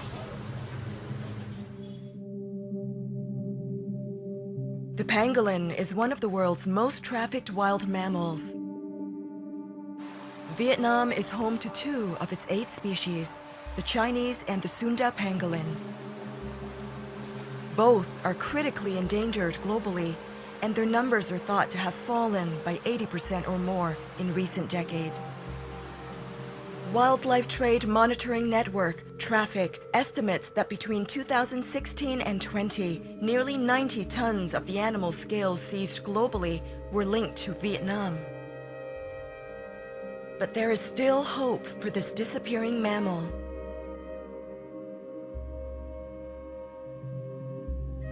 I am traveling south of Hanoi to Cúc Phương National Park, where a local NGO is working tirelessly to rescue and release pangolins.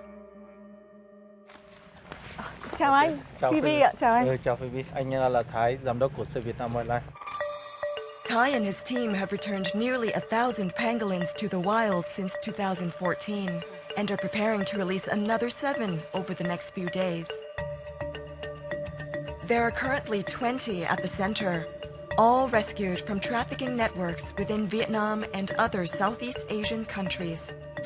Many of the animals that come here are weak, dehydrated, and have serious injuries. Like this one, Pangolin 1588, identified by the last few digits of his code number at the center. This 7-year-old lost part of his front paw after being caught in a trap. He's now ready to be released. Khi chuyển về đây thì cái cá thể TT này đã được chăm sóc, phục hồi cái chân đấy và sau đấy là mang ra cái khu vực bán hoang dã để thả và tập xem khả năng leo trèo, khả năng tìm kiếm thức ăn của nó.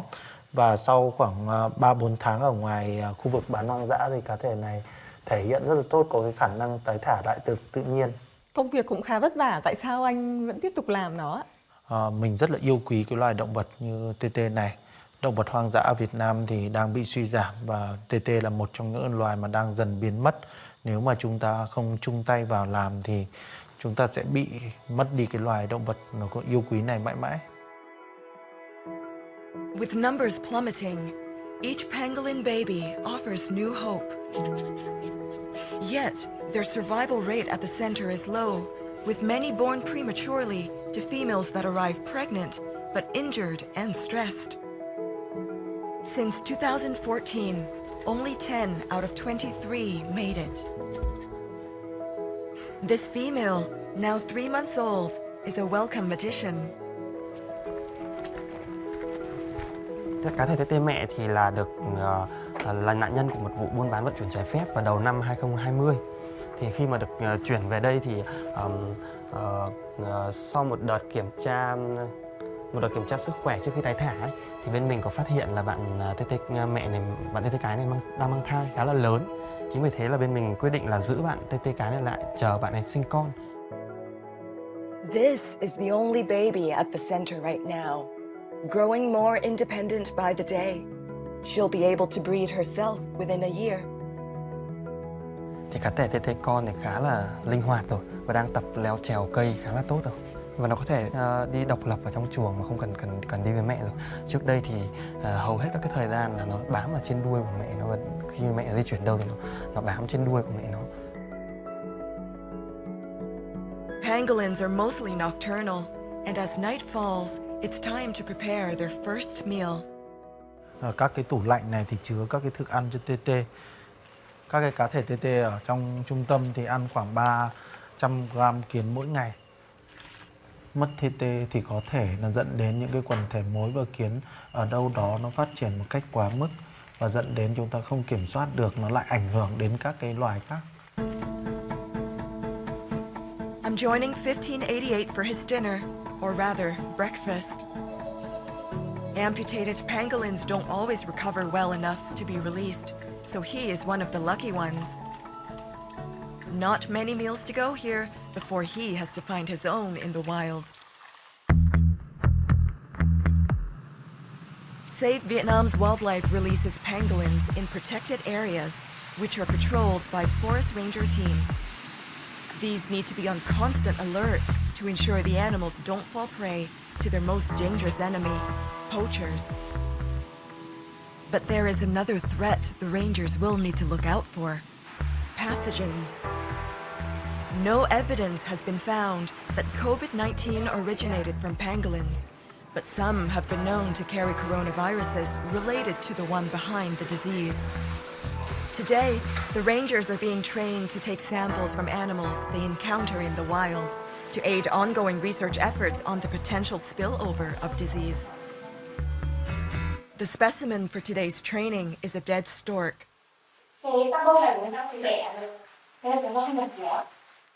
Mình cần phải làm cái gì để có thể giảm thiểu cái khả năng một đại dịch nữa diễn ra? Mình có thể thực hiện nhiều nghiên cứu khoa học về dịch bệnh động vật trên hoang dã. Khi mà chính phủ và cộng đồng có được những thông tin chính xác đầy đủ thì thường họ sẽ có những quyết định đúng đắn.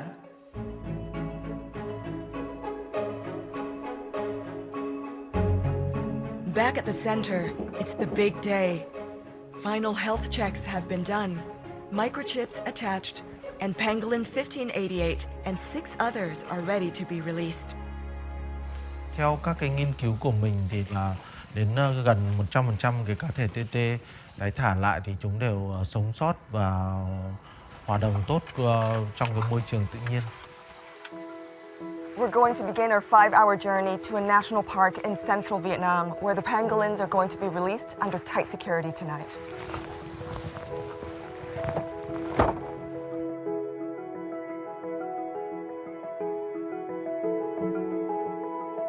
Thì mình có một cái cảm xúc và một cái tình cảm rất là đặc biệt đối với những cái loài này. Mình cảm nhận được cái sự đau đớn, những cái sự biến mất của các cái loài này thực sự rất là nhanh.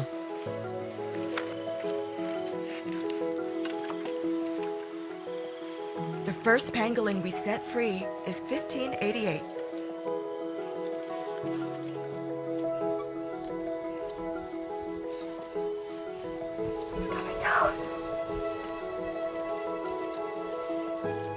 Mỗi cái cá thể mà được tái thả thì luôn luôn là một cái niềm vui và hạnh phúc lớn nhất của những cái người mà làm cái công tác cứu hộ. I've only been here for a few days, but during that time, I've really seen how vulnerable these creatures are. So this is a really special moment.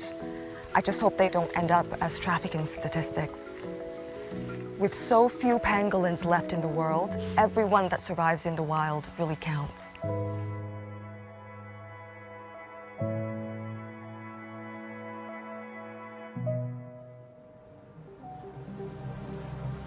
The COVID-19 pandemic has revealed only too clearly how our health depends on the planet's. But it's also shown that nature can thrive given half a chance. During lockdowns the world over, there were sightings of animals reclaiming open spaces as we retreated into our homes.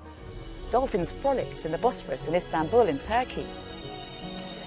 Pumas prowled through Santiago, Chile. Mountain goats roamed the streets of the Welsh town of Llandudno in the UK. And as beaches emptied out, threatened turtles nested in unusually high numbers in the US, Thailand, Turkey, and here in Qatar. These glimpses of nature at ease were relatively common during lockdown, and they serve to remind us that we must renegotiate our relationship with the natural world and fight for the lives of our fellow creatures on Earth as if our own depend on it. Because as COVID-19 has shown us, they really do.